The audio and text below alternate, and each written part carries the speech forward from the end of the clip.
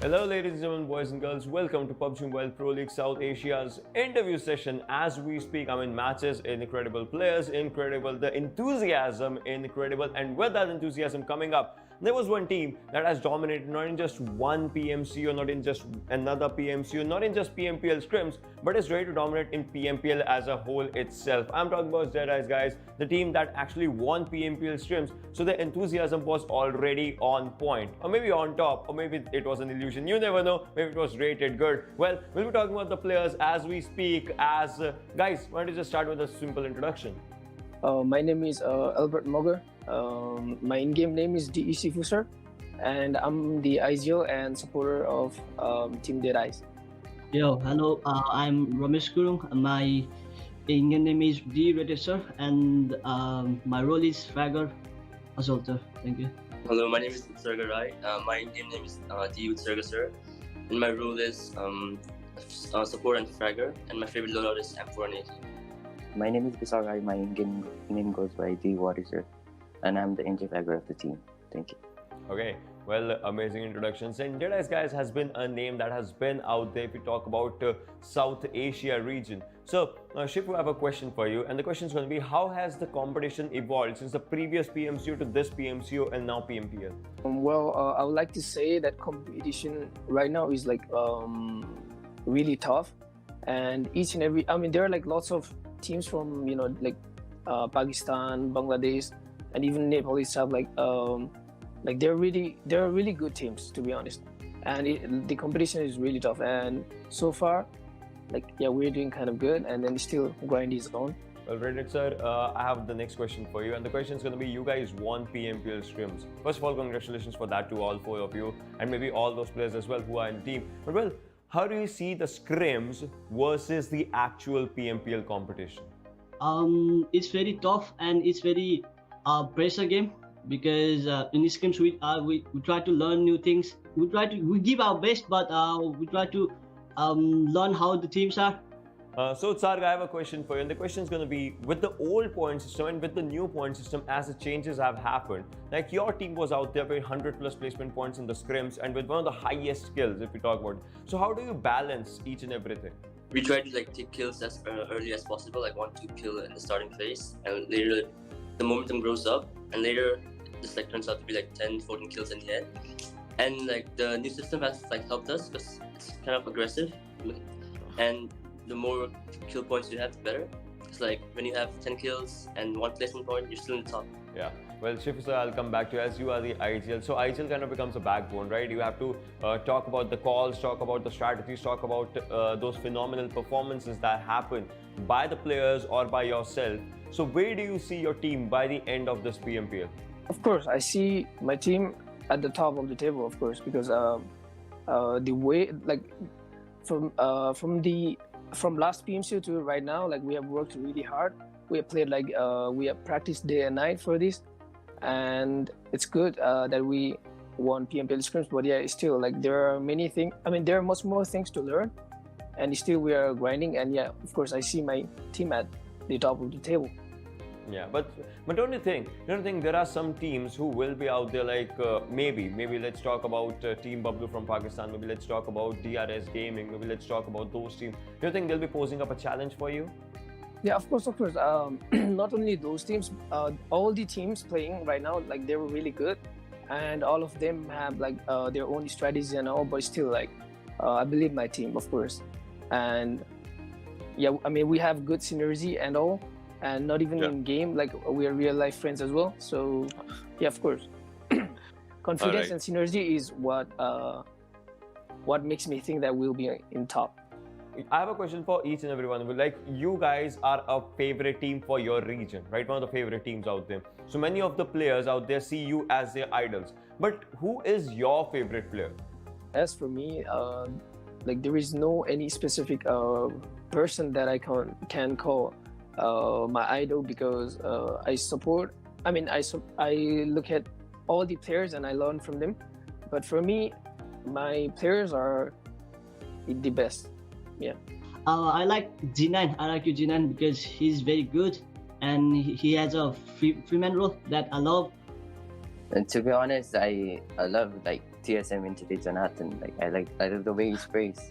I like his close range. Like I like the way he rolls. And Jonathan.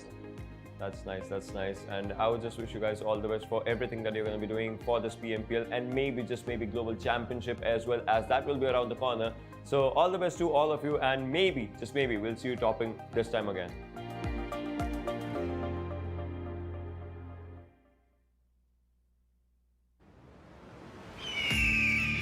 It's time again to conquer the battlefield.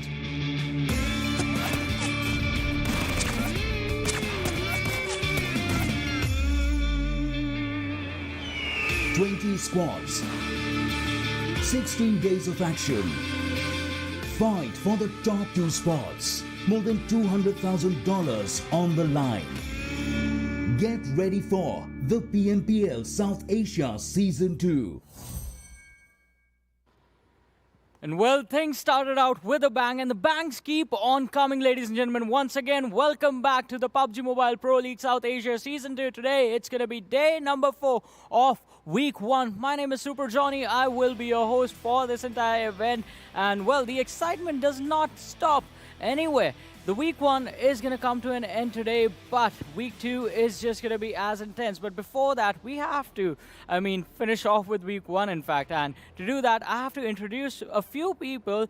Again, like always, I'm going to start with my left-hand side first, where the crystal balls, I hope they are working today with my casters. Well, I guess we're going to have to wait and find out as well. We haven't done our predictions yet. Yeah. We're pretty sure we're going to make some mistakes soon enough. But again, it's a pleasure and a privilege to be here. I mean, I know about him. He's the one making mistakes, I would say. My crystal ball is pretty good. My crystal ball is pretty good, I sir. mean, that is what you call just throwing under the bus. There you have it, ladies and gentlemen.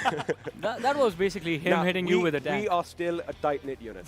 Yeah, I mean, we are still out there tight. And just like the guy said, we started off with a good bang and we're still banging good. Yeah, I mean, yep, that is absolutely correct. We are ready for all the action. Yeah, I mean, you better be, because the action is about to start in just a matter of minutes. But before we move on to the matches of the day, ladies and gentlemen, we're going to talk with our analysts first, Shadow and Fixes. How are you guys doing today? I'm doing good. Finally, the Week 1 is gonna over, and we will have our winners of the match of the week, MVP of the week over here. We will be able to see.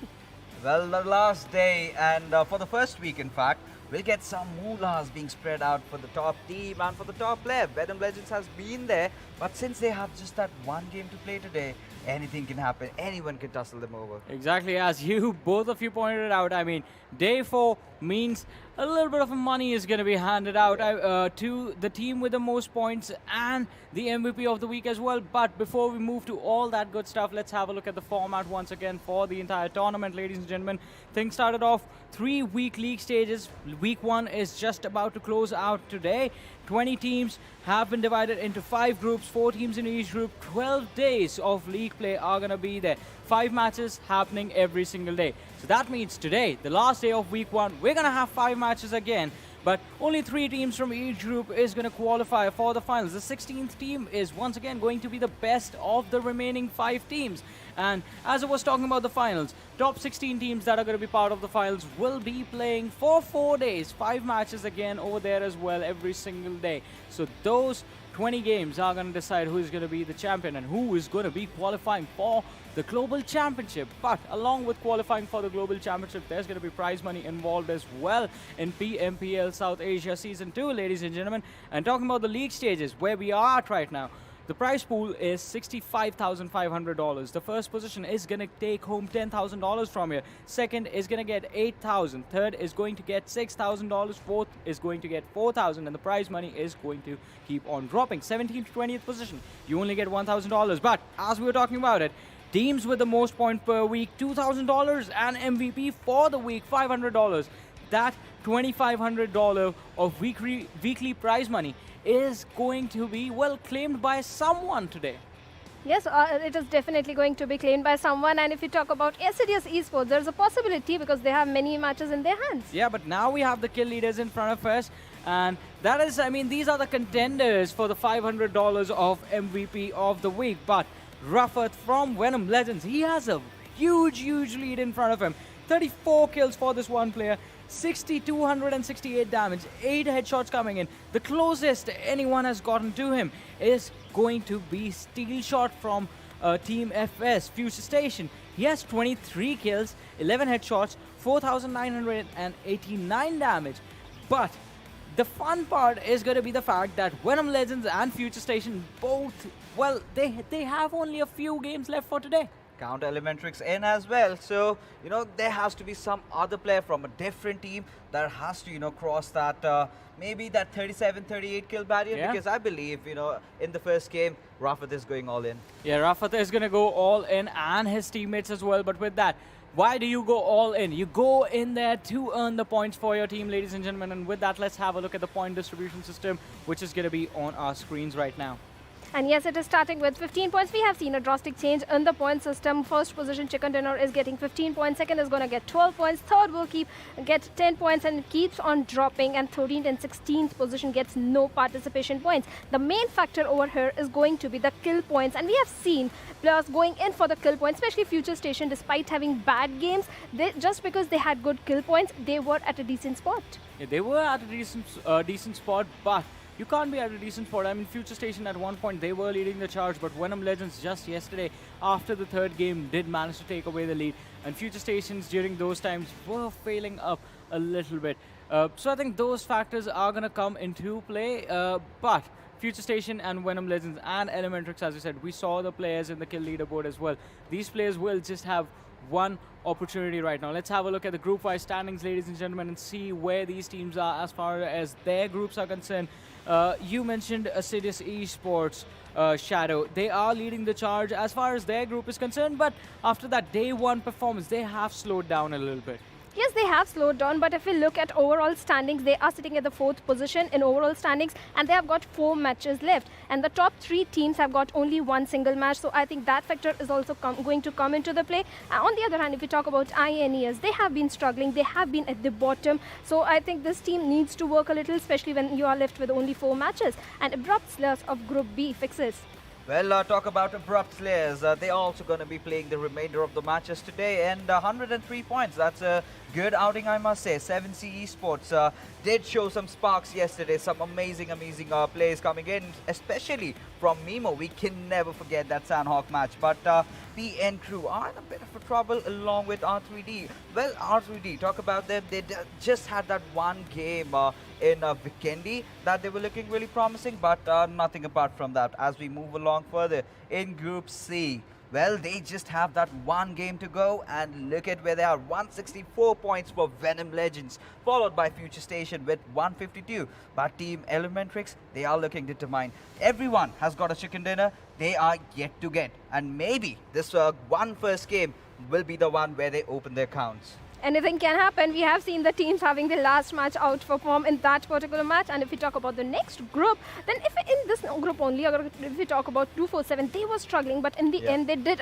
come up, had a chicken dinner. And this group, A1 Esports had a decent outing, but just 94 points, not in the overall top leaders. They are sitting at somewhat 9th or 10th position. Stalwart Esports had a one very good outing with 19 amazing kills, but after that they started lagging, and VTNxJyanMaara yesterday showed an amazing performance with a chicken dinner and 5 kills in their hands. Yeah, of course. But as we move along further to Group E, well, DEADEYES guys, 100 points. We just saw the interview. The boys want nothing apart from the first spot and to be the best. But following them up is DRS Gaming. Well, 79 points. they have to pick up the pace today alongside Team Bablu and CZxHIGHVOLTAGE. Apart from that one Miramar chicken dinner, Team Bablu are not certainly in the best of their days. Just 28 kills, not acceptable.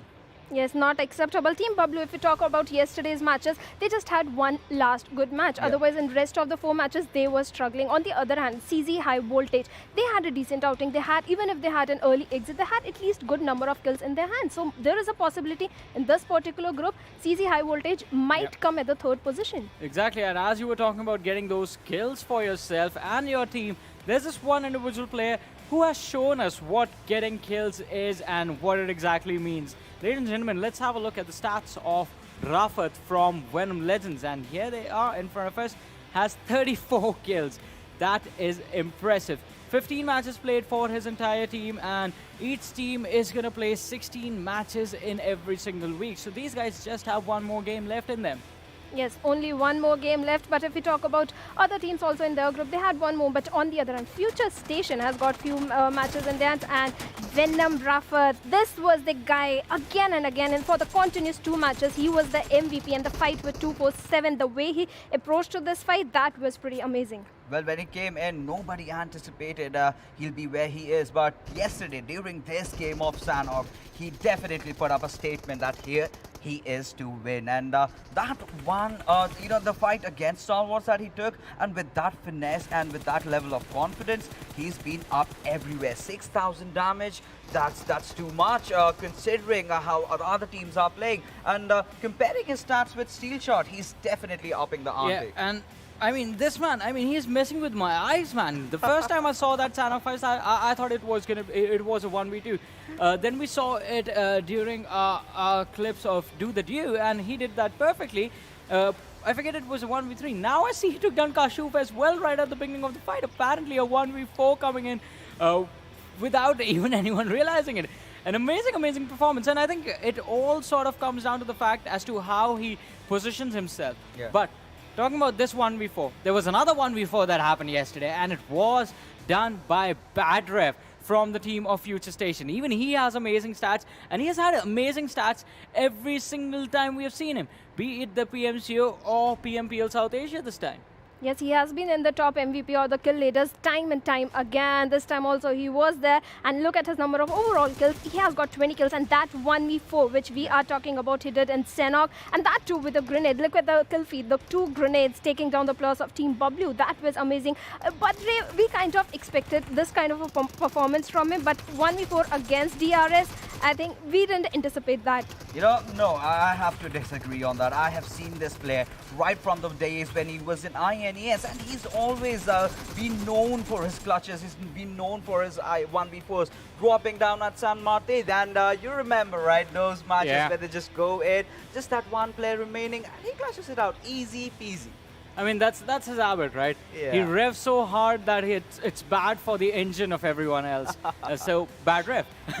That's a bad joke. But this team has had incredible performances. FutureStation, as we were talking about it, so far, I mean, Group C, they have had the toughest competition, and they are giving a tough fight to everyone else. Yeah. The fact comes down to, I think they have played 15 games. Everyone else is sitting on that 12, 11 games played mark. But this Group C, has had 15 opportunities so far. They have utilized those opportunities and are leading the charge. Only one team in the group has not gotten a chicken dinner, but still hold a position within the top 4. That is ElementriX. Let us have a look at the schedule before we get started with all the PUBG Mobile action for today. And here it is in front of us. And as I said, Group C is going to be playing just one map. That is going to be Miramar, the very first game of the day, ladies and gentlemen. After which, Group D is going to be stepping back into the battleground, starting from Erangel, match number 2. Match number 3 is going to be played on Sanhok. Match number 4 is Miramar again, and match number 5 is going to be Vikendi. Yes, Vikendi, and Vikendi we have seen P and crew having an amazing performance in Sanhok. If you remember yesterday, VTNxJyanMaara had the chicken dinner, so there's a possibility they can again go for it. Well, possibilities are always going to be there, and I would love to see P and crew step up, and well, someone please beat the record of 19 kills in a single match. But predictions this time for you guys. I think if we talk about yesterday, 247 did step up. So Yeah. there is a possibility that the way they ended the show might start the next day with the same performance. Well, for me, it will be Team ElementriX. In Miramar, they have always been very, very on point with their rotations, always having that high ground advantage, but always kind of shying away from a chicken dinner. And I hope this is the last game for Group C, and they will win this one. Yeah, and well, I've been begging the gods of PUBG Mobile to allow us the opportunity to see some of the curses that we have seen for a long time being broken. And there are these two people who have sort of joined my cult right now. I'm going to talk with them now. How are you guys doing? Well, I have a new crystal ball today. Let's see if it's actually going to work or not. Hey, don't be giving my shtick away. But anyway, we are excited, and let's see what the teams are going to bring today. Exactly. But in my mind, if you ask me my predictions, it's going to be just one thing that I am thinking. 3 chicken dinners, man. We need those. Yeah. Exactly. Keeping our fingers He crossed. wants third chicken dinner, you want the big 2-0, and I want someone who hasn't won a chicken dinner to win. I want both. Oh, maybe we have a little bit of a combo for you tonight. Maybe ElementriX finally getting the chicken dinner in Group C as well and getting things started for themselves. It is going to be a possibility, and talking about getting things started, Ocean, I think it's time. All of the people watching right now, they pretty much want us to zip it, right? It is time for the first game, and let the people know what it is. They pretty much want us to start it, not zip it, if you'll say, because if we zip it, the action still continues, but we won't be out there. Stop talk, start game. Yeah, exactly. That's what it is. Stop talking, start, shooting out there if you're just out here. But well, look at these areas of Miramar. Let's just, keep that on to the side. Look at these people. Look at these players. The fabulous, fantastic people that are gonna, just go through the action each and every moment of this action. These guys, some of them are happy, some of them are really serious. I mean, we want to see a bit of both. I mean, it is going to be, there is going to be some seriousness in the air, but of course they are happy. They have made it to one of the biggest stages of PUBG Mobile, so, that is an achievement in its own. But I love the fact that we get to see the players before they start their gaming. It's literally like we are the fly on the wall right now, and, you can kind of like pry into their personal lives. I mean, this is the next best thing to a LAN event, if you think about it. I totally agree with that one. Well, as of now, we can also say one of the few things, right? We are the pilots, and they are the people who are just boarding this plane, so we are just, checking on them. Yes, sir. And talking about pilots, are you ready? We are underway with match number 1, and the big bird is going to be in the sky for the first time on day 4 in the PMPL South Asia Season 2. Exactly. As you can see, the flight has taken off, and from El Azhar, it goes down to El Pozo. 2 L's here, but how many Ks are these people going to get? That's one of my questions. Hacienda del Patron, San Martin, Picaro are going to be good areas if you talk about it. Well, water treatment as well. Cruz de Well, Crater Fields, those areas will be out there, but Los Leones, some players can go. If the circle's not there, you'll have to go for an early rotation. If you can, then it'll be a good sign. Now, let's just quickly talk about Group C, because they are only going to be playing the one game in this day. Now, Group C, for those of you who do not know, comprises of Venom Legends, ElementriX, FutureStation, and 247 Gaming. Now, Venom Legends, ElementriX, and FutureStation, they are pretty much at the tippity top right now. Of course, Venom Legends is leading the charge. Following them is FutureStation, and then ElementriX is sitting high up there as well. Now, 247 Gaming, they were pretty dormant throughout this tournament. However, the last game on day 3, they completely flipped their fortunes. Yesterday's chicken would actually give them a pretty big boost in the mental morale as we speak about it, as we talk about the things. But we'll have to see what happens, as today it is going to be the first game and the last game for this group. So the first and the last, we'll have to see how they just go for it. I would be rooting for someone from Group C as well if you talk about it. But well, we all want to see that third chicken coming up. But well, as you can see, the circle from Los Leones side, as we're talking, teams that are on to the outer side, El Pozo, Torre Ahumada, that's where some teams are going. They'll have to get in. But onto the northern side, I would say Venom Legends is one of those teams. Getting there is not a problem, but fights will be.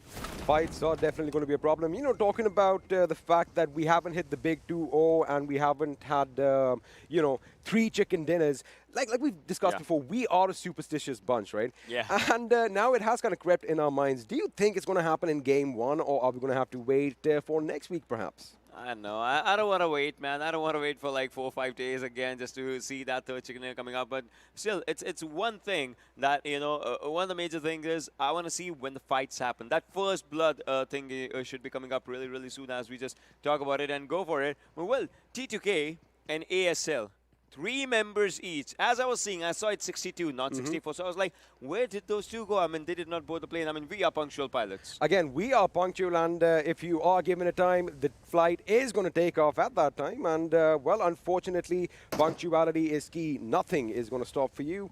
Well, it is T2K who are playing as a three-man squad as well as Abrupt Slayers. We have seen them wreak havoc even with few numbers, but of course, it is going to be a disadvantage to start off the day with the three-man squad as compared to a four-man squad. I mean, of course, you get a little more versatility. But right now, let's just focus and see what's happening on our screens right now. We have FutureStation pretty much looting Picardo. They have another team in contention, and that team is the boys from SCYTES. All right, question time. Alrighty, we start early today. Yeah, we start early because I have a very, very, keen question for you. So Group D is not playing. How are they seeing this match? Because they're not playing, plus they have a lot of matches today, like they have 4 matches, plus Group C will just go and take a rest after this. So how is that group going to see this one match? Now, if we talk about Group D real quick, a couple of names are going to stand out. One is JyanMaara and one is Stalwart Esports. Now, both these teams have had glimpses of success. I mean, they have done well, they've got their chicken dinners, but it isn't enough. I mean, Stalwart Esports almost got a chicken dinner, high number of kills, but, they fell short just moments before the ending of the game. Now, let me talk about A1 Esports and PAINxELMT. PAINxELMT are currently on the bottom of the table, and that is not the position you want to be in.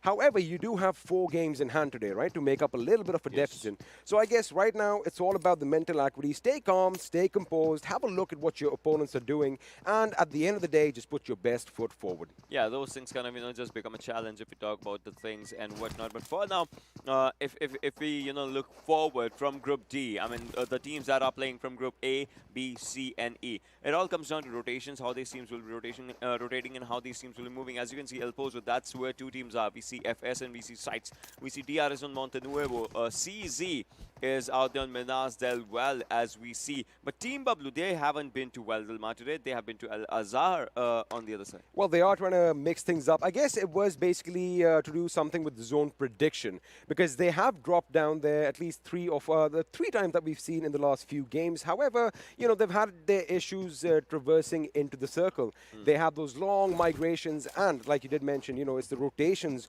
that are basically the Achilles heel for most of these teams, because once upon a time, it used to be a little dangerous to be running on foot. However, now it seems like if you are in a vehicle, like I said, it's a massive target moving, right? Yeah. And all the players are so good at controlling their sprays and are accurate with their, they lead the shots well. Yeah. It's pretty much like a death trap, to be honest with you. Well, I don't know what happened with Lost Leones. Is empty. It's totally empty. There's no one in that area for some reason. T2K just went a bit outside Lost Leones. ASE was in Pecaro. Now they are moving towards Lost Leones, as we last saw. But a big city being empty, like, do you think that that's kind of a thing, or like, why did people not go to Lost Leones? Oh, we'll come back to that in a second. This is what I'm talking about. I mean, all the players are so good at shooting, and the reaction times is there. Vegeta almost getting knocked out over there, but 247. Ooh. Yeah, you got it. Raza is the man. I think that guy just loves that golden Marauder, because every single time these lads are going to be rocking that vehicle. These guys love gold, I would say. They are just rocking this vehicle, Golden Mirado, but it comes down to one thing, right? It's always keen for the eyes. It is. It is going to definitely stick out like a sore thumb in the distance, and that glistening coat of pain is definitely going to catch your eye at distance. But again, it's nice having a little target. It's like a bragging thing, right? It's like, we are the ones who actually went to Hacienda del Patron, and we got the boss's car out. I mean, 247, they always drop down in that house of the boss, and they get to that golden Mirado for themselves. Now they were moving inside the zone, as you can see. Onto the northern side of Minas Generales is where 247 Gaming and his lads are headed towards. PN Crew was out there as well. DRS is moving right in front of his screens. They are moving pretty good, as they need to just, stop for fuel checks and maybe just for a bit of loot and all those things. But after that, the movement will be coming up. But R3D, they are looking quick for a fight. 247 Raza takes down 1 for himself. Walker's on the other side as well. We'll have to see. All right, the finish comes up first. He's going for a good reload. Raza is out there, but Walker, how can they just take this 1-on-1? I mean, that was a little bit of an overextension on Anubis' part. I do think that he could have known there was a person over there, but right now Walker up against 2 people. Can he get a knock over here and make it even? He cannot, because Vegeta is going to take him down. His teammates are going to be looking helpful. Shaw comes in for a little bit of assistance, but looks like he is going to be driving by. No, he's not. He is actually going to stop, and he wants to engage the enemy. He's got to be careful right now. Ooh, he does get a knock with that ratatatata. Down goes Buzzer. Well, Vegeta's out here, but Shaw, he is low on his HP as well. He goes down.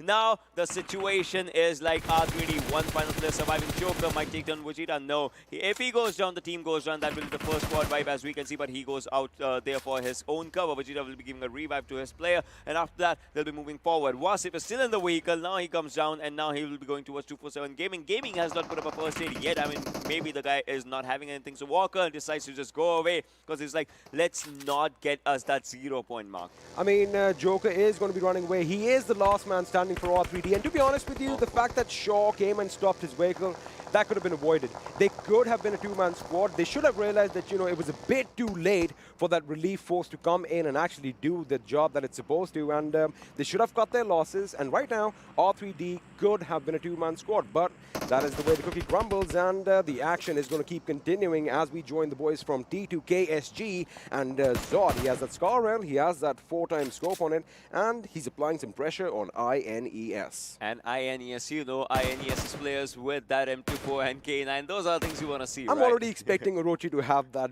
big bad boy in his hands. I mean, all right, well, a little thing if you guys don't know. Me and Experiment, we are pretty good friends outside the game as well. And, you know, when my goodness. All right, I mean, AWM's out here.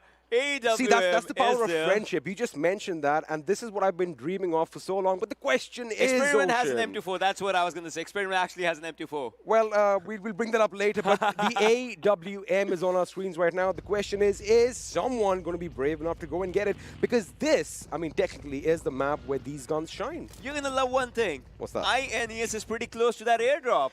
And you know who's going to get it. Somebody give this little message. Someone pass this message along to Orochi that there is an AWM in the drop. We tried that yesterday. It didn't really quite work out, did it? I mean, it should be like that thing. These are all the guns you're looking for, and then someone should actually go and pick it up.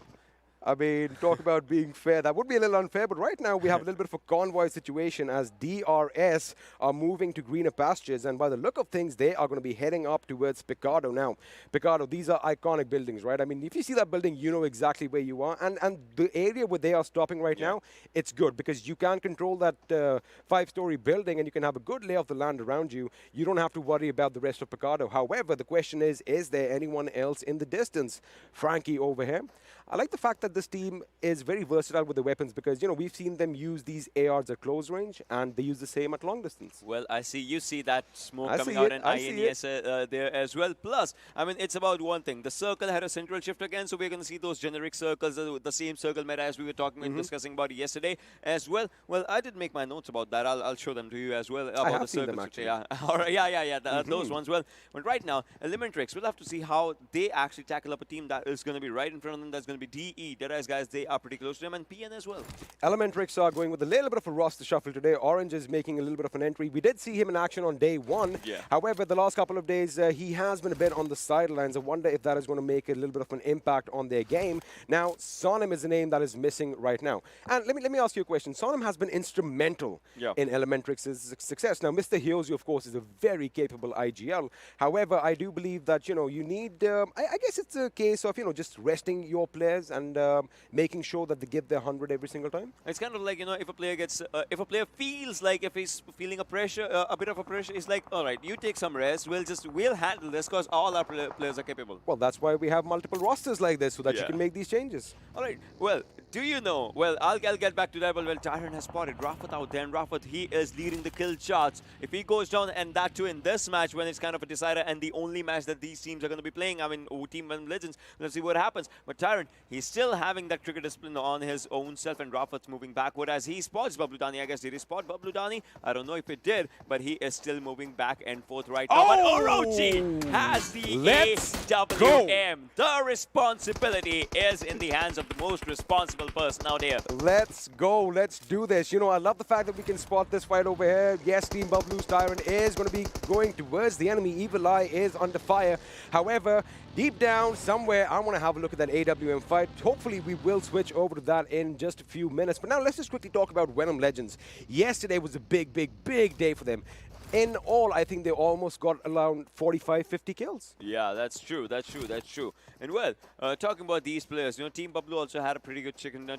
Team Venom Legends also had a good chicken dinner for themselves as we speak and as we talk about all those things. I mean, Venom Legends, they were pretty good in the Vikendi match, and Team Bablu, they had their own Miramar. So this Miramar can also be theirs if we talk about all these things. But for now, it's just one thing. We'll have to see how these fights just come up. But Zone now comes down to a very good hard shift, and this is where the circle's going down. Every team has to go down, and in the area of La Bandita alongside Los Linus, there's going to be a lot of fights. Well, I guess we might just see some action in that big deserted city after all if, well, the next few circles shift towards the west. We do want to see some urban warfare in Miramar. It's always exciting. I want to see some people up on those high buildings sniping down at the enemy. I wonder if that is going to come true. But again, there's a lot of cover. We've got a lot of hilly terrain to work around, so that is going to be something that is going to be advantageous for the snipers. Tyrant has been spotted out, courtesy of D-Tron. Takes a few shots, quick shots, those single taps with that M16, almost getting the knock. However, I do believe Tyrant moved just in the nick of time. Now the question is, do they want to engage this team at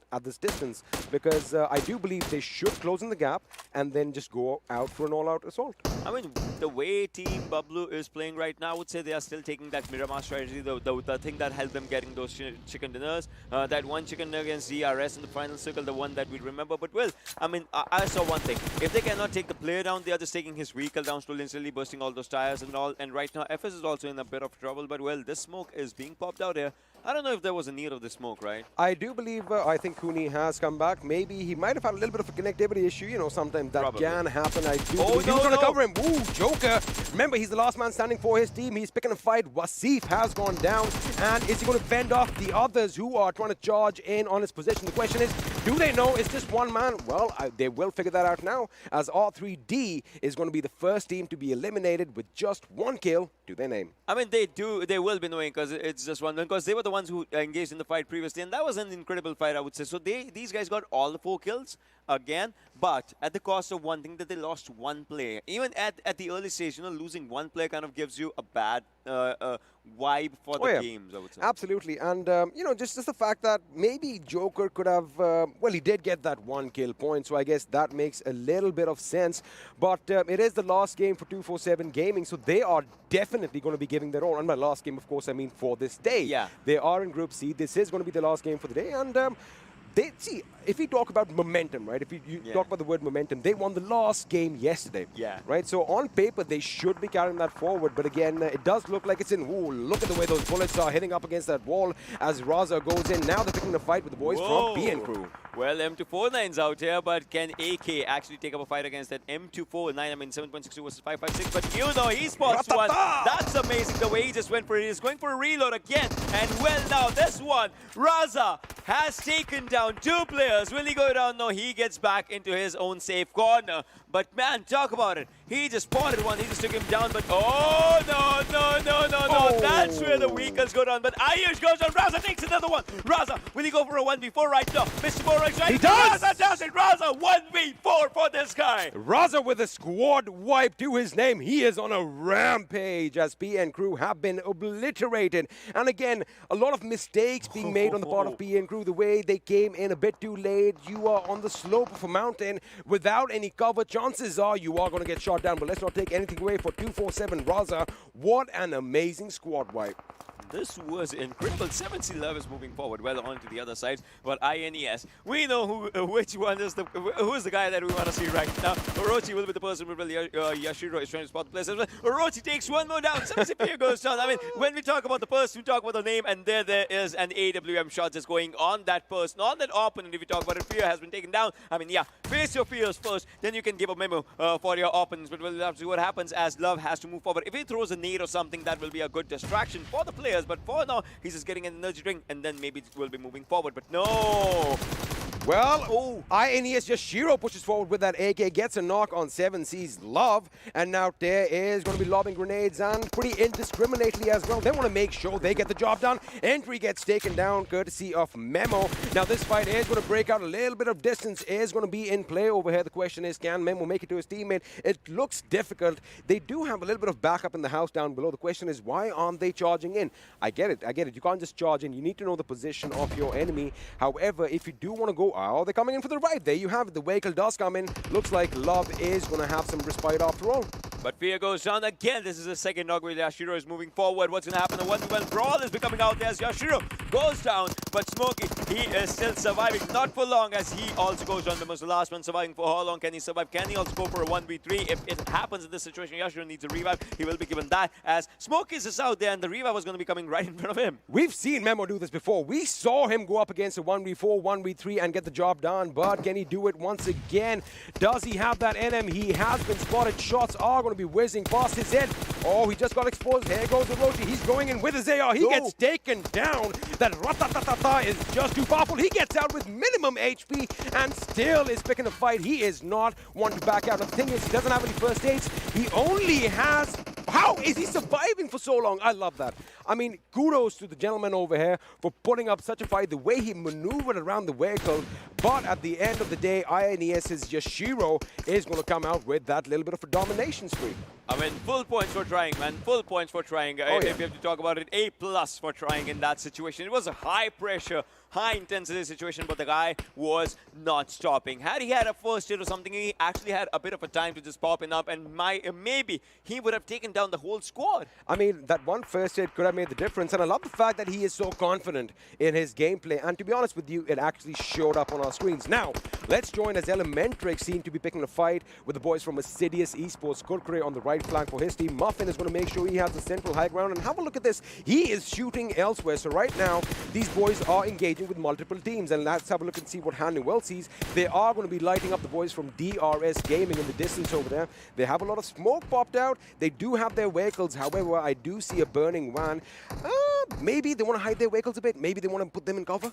Well, probably the next hero was coming in the center of the zone, but now the zone has shifted, and the area where the zone has shifted only has ridges, nothing else. There's just ridges. So if you're onto the lower side, you die instantly. Because if there's a heal battle or something, if the zone crosses a ridge, you'll be just staying down. So you need to get a higher ground right now. It is absolute rocky terrain, and Mafia Ninja's grenade is going to make some shockwaves as Rafa and Detron have been knocked out, and looks like Nightwing is in trouble as well. Evil Eye gets taken out as well, and ladies and gentlemen, we have another squad wipe over here. Mafia Ninja with a dominating spree, and Venom Legends are out from this game. Nade wipe is what it was, the way it happened, but well, ElementriX, Mr. Yozu has spotted Honyal. Is he going to take the shots? Yes, he is. Honyal has no idea where the shots are coming from. That's how fast the bullets go right now, as Mr. Yozu is moving forward. Muffin's on the right-hand side as well. Will he go for it? I mean, Muffin's still sitting in the van. Now he comes out, but that was late, man. Knock, knock, who's there? It's your kill, and there it is as Muffin goes down as well. Muffin has been taken down. I wonder if there was some technical issue, but that is how it happened, and looks like ASC are down to their last man, and the last man is Jivon Crazy. Now, let's see if he can do anything. Again, very versatile player. Elsewhere, Bad Drive is on a grenade spree as well, as he gets a knock off his own. Looks like ASL could be in a world of trouble. Now, have a look at this. Sites are going to be engaging with the boys from EX. Mr. Hyozu has been knocked out. Nan goes out, gets that final knock, and with that, we have another squad exiting this game. 11 squads remain, 30 players as we speak, as another one goes down. Sites was eliminated in the situation, but well, Galson goes down from DRS. Now we'll have to see how the things happen, as Mafia Ninja goes down as well. Grenades were the one taking down Mafia. Orochi taking Bablu Tyrant right now. The guy is looking amazing. Another one. Give me another shot of AWM, as he's rocking that 6 times. I mean, 8 times is even better, but well, right now this is what he has, but he is still giving the best of the best results. Oh, he's going to get one right now. I want to make sure that we see it. Oh, did that connect? That did not connect, but maybe the next one is we're going to hope against all hope that we do see a knock over here. But 3 knocks right now by the AWM. You know what? I am not complaining. Meanwhile, Nima from DRS, he is engulfed in smoke right outside the enemy's house. Ooh, this is tricky. Only a few millimeters or a few centimeters of concrete separates Nima from the enemy. And look at the enemy. It's Raza. 5 kills to his name already. Can he make it? Well, I mean, that was done before I could even finish my sentence. He goes down, and have a look at this. Orochi is still at it. Gets a knock on Bablu Tyrant with the AWM. Well, AWM is there in the kill can you hear it in the background? Boom. I just love it. I just love it. It's amazing. And I love the fact that there's no suppressor on the gun right now. As of now, I love it. Basically, the thing is, you want to make sure your enemy hears it and, let that fear be instilled in them that, you don't want to mess around with that big gun. And have a look at this. Nobody really knows of his position. He is using it perfectly. He's not extending outside the window. There's no barrel sticking out the window. He is staying far back. It's like he's done some sniper training of his own. So far, INES was inside the zone, but now they have to get inside the zone where Team Bablu is. And they were actually, targeting Team Bablu. So now the hunter becomes a haunted as they have to get outside. We'll have to see what happens as in less than 20 seconds is the time stamp where they have to go. But well, entry takes down Aussie. Now INES actually gets an entry for themselves as they're moving forward. Yashiro spotted one as well. He is trying to take him down. But well, Tia goes down as well. Yashiro goes down as well. Can Orochi and entry, will this deadly duo do something in less than 7 seconds as they have to move forward? They are actually taking the weaker. Shield goes down by DE Warusa, but now Orochi, he still has his eyes set on one player, and there it is, Danny. Will he take him down? Again, he's waiting for it. Go for the shot, man. Go for the shot. He might just take it. He might just shoot under the vehicle. He's not entries like, you know what, buddy? We gotta go. We gotta skedaddle out of here. No! The man with the AWM gets taken down, and that comes from FutureStation Steel Shot. And wait a second, he finished him as well. Now INES entry trying to retaliate a little bit for his fallen comrade, but they let it a bit too late. We kind of thought that they were moving out. We did see entry get into that vehicle. However, they let it off a bit too late. Shots being fired. Did he get the knock? He does get the knock. Assassin goes down. Wonderful response from him to get back into cover. Look at his HP. I love what entry's doing right now. He does not have a first aid though. Well, CZxHIGHVOLTAGE gets eliminated on the 9, pushing down to 8 teams. And look at this, ElementriX again putting all the pressure. They are outside the circle. They know that zone fights are going to be critical as this is the 6th zone. But Crazy, actually, I would say he is playing mind games with them as he gets inside the zone, but he's getting shot from the front side. That's where 247 comes up. Raza again, 247. Is there any stopping to this team as the team already has 10 points? And out of those 10 kills, Raza has 6 kills to his name, and Jivon Crazy was taken down in an instant. With that, we have another elimination coming in as INES are going to be bowing out in the 7th position with 6 kills, quickly followed suit by ElementriX, who are going to be knocked out in 6th with 5 kills to their name. Now, we are coming back to the fight. A grenade is being cooked. Raza knows where the enemy is. Is it going to be time to perfection? We are going to have to wait and find out, but 24/7 Gaming gets taken out instead, courtesy of T2K's Frankie. Now Raza, he has low HP. Is he going to go for the revive, or is he going to patch himself up?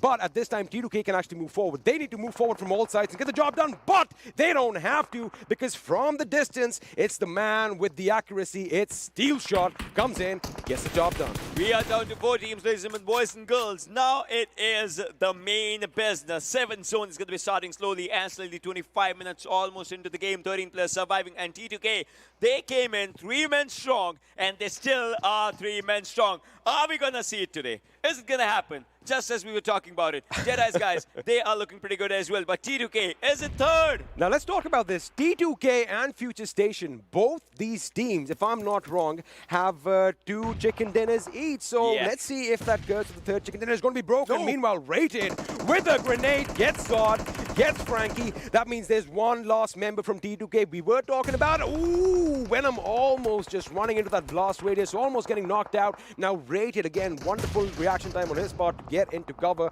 Have a look at the space T2K have. They barely have enough room inside that little room, so to speak.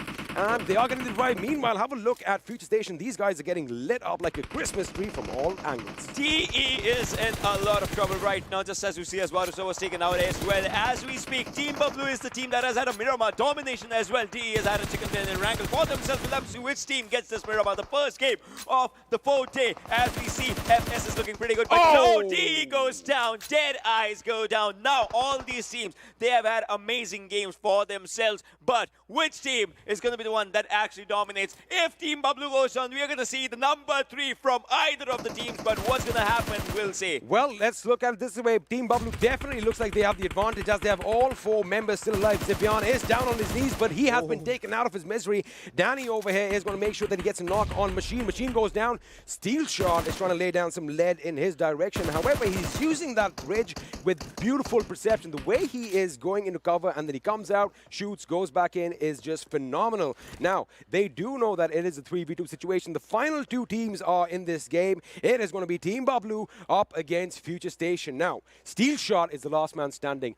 Can he break the curse of the 3 chicken dinners? Can he stand? That's the question. He's low on his HP. He can go down. No, Danny goes down. Steel Shot. 1 versus 2 is what he has to do. Can he actually get that one? I mean, he has to win 9 bullets. Will be going for a reload. No, he's going for the push. And that is the wrong push because you will be spotted. And Team Bablu gets another one. Miramar is Team Bablu's. They got first chicken dinner in Miramar. They get another one. You know, another team has now joined the 2 chicken dinner club. And we are going to have to wait for the treble. But what a performance by Team Bablu. They made sure they gave the zone precedence every single time. They made sure that they were pretty much in the center, as soon as it shifted, and well, it paid off. Miramar's their home for a reason right now. Oh, yeah. They had an incredible fight against DRS Gaming last time, and now it was, I would say, numbers advantage was also there, because till the final circle, 4 players were still surviving. 1 went down, still 3 players. It's a good advantage. It's a good game for this team. That extra set of eyes, that extra weapon definitely makes a difference. But what a way to start off the day, especially in Miramar with a victory. And I mean, we were shouting, we already have lost our breath. Why don't we just take a couple of minutes to catch our breath? You guys stay tuned. We'll be back after this.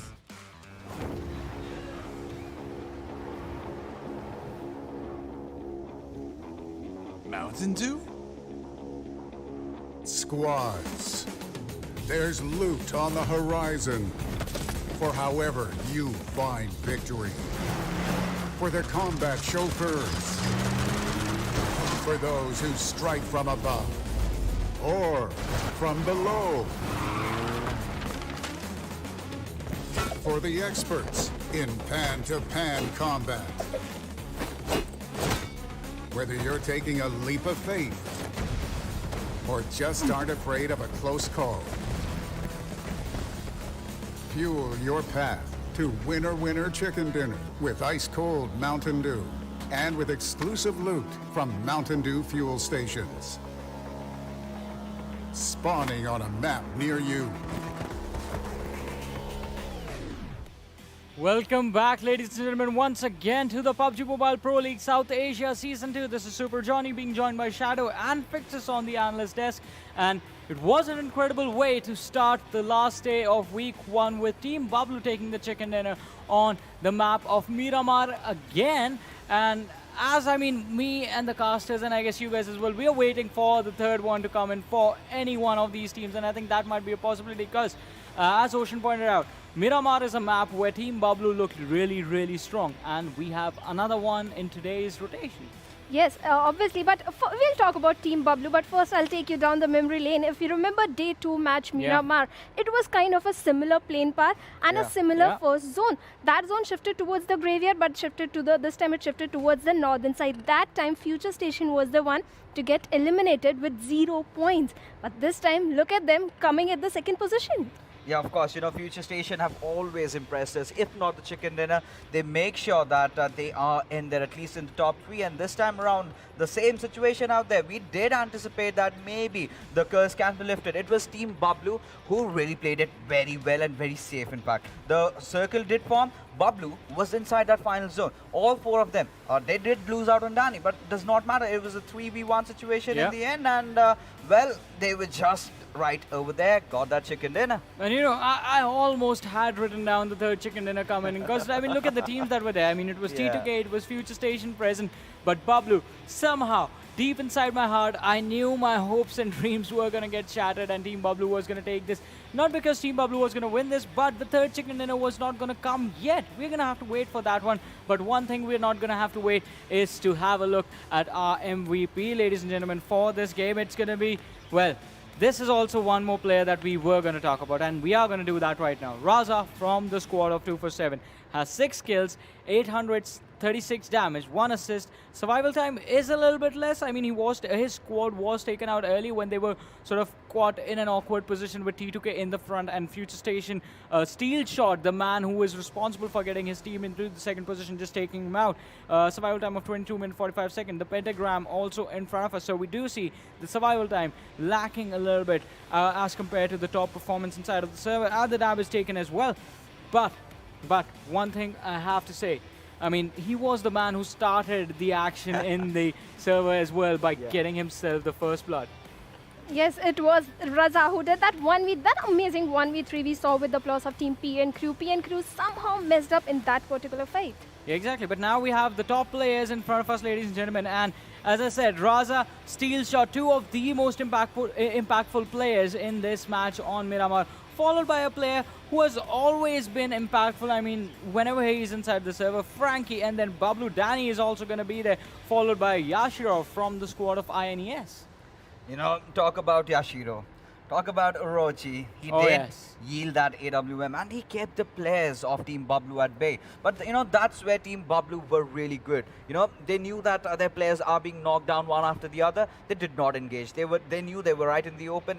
If they go into a fight, right, they could get third party. Instead, what they did was opt for a better position inside the circle. And luckily, in the end, the zone shifted towards him, all the team members, and they were really confident that they knew that they have everything under control, and they got the chicken dinner. Exactly. The way they controlled the entire situation was pretty impressive. But let's have a look at the standings as well. I want to see where 247 got themselves with the 10 kills that the squad has.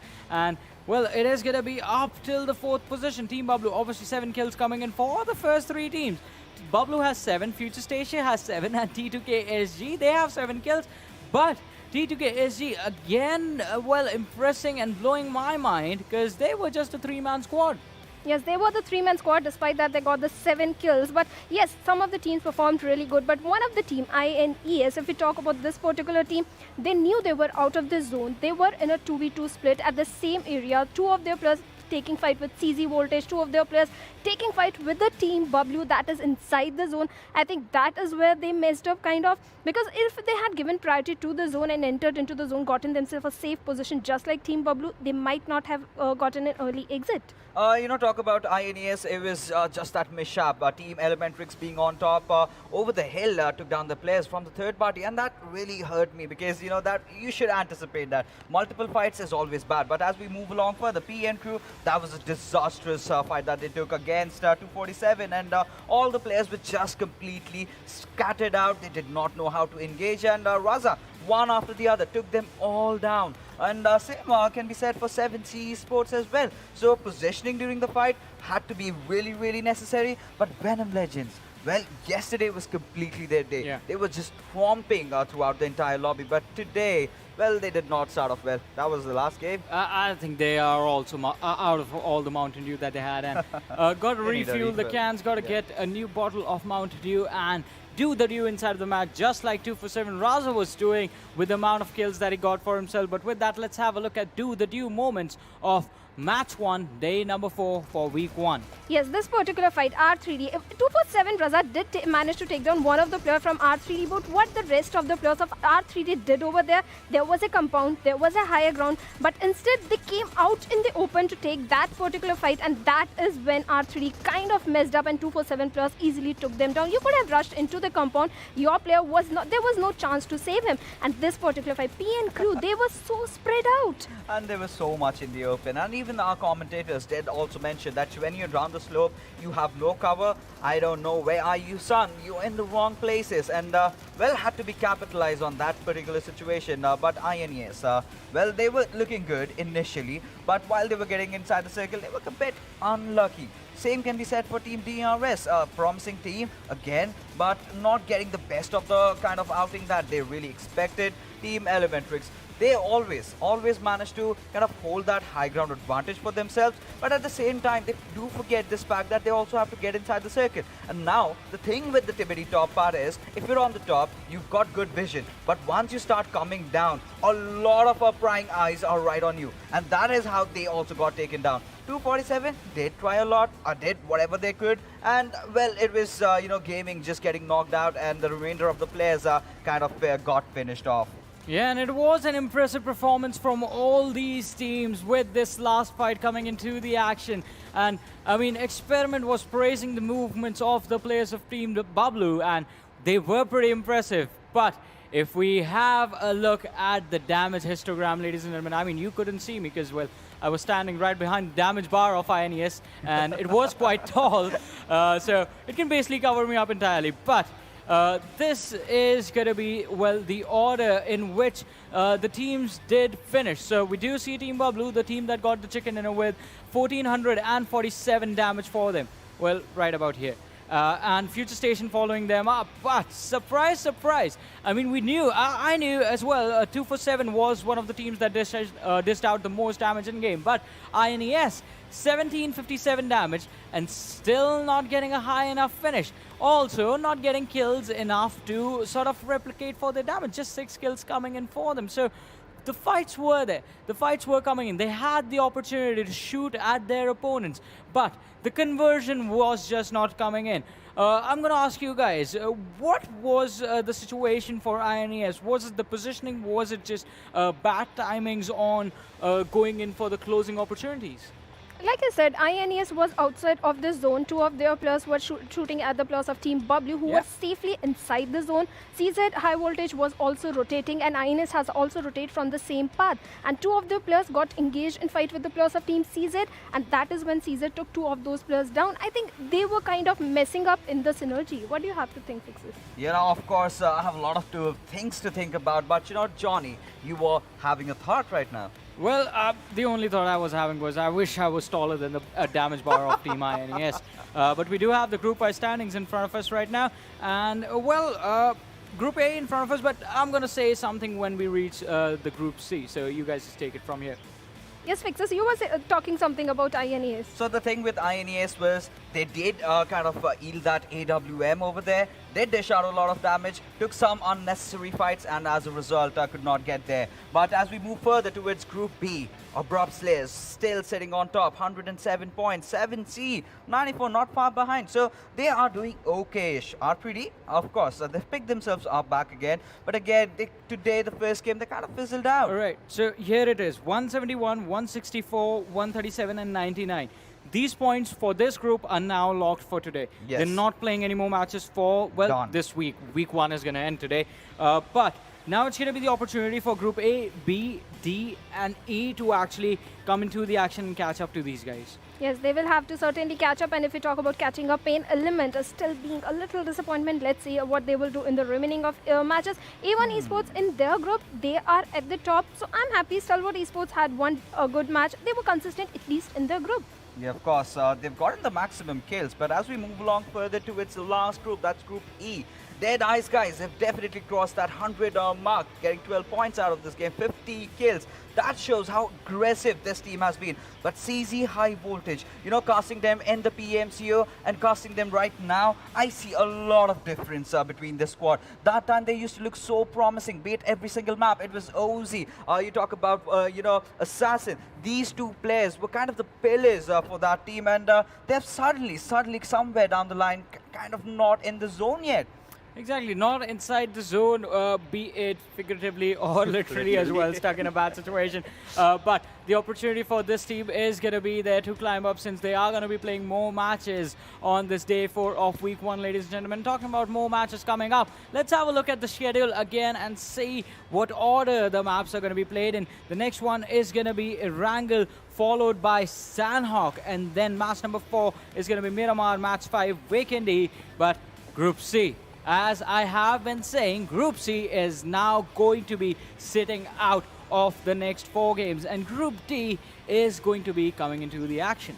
Yes, Group B, P and Crew, Abrupt Slayers, 7Cs, these players will be playing, and Group C will be sitting out. And I have to see how T2K is going to perform, because it's Erangel, and we have seen a similar pattern in Erangel, the zone being towards the military base. So let's see if that is going to happen. You know, more than that, I'm excited this map is going to be played in Erangel, because you get those few refilling stations. You know, players do enjoy that in game. I get to enjoy that outside of the game, and just me. Exactly, that is going to be there. But apart from you just missing your cans of Mountain Dew, Fixes, predictions? Well, for me, this time around, I believe Stalwarts. I think T2K or DEADEYES. Well, you guys are going to pick teams, but I think if it were to Fixes, he would just give the chicken dinner to Mountain Dew. Or, well, just take all the Mountain Dew from the game for himself, because he loves it so much. I think we are going to see you again with your hat in the next part of the day, but that is going to be a couple of things that are going to happen later. But this match of Erangel is going to be interesting. Group D, they are going to be, well, their hands are going to be a little bit cold, and it's going to take them, it might take them a while to get warmed up and step into the action with that level of aggression. But again, things happened. We were expecting the treble to come in, and I'm going to walk over this land of Miramar where I have no cover, Erangel, sorry, and I'm completely exposed over here. There are no ridges, there are some crates lying there, and a level 2 helmet as well. I can go and get it maybe. Yeah. part and parcel of the game. But again, I love the fact that we are in Erangel right now. I mean, can you see any of the look? I see Pachinki in the distance over there. Do you see that? Let's not jump in. Let's not. There's going to be a lot of people out there. But well, Where do I go? you're in the open. You are welcome to join us. We'll loot you. We'll loot your crate. Don't Wow. worry when you win. All right, We're so not you gonna- are already a great according to him. But anyway, let's just quickly think about predictions because I know you love putting us on the spot. And Ocean, let me start off with you. There it is. That's Number the three. prediction. I want three. Is that a trifecta or He like- wants those 3 Number chicken 3 dinners. again. I want the 3rd chicken dinner, man. Team Bablu has joined the club of 2 chicken dinners. See, I would have joined you happily, but I know now it's not going to happen in week 1. I've given up on the treble. I'm going to be with Experiment. I want to see someone new. I guess we might just see someone new because Erangel is going to be underway any second now, and all the players are in the lobby. They are getting warmed up, and the new group is coming in. C has done its games for the day. D is coming in. Let's just talk about Group D. Who are we going to be seeing play? I mean, that's kind of one thing if we talk about the players. A1 Esports. I mean, talking about this group, the maximum number of points they have is 94 in their group, while in Group C, the minimum number of points were 99. So think about it. 99 is where they end, and 94 is where it begins. So I want to see what happens as these players are also ready with everything. A1 Esports, PAINxELMT, VTNxJyanMaara, and against Stalwart Esports. These 4 names are going to be definitely to be watching out for. We guys are going to be watching out for these names because it's like one thing.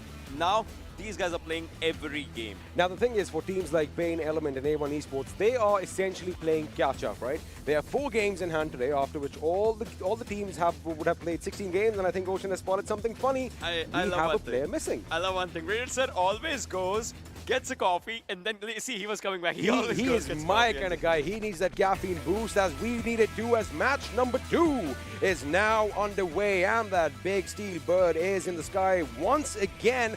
This time, we are going to be flying from the quarry all the way pretty much in the center of Milta and Nova Ripnoy. And have a look at the flight path. It is towards the south this time. Pretty different from what we've seen in Erangel so far. Well, yesterday 2 times we saw that military base island, just being the area where most of the crates were formed. I mean, everyone was just there. Which I like to say, Erangel trying to be a Vikendi. Ah, yeah, exactly. That was true. But now let's see if the circle gives us some other things, some other vibes as we talk about it. Well, Team Bablu, they like to go to the northern side of Churchville. We'll have to see what actually they do. Surprisingly, in the previous game, changing their drop location actually helped them getting a chicken dinner. It actually kind of... See, I guess the thing is now all the teams are doing their homework as to where each and every one is dropping. And, they are going to plan their way ahead. They are thinking ahead, which is actually good. So it is good to kind of keep the opposition or the opponents, off track. You don't want them to know your every single move. So I think that definitely worked out for them. The question is whether they are going to go to those Georgia Paul cities as they love going. They do have options of picking a lot of vehicles, but have a look at how many teams have actually jumped out in that direction. We have INES, we have PAINxELMT, Team Bablu, of course. I do believe Abrupt Slayers are pretty much flying in the same direction. We might see something that we've seen earlier. Somebody could be shooting up in the sky. So again, one thing, T2KSG is going towards military base because they know that ElementriX is not there just for the contestation or anything. And the circle's pretty good. This goes down to that shelter-esque area. Not just shelter, there's a woodcutter's farm to the certain side of the shelter. That's where the zone might be just going. Plus farm split is a pretty good area for teams to just go down. And that's where Team CZxHIGHVOLTAGE, like they have a pretty good area for themselves. They are kind of separated from each other till the bridge side. So I would say good amount of people just landing out. But Team PAINxELMT, INES, they need to get inside the zone, and that becomes tricky. But ASL, all right. Team Bablu starting it. Team Bablu is starting it off, and Nova is down on his knees. And elsewhere, we have a booth from CZxHIGHVOLTAGE. He opens up as Muffin gets taken down. So again, this is what we've seen in Erangel quite a few times. These early skirmishes, and by early, I mean really early. As soon as some of these boys touch the ground, they get knocked out. And right now, Zibyan is trying to make sure he tries to cover as many angles as he can. He wants to make sure he gets that kill. Slayers is coming in. Joker comes in for the revive, but now he's got to be careful. No, what he's got to do right now is be patient, let that revive come in and hopefully get the knock, but I do believe that Shaq is going to provide enough cover. He's definitely going to open the door, but Tyrant is coming in as well. Wow. Till just see, HeavenX is also coming from the back end side. Now Team Bablu's players will be just, in a bad situation because they will be spotted. And look at this, Tyrant goes down. Exactly what I was talking about. Now Joker, he has the ball in his hands as Zipian is on one side, HeavenX is on the other side. So Team Bablu, the ones that were actually coming for the hunt, now they'll have to see how they can go back because Zipian is out there in the open as well. If he gets spotted, he goes down as well. Look at him. Does not have a helmet, neither a vest. Neither vest, nor a helmet, no utilities, no nothing. He wanted to go and get that kill, secure that 1 kill point, but I guess they kind of left it a bit too late. Tyrant is going to be going out. That was a little misfortunate over here. It could have been avoided, and looks like Nova X, who was the first man to be taken down, is going to be back up on his feet. And he's not the one, just going on to the first blood side. I mean, he's still alive. That's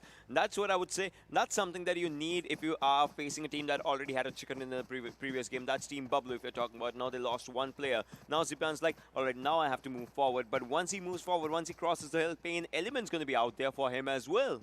PAINxELMT is going to be, well, an element in surprise over there. But the thing is now, with PAINxELMT, let's talk about them for a second. Let's put the spotlight on them. Yeah. What is going wrong for them? I mean, what do you think is going wrong? Is it the nerves? Is it the communication? Is it that they're on the big stage? What is it? I would say a bit of everything. It's one thing. You call about it. We cannot say it's the best of every world that they're getting, but they're getting kind of the nerves of every world. Yeah, they're getting nerves as well. There were some Vikendi matches there. We quickly saw that there were some miscommunications as well. Then we saw there were some wrong calls coming up on those things. Final circle. So they haven't been in that final circle movement much as compared to other teams. I got you. Plus, it's also, these are stepping stones, right? I mean, there's only one way to go. You can only get better. It's not like their gameplay is going to decrease. And, well, if they don't make it this time, there's always next time. Although, it's a bit early saying this right now because they have a lot of time to catch up. Well, that is the mentality they need to have, that, all is not lost. They can still get the job done. We've seen that in multiple circumstances. We've seen teams getting out of these situations when all the odds are stacked against them. We've seen 1-on-3s. We've seen 1-on-4s. We've even seen 1-on-5s. So I guess the thing is, never give up. I mean, that's important. You should never give up. But still, in all these things, you can see the northern side, the shooting range, 70, that's totally empty. If a team wants to, just rotate from that area, they can rotate from that area. R3D, all right, this team again. So previously, they started up a good fight against 247, but now 247 was the one that actually took them down, and they became the first team to get eliminated as well. But now I want to see what R3D does, because again, this team, I've seen them in the previous PMCO and this PMCO, and this team has always done one thing, and that's, impressed me. I don't know. From PMCO to PMPL, what actually changes up for them? Well, one good thing that I do see in match number 2 on day 4 is that the punctuality quotient has been fulfilled. Ooh, Memo with a few shots over here. That was rapid fire. I mean, that was scary. That was scary, to be honest with you. I mean, almost getting a knock over there. Both those players must have been scared. I'm not even joking. I mean, I flinched, to be honest with you. But, just coming back to the point that I was trying to make is I like the fact that all the teams are intact right now. I did have a look and see that D2 have all 4 members playing. I mean, this is one thing. So you remember when Johnny came here just and he was saying he's out there in the open, that's why he should not be in the open. Well, Sinister goes down as of now, and 7C, they are moving forward as they have a kill right in front of them. But, well, on to the other side is where A1 Esports' other players are. And A1 Esports, this team just came after a big break, a big rest for themselves as Group D. This is their first game, but now losing 1 player for A1 Esports might be a bad thing. Also, have a look at the remaining members of A1 Esports. They are all clumped on one side of the road. I mean, at this point, you should be trying to cover as much ground as you can so that you can thwart the enemy pushing in further. However, we are going to fix our attention elsewhere as Team Bablu, they are going to be looting a bit oblivious to any, well, there is some action. And, well, it's the team that we were talking about, PAINxELMT. I do believe it's Envy, or is it Dark, who is, well, both of them unlocked low on HP. Have a look at that. Only one member from PAINxELMT had its full HP bar. Yeah, well, all of them are, just bandaging for themselves, and yes, one of them has a full HP bar, but then the major thing is, how fast can they get away from this area? All right, if you're having bad games, I would say just one thing, still observe. Observe for a week, even if it takes that thing. Next week, obviously, it will be yours, because you will be observing. After today ends, these teams will be having 2-3 days just to look at each and every match. Also, just to add to your point, I mean, if things aren't really going your way, I mean, patience is obviously a virtue, right? However, just try and survive for as long as you can, because if you have all 4 members, alive and kicking for as long as you possibly can, the odds are going to be in your favor. Well, Hungry Box is the one who doesn't have the odds in his favor as he gets taken down. And have a look at Dante. He has 2 enemies on the ground floor of his house. Love and Memo want to go in, breach, and get that kill. But let's see if Dante is going to let them. A1 Esports lost their first member, Sinister, out here, but then a good grenade was coming out there, but it just, short of bounced off from one side to the other one. But Dante, he still has to say, but I guess a good one. But Memo, he's faking out with the smoke. I mean, if you don't know about it, that it's a bad thing, but now the smoke's just popping up, and Memo has to move forward as well. Love, he's on one side as well. A1 Esports. Obviously, these players, Shoykot and 6ix9ine, will not let him get out. You know, I guess in this situation, the smokes, they do kind of help the enemy and the one who deploys them as well, because now it all comes down to your sound sense, right? When you are running around without vision, it's all about that sound sense. Meanwhile, Hungrybox is now picking a fight with HeavenX, who gets shot at from elsewhere. And, ooh, I thought he's almost going to be on his knees, but he goes prone in the nick of time. And, well, that first aid is going to be administered. Hungrybox, if you remember, he was knocked out earlier. Being picked up, he goes in for the kill. Heaven, well, did not give him any time for respite. Jari comes in. He's going to be giving his position away. He's going to get taken down with that ratatatata once again. And Hungrybox, hungry for kills. Oh, Novaks also goes down. It's one kill given to them as well. ASL in a terrible position right now as they have just one player surviving. That's going to be Joker. I mean, he just went out of his vehicle and there was he getting knocked. But now Hungrybox, he has to move forward. Can he just do a 1v4 again? I mean, it was not a 1v4. You can say it 1v3.5 as one player was just taken down. Hey, he got the kill. He got the kill. That's all that matters. 1v3.5. By hook or by crook, doesn't matter how you get it. That point is his. It is going to be registered under his name. So essentially, it is going to be a squad wipe. Now, they still have to be content with A1 Esports because, well, that was kind of like, you know, giving your kills on a platter, to be honest with you. ASL could have done a little better. Now, Joker is the last man standing. The question is he going to pick a fight? Well, he did not back off. And with that, the first team to be eliminated are the boys from Abrupt Slayers. I know it was a 1v4. I'll still say 1v3.5 as the kills just came out. And all the 5 kills are in just one boy's plate, I would just say. But, well, Memo, he has spotted one. 6ix9ine might slow down some few shots. No, Memo gets shot as well. But now 6ix9ine, he's with his own player. That's Dante. Memo, he has given up the call. He goes down. Now he does not have that upper advantage. But Love's out there. And Dante has been spotted as well. Dante is moving on to the backside. Shoykot is on that area as well. These 3 players have to take a fight against these 2 players as all the other 2. The remaining 2 players, they also have to get inside this. Elsewhere, ASE's Jivan Crazy is opening up on the enemy as I do believe Stalwart Esports Blade has been knocked down. And this fight is, well, we're going to join that fight in a second. We are going to focus right over here as it is getting exciting. Now, you know, one thing if you notice, when 6ix9ine was coming in with his car, I do believe Shokat almost messed it up because that cover came in a bit too late. And have a look at that smoke being deployed. I think A1 Esports are going to back off, but Memo, he has now pushed a bit forward. He's got to be still careful because that sniper tower over there still has an enemy occupant in it. So they've got to be careful. He goes in. He has reached the building, shoots up at the stairwell. And oh, there is fire. Literally Dante's Inferno up there. The question is, can any mortal man step through? Well, as of now, Memo, the main problem is that he has to move forward, move on to the upper direction. But now, as they do slowly and steadily, A1 Esports, they are just sitting out there. Dante is sitting out there. He knew that there was a grenade, so he just, just went on to the other side and just sat there. But the major thing is, 7C, how can they just get in? I mean, they are inside the building, but the same floor is a bit of a trouble for themselves. Love is onto the back end side, onto the back house, but Chocolate, he's still not here. But T2K is coming out there as well. I mean, they would be just, going for the zone only. I like the fact they were going for the zone, but those shots, they hurt them. They did disembark from their vehicles, and then, it's not worth it. They do know a fight is going on over here. They're going to wait for the survivors to come into the zone, and probably they're going to finish them off later on. But let's have a look if, well, by the look of it, one team should make it out alive. But, we've seen situations when the teams kind of back off. They have vehicles on either end of the compound, and then, they just skedaddle to the zone. Let's see if that's going to happen right now. But it is still 7C. Shokat gets taken down, courtesy of Memo and that DP28. Now it's going to be 6ix9ine and Dante, who are pretty much stuck in the building. Now, the question is, are they going to be prisoners of their own making?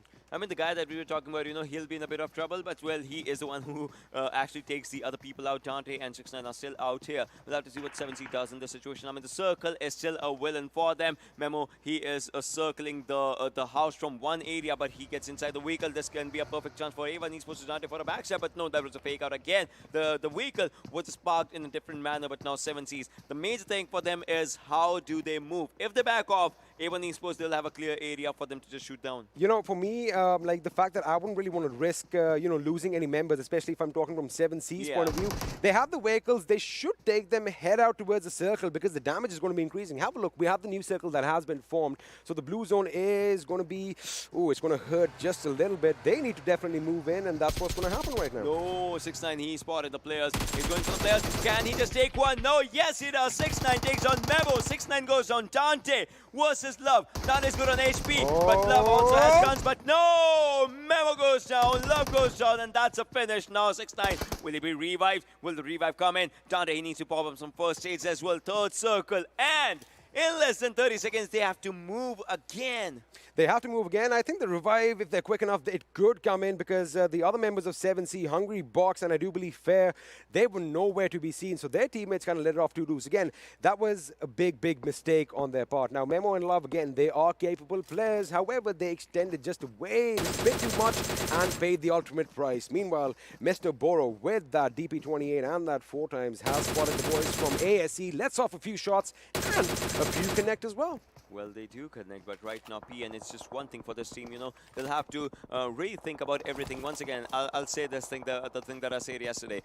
Every team has a plan, but if you have to take that chicken, you have to look beyond the plan. Not only, you know, your plan A will not work, plan B, plan C, you have to talk about everything. ASE seeking a good fight against DRS. Is right now, DRS might be in a lot of trouble, but ASE, their players are going down. They lost 2 of their good players. I would say Hanel and Muffin are 2 players surviving. We'll have to see what happens as Gyalzen is popping up a first hit for himself. Nima's on the other side as well. Numbers advantage is on to the side of DRS. Yeah. And all you bold action fans out there, we have a Car 98 in play, and it's Blaze who's letting that happen. Wait a second. Ooh, I thought that was a knock. That was beautiful shots by Hanuel over there, but that opponent definitely just survives a few HP, and Gyalzen is still relentless with his stack and gets another knock. This time with the grenade, goes in, finishes the job, already seals Steel with 2 kills, and now he's got the last 2 remaining members of ASE in his sights. The question is, are they going to go for it? Because again, they are in the zone, but have a look at how surrounded they were by the enemy. It is a 2 versus 2 situation for these teams, but then these are not the teams that they are looking for. They'll have to see each and every inch of the fight. Right now, the circle has water areas as well in itself. That means, again, you have a lesser area to play with. Unless if you're a solo survivor, you can just land inside the water area and just chill there out for a while. But no, the players are still relying on those good guns. Gyalzen might be the victim. No, he won't be. Oh, that was a decent bounce, but well, he is still safe. I would say, Muffin, that's a good thing. He's lucky that he didn't overclock the grenade, and had that come in, that would have been devastating. Elsewhere, JyanMaara's Giro Fair opens up on R3D as Walker has been, well, knocked and taken out of this game. Now, let's just quickly focus and have a look at SDE. Now, Stalwart Esports, they've had a couple of good games. They definitely need a big win to climb up higher on that leaderboard. And by the look of things, they are in a bit of a pickle. Elsewhere, R3D's members are falling prey to the play zone. As of now, they are falling prey to the play zone, but the 4th circle, in less than a minute, is when it is going to be moving. The circle is going towards Milta area. If it's in the city, then we can actually see some fights extending towards the 9th circle as well, because there will be players in their own comfort zone in the buildings and whatnot. But, well, if it goes to the northern side of Milta city, that's where the open ground fights is coming. Yeah, that's totally true. That's totally true. But right now, INES Orochi, he's moving forward. Every player is low there. HP. 1 goes down. Envy. Can you take another one? Envy goes down as well right now with that car blast. But well, Orochi, Tia, both of them have fallen. Let me just say one thing. Amazing cover by Luffy up there from the first row balcony off that house, making sure that, well, Envy was taken down. Didn't go out. Yashiro coming under heavy fire as Rohan is going to move up a bit. Now he's going to make sure that he finishes there off. Definitely they want to make sure they get that kill point for their team. In the distance, I did see Aussie from High Voltage. Maybe he wants to pick up a couple of free kills as well, but Rohan has spotted him and he's going to let loose a few shots just to keep him suppressed. He doesn't want him peeking and stealing his kills. Exactly, he doesn't want that. But right now, Rohan, you know, just picking all that loot that he has, but Entry is the last man surviving. Can he survive for a bit of more time? And I mean, can he just get 1 kill for himself as well? Muffin takes on Poison, and ASE is still not, you know, rooting for it. Now they go down, but no, Rohan goes down as Entry is getting that entry for himself. But well, he has to take fight against 3 more players. He's moving forward, left, right, center, 3 different areas. Has an AKM for him, so goes for the hip fire accuracy. Spots 1 more. Entry takes down 1 more for the finish. He got him. He did that. He finished that. He made sure Luffy was on his knees and he took him with him to the depths of hell. Oh, he finished that. He was like, I know it. Oh, and the results goes down. I mean, this is where it comes on. You'll see so many eliminations going down as we're down to 38 people and 12 teams alive. Now, all the players are coming closer to one another in their proximity levels, and, well, that is what's going to happen. It's going to be chaotic. And talk about Anubis. Talk about the God of Death. Let me ask you a question, Ocean. Yeah. What do you say to the God of Death? not today. Not today. Yeah, exactly. Not today. I was like, yeah, all right, yeah, not today. But well, everyone was like, we need these kills today. Well, I mean, everybody needs the kills, and right now that is all you're going to see as Morte from Stalwart Esports has spotted the remaining members of PAINxELMT. And well, we've said this before, that vehicle is a massive target moving across the horizon, and it is easy to shoot. And I love the fact that, you know, the long-range sprays, they are so precise these days. Well, DRS players are actually looking pretty good as Nima takes down one for his own self. They are taking fight against people that are outside the circle. I mean, we saw one going, taking a fight against the other one. That's almost like 300, maybe 350 meters. I mean, that's when the players start rendering in. I want to see that. I want to see that point of view. But right now on our screens, Element Dark, I love the fact that they have their covers, their cars, vehicles, I beg your pardon, slightly separated. They have that mobile cover. They can move them if need be, as we see Rohan doing that. And, well, talking about Rohan doing it, Dark got in his vehicle, gets spotted out, gets taken down, courtesy of PN Crew's Poison. Now they cannot revive. I mean, look at this. This is the fifth zone. All right, so revival is out of the bounds, out of the question, out of the equation. So now they'll just have to move in. See, that is what happens when you play from the edge. I mean, if you really leave it till the last second, more often than not, this happens. This happens, and this happens in the bad situations as Dark goes down out here as well. He gets eaten by the play zone, but obviously kill goes to someone else. But right now, DRS Nima and Galdon, two members surviving from DRS. They're looking pretty good. Team Bablu still surviving. They lost their IGL Tyrant, but the circle is moving towards northern side. That's where Team Bablu is. T2K is also out there. Can we see the third one? All right, now the best thing is that, you know, a few other teams have got those two chicken dinners. Now, Team Bablu did win the chicken dinner, and that makes it two. So we've got a few contenders out there for that third chicken dinner. But let's see if the curse is still in effect. I mean, I don't know, man. I don't know. It's still out there. If it actually happens, don't be spooky. It's Halloween time. I know that. But, well, Jane takes down one, and G.I. Jane once again is looking pretty good, right? G.I. Jane never disappoints as JyanMaara's gunner is going to be opening up, and Rohan has been eliminated from this game. Envy seems to be the last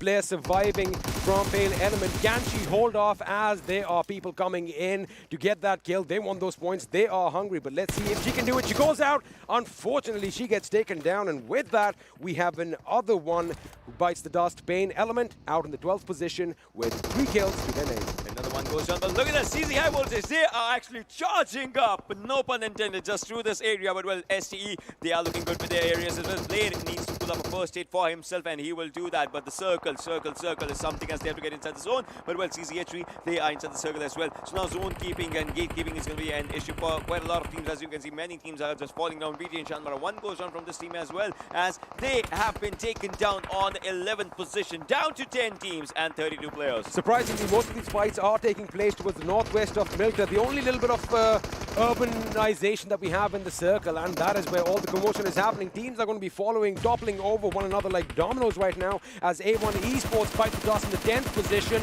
Right now over here, Nay from High Voltage just wrecking havoc in the direction of Stalwart Esports. And have a look at behind them. That was just amazing. That was clinical, the way they surrounded their enemy, almost getting the job done. But look at that fire on the roof. Unfortunately, it is not down there. A booth, meanwhile, is going heavy on 7C, almost wiping out the entire team. Everyone's onto the north side of Milta. That's where the action is. That's where the magic's happening. And Aussie with that M16, those bursts going down against those automatics, and the bursts actually win this one. Look at the vintage vehicle for a vintage cover for themselves. I love it. And Aussie, he is getting the job done. But right now, we are down to the last 7 teams. 23 people are still alive. And let me tell you one thing. 1, 2, 3, 4 squads have all 4 members intact. So it's going to be exciting right at the end. Meanwhile, Poison gets taken down courtesy of Nay, and Nay is going to make sure he finishes them off with that famous ratatata. I just love that sound. I just love that sound. Well, they are doing amazing, but then CZ, they have 7 kills. Can this be their first chicken dinner, as they are moving pretty good?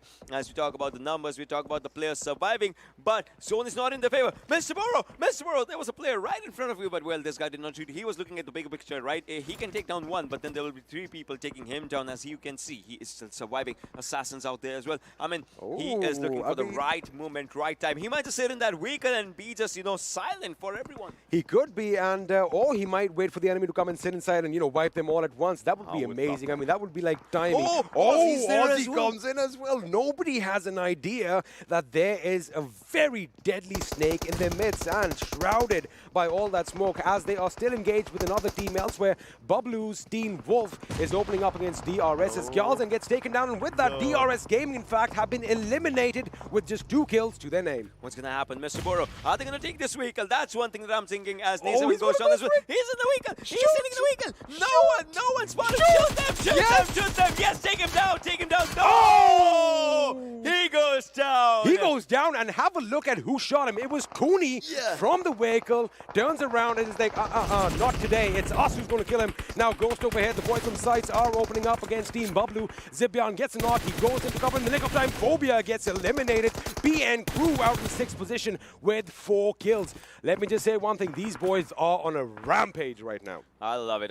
What the way Team Bablu is playing right now, but they have 2 players, the IGL and Zibyan. Those 2 players are playing amazing, but no, Zibyan goes down almost surviving, but the zone's coming up. If he has to heal, he has to do it right now. As you can see, that blue circle of death is slowly and steadily going to be taking down Zibyan. I mean, he has to pop the first aid, but Cooney has to move inside as well. One team that's been pretty dominant in this game is DEADEYES Guy. They do have 2 kills. However, they have all 4 members intact, which is going to be an advantage. Zibyan got that first aid in the nick of time. Otherwise, he would have definitely been knocked out. Now, Cooney and the boys, they have that little slope. They have a few trees for cover. They've got to be careful because they still have enemies up top on the high ground, and that enemy is just the team that we've been talking about, DEADEYES Guys. You cannot rule out T2K as they are also surviving out here. I mean, they are still silent, but they are deadly. We know about that. Team Bablu, again, circle's going to be taking them down. As you can see, they are outside the zone. They're not going to be giving the kills. No, Team Wolf goes on by Assassin, and he will be finished. As you can see, Team Bablu bites the dust. Now we are down to 4 teams as of now. SCYTES goes down as Frankie is frankly killing all of them. He is, and looks like Zod and Jane could be in a bit of pickle, but right now a booth has been taken down courtesy of CZ, who are basically gatekeeping, and they're going to make sure no one shall pass. Well, it's a Lord of the Rings reference. None shall pass, and that grenade almost obliterating it. And look at them now, crawling their way in. They need to be one with nature. They need to basically camouflage themselves with all that is available around them. But you do get spotted out from time to time. Aussie is going to make sure he gets that kill. Now, Razor, or Razor, depending on how you want to look at it, is the last man standing for his team. And, well, I think they've done good enough. Not enough kills, but they do have those position points. The question is, can they break it into the top 3? That is the question out there. I mean, he will have to stay deadly, but look at this. Jane's out there. Jane gets spotted. Jane, take him down. Jane. There it is. Now we are down to 3 teams and 11 players surviving. As you can see, CZxHIGHVOLTAGE, DEADEYES Guys, and T2K, but CZ in a bad position as TE takes down 1. Will this be the second for DE, or will this be the third for T2K, or the first for CZ? Now have a look at the zone. It has kind of shifted in T2K's favor, who have all 4 members alive. Ocean, we might just see the third chicken dinner today. Let's have a look, and all of you watching at home, what do you think? Are we going to see the treble? Are we going to see the hat-trick today? We're going to have to wait and find out, because DEADEYES Guy still looks strong, and I love the fact that High Voltage have literally upped the electricity right now. They have upped the ante, I would say. The electricity, exactly. It's electrifying out there. Everyone's becoming the electro, but can't actually take everything out as, oh no, Assassin goes down. DE is looking amazing, but the major challenges, they have to get inside the circle as well, where T2K, as he saw it, is taking down on top. Warusa, he might just take players down. No, he goes down in the situation, but CZ, they are playing against the zone as well. Now this is what T2K are capitalizing on. They know that the fight is breaking out. They know that the enemies have to come towards them, and all they have to do is just be patient, have that trigger discipline, and as soon as they get the opportunity, they unload on them. Have a look at all that firepower in DE's direction. Shifu is the only one who's alive. Wait a second, he's out. He's out. No. DE has been eliminated in the 3rd position. That means the final fight is going to come down between a 1-on-4 situation. High Voltage is Cooney. He's been spotted. And there you have it, ladies and gentlemen. The curse has finally been lifted as we have the 3rd chicken dinner. Difference between 15 and 12 is 3, and that's the number of chicken dinners these people get right now. That was incredible. That was amazing. That was T2K SG. T2K SG, I mean, these guys started off this tournament with a bang. 15 kills in their first game. They are coming in strong on day 4. And like I said, they've had their ups and downs, but right now, this is all theirs. And we're happy. He's happy. 3 chicken dinners. We did it, Ocean. We did it. I mean, they did it, but we are the super curse has happy. been lifted. That's what I'm talking about. I hope you all enjoyed that as well. What an amazing, amazing round. But what we're going to do is we want to see what the analyst desk has to say. We are going to take a little breather. Don't go anywhere. We'll be back after this.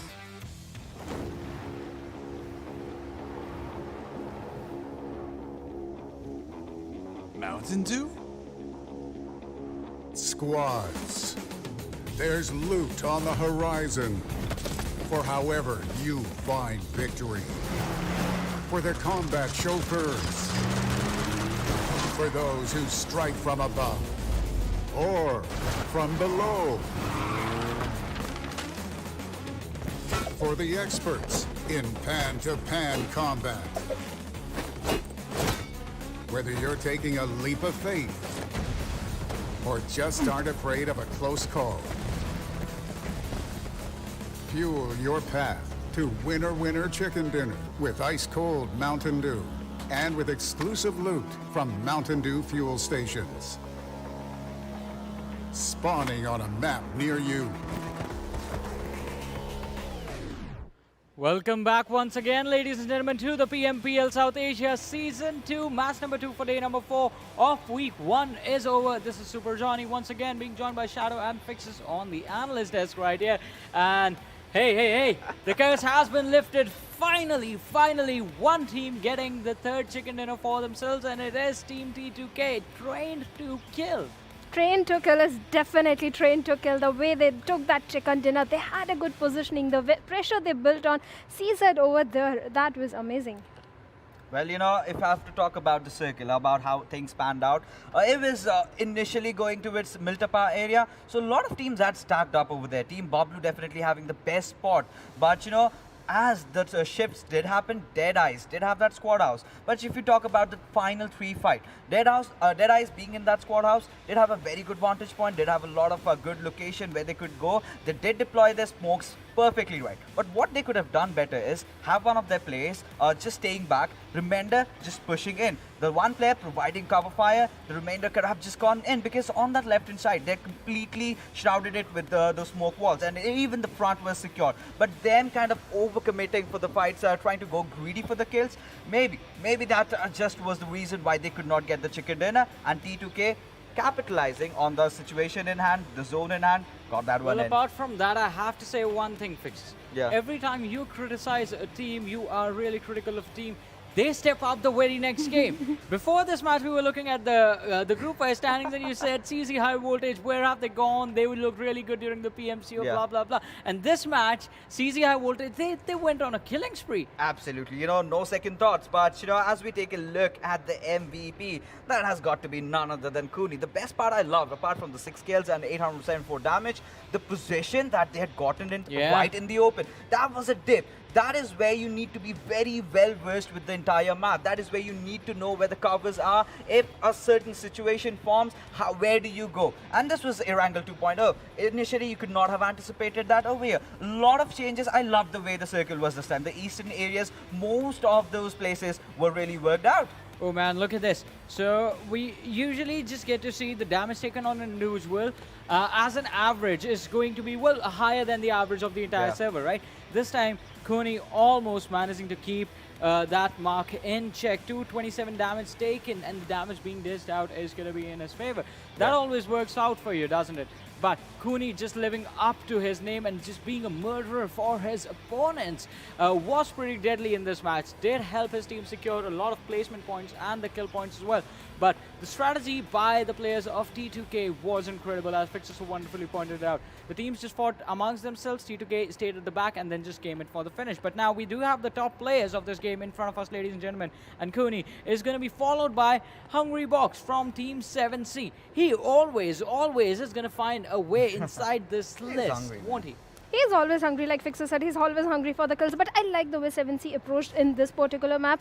They knew there was a team in the compound, A1 Esports, there was another team, Abrupt Slayers. They kind of divided, they got out split, and that was the moment Hungry Box did, like Ocean said, a 1v3.5. You know, the thing over here about Code Zero High Voltage, they were kind of missing out on voltage. And I'm pretty sure it was that dew that gave them that voltage, that electrified them up. Because that's the thing about Erangel 2.0, you find those dew stations out there.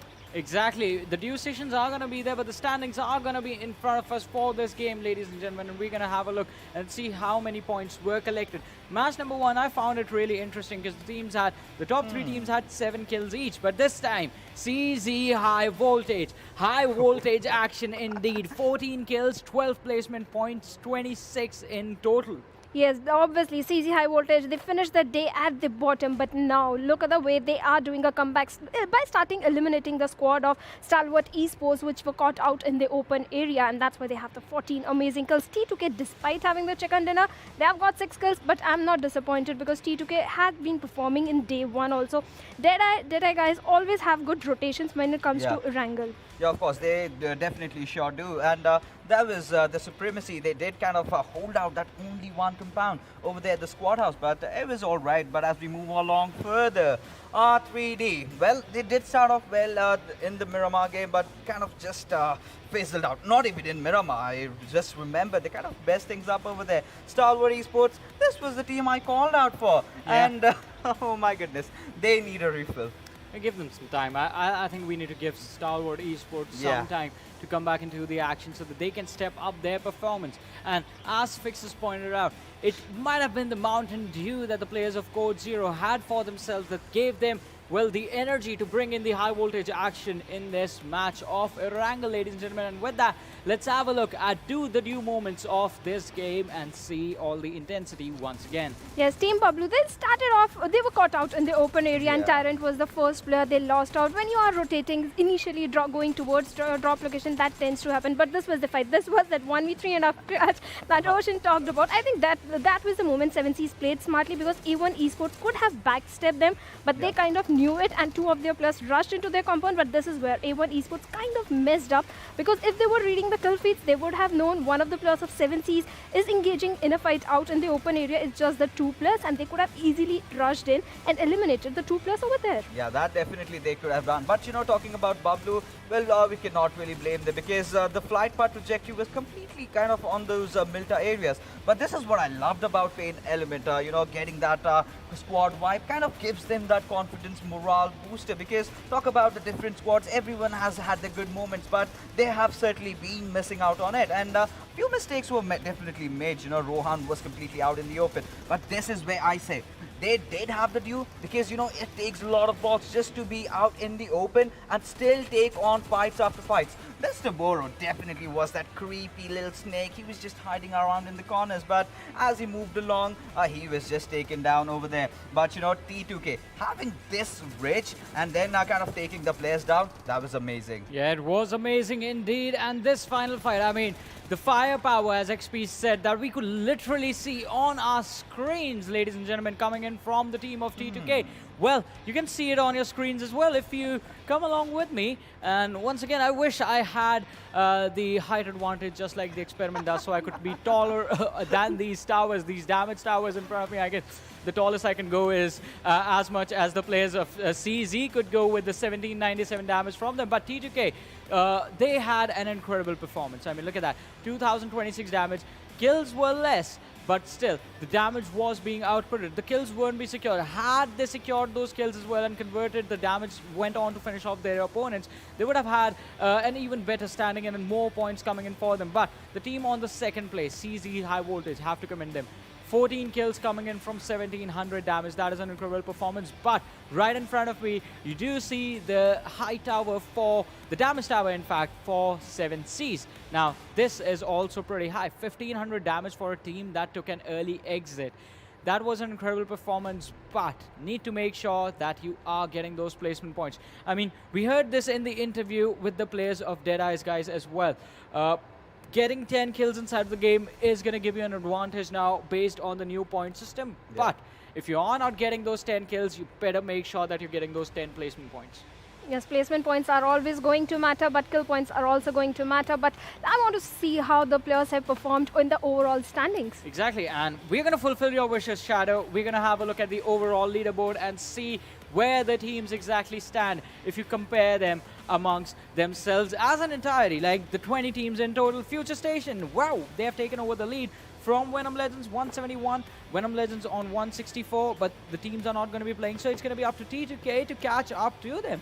T2K still has 3 more matches left for the day. They are sitting at 143, and if they continue to play like the way they did in this game, they're definitely going to see themselves on the first position by the end of the day. I see 2 teams in contention, like you mentioned, T2K and DEADEYES, guys. If things go as they are going right now and T2K keep on slammering down every single team, they might just go on top. But as we move along further, well, PAINxELMT and R3D Esports still on the bottom last, but PAINxELMT could do a bit better, so as to say. But Team Bablu, despite the fact that they've got 2 chicken dinners, they still haven't crossed that 100 mark. And this is where it comes down. This is where it all boils down to the discussion. They either go out big or they just kind of fizzle out in thin air. Well, at least they managed to get a top 4 finish in this game as well. That is something that I have to be happy about. So the consistency in the first 3 days for Team Bablu wasn't there, but today they have shown a little better performance as far as the 2 matches are concerned that have gone by. Let's have a look at the schedule once again, ladies and gentlemen, and see the map rotations that are going to happen next. The next is going to be Sanhok, match number 3, followed by Miramar, and then Vikendi is where we're going to bring our day and the week with that to an end. But Sanhok, aggressive map. We were talking about Team Bablu. We know they got the chicken dinner to begin the day with, and this map as well, the Painan drop location, it can get quite risky in that city. Yes, it can get quite risky. It's a 4x4 map. Players are going to be cramped up. But the way DRS Gaming and Team Stalwart Esports performed yesterday, I think these are the 2 teams. They can they have the potential to perform in Sanhok. What about you, Fixes? Who do you think is going to win Sanhok? I want the boys from DEADEYES to get it because I want someone giving Venom Legends a run for their money.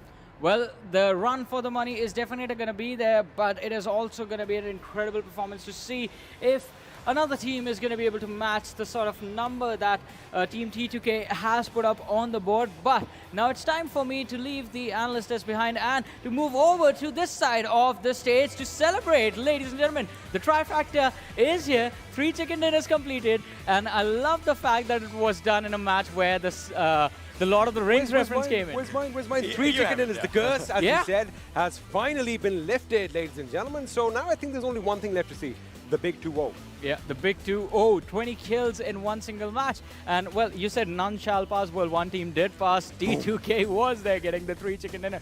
Can they make it 4, though? I mean, we're going to have to wait and find out if they make it 4. I still want to see a new team coming up and getting the job done. I like what Fixes said earlier. He's got his eyes on DEADEYES, guys. And you know what? I have my eyes on them, too. I mean, I would say let's not be much greedy enough to get a 4th for themselves, but I would say, well, I want to see a 2. I'll be that greedy to see a 20 mark, 20 kill point marks is going out there. So if any team gets out there in this match, because Sanhok, 20 kills kind of becomes... possible. Yeah, it's possible, but it kind of becomes difficult. If you jump in the action, in the thick and thin of it right from the get-go, and, you can keep your wits about you, I think it is a job that can be done. But we are going to stop speculating right now because the match is going to be underway any second. And you know what that means? All the players are going to be ready on the big screen. So why don't we step aside from your vision and let's have a look at all these beautiful players on our screens right now. Let's have a look at where the focus is right now. Focus of the game and focus of that pressure where it comes down. Well, Reddit, is he going to go again for something? No, he's just drinking out there only. Well, the major thing is, as we talk about it,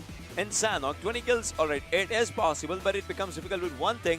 If you're going for that, all your 4 players should survive with those fast nick-off fights. Oh, yeah. Also, I mean, the thing is, on paper, it sounds good. Yeah, you're in the center of all the action and, you just fend off, attack one wave after the other. But the thing is, once you fire a shot in a small map like Sanhok, pretty much everyone and their mothers are going to hear it, far, far, far away. So, I mean, you do have that extra target painted on your back.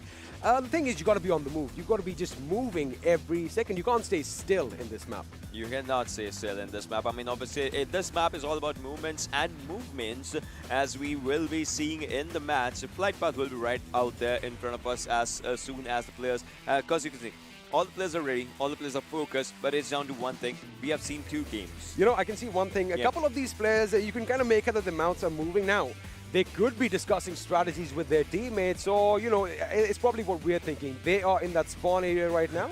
They're in the lobby, and they are just psyching one another out. Is that a dab? Is that a dab? Was that a dab, man? Or was he just trying to scratch his nose?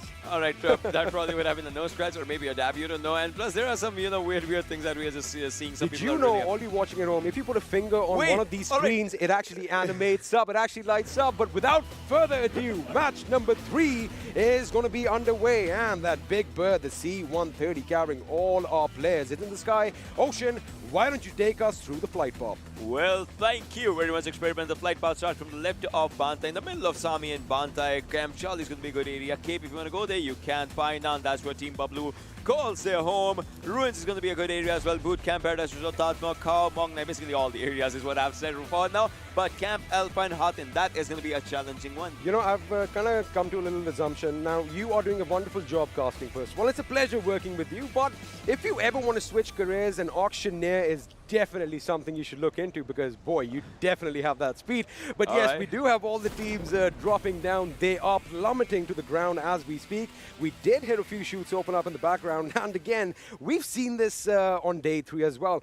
Unfortunately, it was DEADEYES guys, if I remember correctly, who basically was shot down before they even landed. Yeah, that was, the fast nick of the corner, and that's what I was saying. See, Camp Alpine Hatin, those are going to be important areas because that's where the circle's moving forward to. And with the players of PAINxELMT, see, first thing, they are at the lower side of the leaderboards. That's going to be something. But Envy goes on. Exactly. Again, they are away from the zone. They have to get inside the circle. But now Orochi is moving forward. He has spotted another one. Once the door opens, he has to take one down. But no, he has spotted. He knows that the players onto the left-hand side, and he has actually taken a bit of a damage. But Orochi can just give those down. 13 bullets. Oh, he does it. 4 bullets in his hands, but no. Elsewhere, we have a DBS in use as well as Rohan has just pretty much split open entry right now. So both these teams, they have exchanged quite a few knocks, and well, PAINxELMT, they tried their best, but they have been eliminated, and it is quite an early exit for them.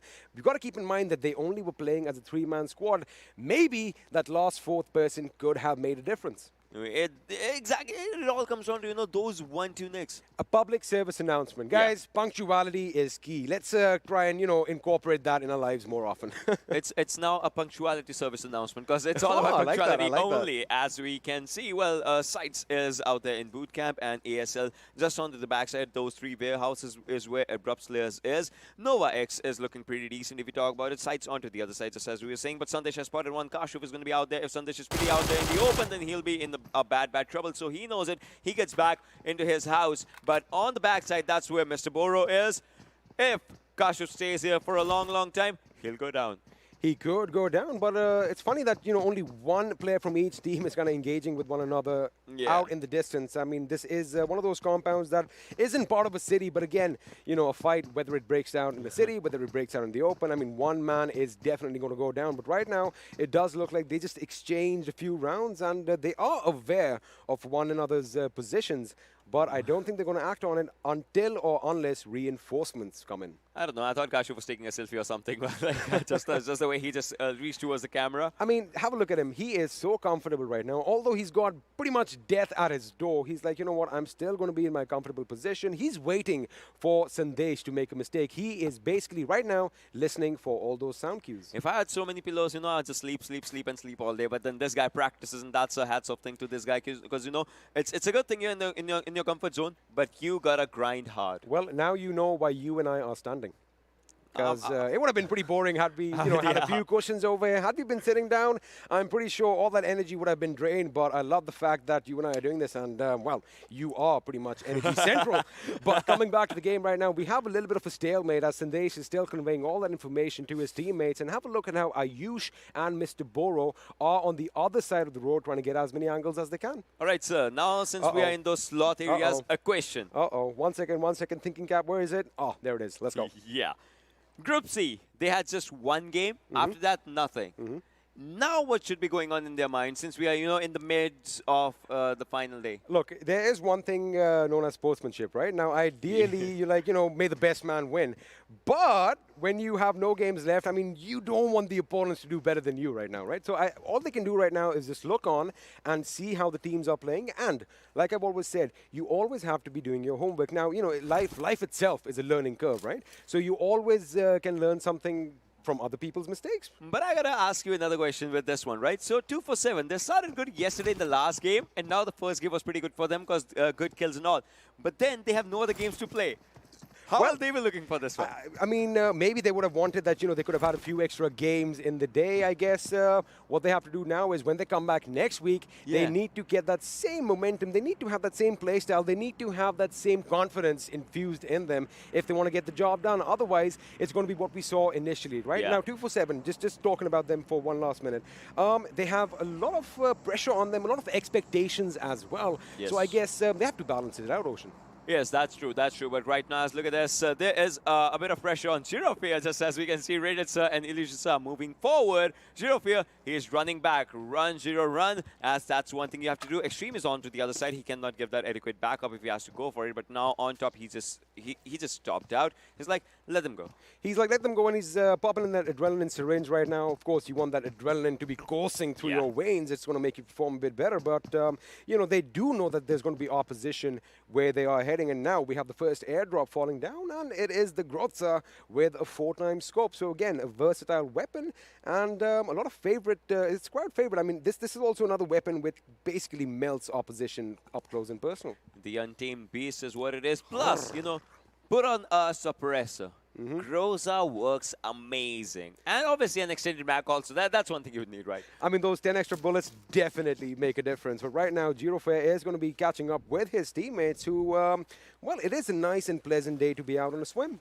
Yeah, it is nice and pleasant day to be out in the swim, I would say. So there's one thing. You see quite a lot of these people use those fans as well, just to cool their devices. But there's one thing. Once you're in that war area, it's kind of, the hot minds also work. Oh, yeah. I mean, you got to cool yourself as well. I mean, I see a lot of sweat on the foreheads of all these participants. And it's not just because it's hot. It's because, all the nerves are kind of shaky as well. But that is what champions are made of. That is what differentiates winners from the rest of the group. I mean, these guys basically perform at the A1 levels, time in and time out. And now, looks like JyanMaara is going back for the fight. They are going to be regrouping on the northwestern island, and looks like they are taking the fight with PN Crew. Now, PN Crew, they haven't had the best of times, but boy, oh boy, they're the first team that pretty much set that 19-kill bar. Yeah, they are the first team that set up that 19-kill mark. I mean, they started it all. We still have 59 players left as we can speak, so we might... All right, again, can we? Do a 20-kill in this game? Can we? I mean, all the action has to be concentrated around one team, which is yes a little or no, difficult. yes or no, yes or no. It's not happening this time. It's not happening this time. But what is happening is that Mr. Boro is going to make sure that no one comes in as JyanMaara's Extreme gets knocked out. Now, Relief is going to be there right around the corner, but this is going to be, this could be big. It is hunting Season, if Season actually gets this grenade, but he's kind of, he was cooking it, now he's not. Maybe it's a bit of a mistake, but he does get a knock. He does take Girofear out with that AKM. Now he's going to go back in hiding, make sure he pops a first aid. Oh, he's not doing that. He is still out on the aggressive. He is going to be cooking that grenade. He's going to lob it in time. He does lob it in time. He does get taken down, but that was a massive, massive hit as two members from JyanMaara go down shortly after. I mean, that was an incredible use of grenade. He went down, but then he was like, nah, I'm taking you guys with me. JyanMaara now are reduced to one man. All the pressure is going to be on Wang's shoulders. He is going for that revive. Girofear is being picked up. PN need to act quick. They need to engulf the enemy right about now. Well, there are two players, but Mr. Boro, that's a backstab. If it comes down to this, Girofear is moving forward. That'll be a bad situation. Girofear goes down. Wang, can he take this fight all on his own shoulders? I mean, seems like it, but a good jump shot. Woo! Oh my God. That jump was amazing, but he is low on his HP. Sandesh gets that point. He is moving forward. He might just take him down. Can he take him down? No, Sandesh! Your HP is pretty low, but Ayush was the savior. Otherwise, we could have seen a different story altogether. I am pretty sure right now it's going to be Wang OP in the chat. A round of applause for the lad over there. I mean, what an effort on his part. Almost getting the job done with that sliver of HP. But their respite is still not over because, like I said, you hear some gunshots. Someone or the other is going to be coming your way. Now, PN Crew, they need to pass themselves up quick because they have another hurdle to cross. And this hurdle is Abrupt Slayers. Now, there's nothing abrupt about this. This is a concentrated attack right now. They know that the enemy are going to be low on HP. They know they are going to be reeling from that previous attack. And now the question is, can they surround them and push in from all angles? Yes, it's totally true. It's totally true, as we'll be seeing what happens. Will PN is on one side, ASL onto the other. But it's like, seems like one thing. I'm not going to say it. Whenever a team surrounds the other team, the team that is surrounding, they are the ones who lose the fight. Like right now, ASL is surrounding PN Crew. But you never know, because PN Crew is totally in that zone. They already have 4 kills for themselves. Let's see how long can they just go with this fight. Shari is just sitting on one side, Joker onto the other. I have an X as well, and Novix as well. Good smokes and good nades being popped up from one side to the other. But still, it's just one thing. The fight is not with the guns right now. Now it is, you can hear a few gunshots, but still no casualties as per se. They know the locations of each other, but still that Cold War situation where you're just firing bullets, but not getting any results. All right, just going with the good one. A good thing coming out there, but a good grenade. Ayush with a good grenade. Shari gets a bit of a blow on himself, but let's see if he moves in. You know, I mean, maybe had they hidden that gas canister a little bit behind the door, it could have been effective, but right now ASL is moving in. Nova gets that knock. Ayush has gone down. Curtis, the Tommy gun. That gangster weapon is definitely firing on all cylinders. Mr. Boro was pretty much in the line of sight. He gets out. Now he's going in. He gets... Wait a second. Wait, I thought that was the opponent coming in. No. Well, that was not... I mean... a little camera change. See, I mean, you can kill your opponent with your teammate with a grenade, but you won't get the kill points. I'm just saying that. I'm just putting it out there. Have we tried this out before? We should try it out. But anyway, back to the action right now is Mr. Boro is still relentless. He wants to make sure that the enemy are kept at bay. And again, now they have one member. Ayush is down in the enemy's house, and it doesn't look like they are going to be going in for the revive. But I like the fact they've deployed that Molotov. They're going to make sure that ASL are pushed to the other side of the house. And you know what? That revive just might come through. They're stopping the opponents from doing everything that they can. That's in their power, and that's one thing I would be... I am loving in this one, but when I need to see that revive. I need to see that wave coming from PN Crew, as they have already 4 kills. Can they actually get more? It's coming. JyanMaara was taken down by this team only, but can they actually get it landed? Now Ayush is coming back. That's a very, very, very good thing. Very good strategy coming out from this team. First a Molotov, then constant firepower, constant pressure, and there is one person, one important life being saved. Now, you know, you just mentioned that we've seen that whatever team gonna survive the fight, the other one comes and pretty much wipes them out. That almost happened with the boys from PN Crew right now, but the fact that they had that resilience, they had that trigger discipline, they did not, you know, as soon as their teammate went down, when Ayush was down, they didn't overextend, they didn't make any silly mistakes. That is something that is commendable. But right now, have a look at how Memo is in the midst of all the action right now, and he's got T2K in front of him. Frankie's in one house, Jane's in the other, but I love the fact that look at how 7C is spread out right now. Well, T2K, the team that won the previous game, you know, as they had the zone for themselves. Right now, also, if we talk about the zones and all those things, they are kind of looking decent for the fights off the circle and on the circle, just as we'll be seeing. But, well, 7C, they are also looking decent as they are surrounding the team. But no, Fear goes down. Hungrybox and Lava on one side, Memo onto the other, but Zod is the one who's doing everything. Initially, Venom got taken down because they were oblivious to the fact that, you know, 7C was on this side as well. Now they know they are kind of surrounded by the enemy, so their eyes are going to be wide open. Venom gets taken down as Frankie is cooking the grenade. He has an idea with Memo is that grenade isn't going to do a lot of damage. In fact, none whatsoever. So they are going to have to recalibrate their attack somehow. Now, he does have his members. You know, they're not in the houses. They are out prone. So that's a good thing as well. Because if the opponents kind of push in, if 7C kind of push in right now, they can be caught off guard. They can be caught off guard, but right now, 7C, the major thing is how can they push in? Because they have an open area for themselves to push in. Fear, he got a revive, but then the pushing should not be coming out right now. I mean, Love has a proper area. He's a smoke right in front of him. He can just get through the smokes areas as well. Hungrybox as well can just put some pressure, but Zod goes down. This can be a perfect opportunity for 7C. I mean, CZ was the one that took them down. The Assassin got his kill as of now, but look at this. 7C, they're moving forward. Frank is on one side, but can he just get this fight for himself? As you can see, all the players of 7C, they're looking pretty good. Jane might just go down as well from a grenade if that was something. Jane, he is still surviving. He can take one player down. Sinister takes down Hanel on the other side. Even Esports versus ASE is happening, but Fear goes down, and 7C is in a lot of trouble. Well, 7C is definitely in trouble. Frankie jumps out. He gets that knock. That was straight out of a movie scene. That was what Michael Bay is all about. With that, 7C Esports is out in the 14th position. Just the kill. And did you have a look? They were decimated at range by Assassin from High Voltage. That's the beauty about Sanhok. You've got to be careful. You fire a shot, expect someone to be looking at you through their crosshair. He took the kill of Zod as well, Assassin, and then when 7C was pushing, he did not know. if it's a team or if it's or if those are opponents, he was like, I want to shoot. Let me just kind of paint a picture for all you watching at home right now. Now, I'm sure you are aware of what Sanhok is like. This is the Northwestern Island, and you know those infamous cliffs Yeah. from where you fall quite often? That is where he shot him from. So he was high up in the sky. He literally had that heaven position, as we like calling it, and well, he was raining down death. And that's one thing that he actually did in one of the best fashions. I like the analogy, the way you just, put it as of now. But, well, now this is the area where A1 Esports is, and they have a Kurkure right in front of them. Obviously, they will not be going for the push right now. In less than a minute, the circle is going to be moving up again. And R3D, that's one team that's still onto the southern side of ruins for some reason. They are pretty much the only team that is very far away from the circle. However, it is Sanhok, so the distance isn't going to be that much. The question is, are they going to have opposition while they go in? Now, Ayush does get a knock, but his position has been given away, and Muffin tries to lay down some lead in that direction. I've got to say one thing again, Muffin and Kurkure, I like the fact that they are really good players, but they make me hungry.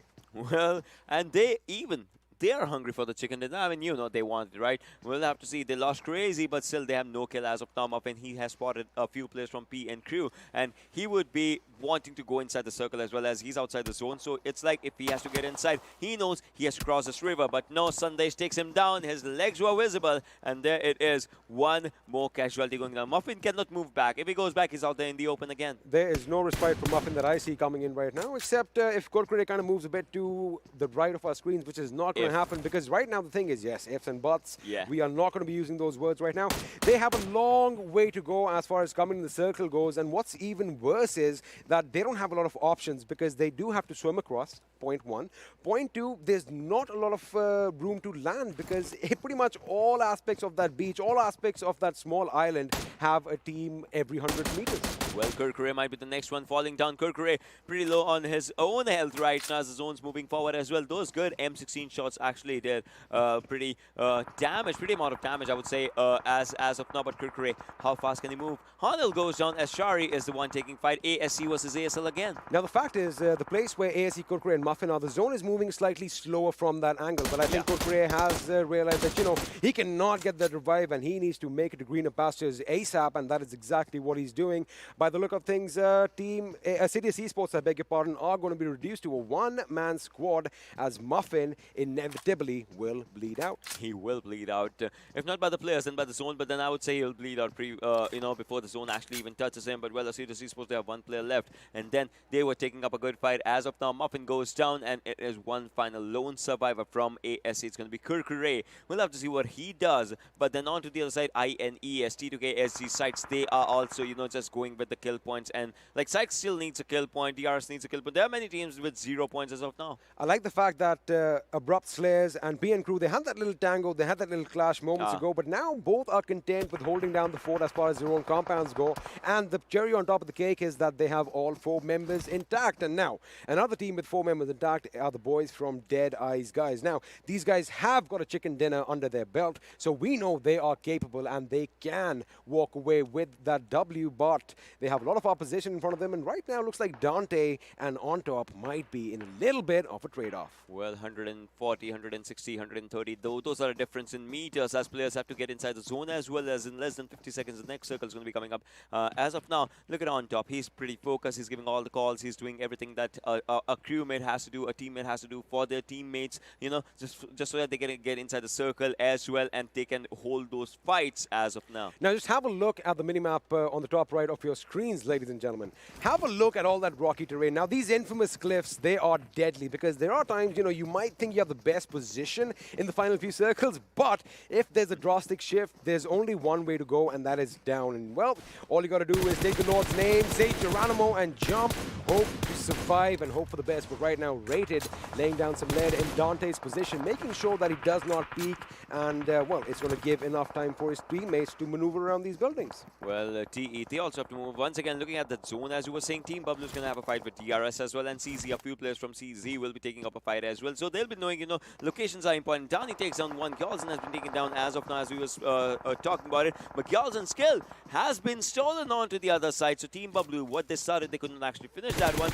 But onto the other side, Oh! Cooney goes down as a good grenade from Zibian goes in. I mean, Cooney, he did lay down one from Team Bablu. Dani was taken out, but then a good grenade from Zibian is the one that was actually his demise. Also, let me just point one thing out. I like the fact that High Voltage, they have got that, foothold on those cliffs, but they are separated, and I mean by around 100, maybe 150 meters. So, Ney is going to try and circle around towards Cooney's position, but have a look at that terrain. He can't just straight away go for him.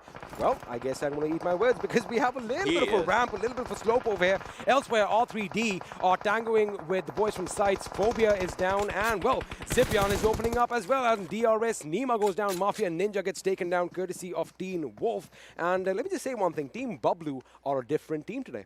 Team Bablu is looking pretty good. This is a team that, everyone has seen and has loved. I mean, they still have 2 kills, but then all 4 players intact, plus cover fires. If a player goes down, you throw a grenade, and that was amazing. Well, Morte, he's just, out in the air. He was half in the air, but, well, that's where the guns blazing was happening. That's where the guns were actually going up. Kudos to his core strength for keeping his body straight over there. I mean, I've tried that. It's not that easy. Anyway, Blade from Stalwart Esports is picking a fight with T2K's Frankie as he gets taken down. And wait a second, Team T2K have been eliminated in the 12th position with 3 kills to their names, and that is going to be a big, big blow to them.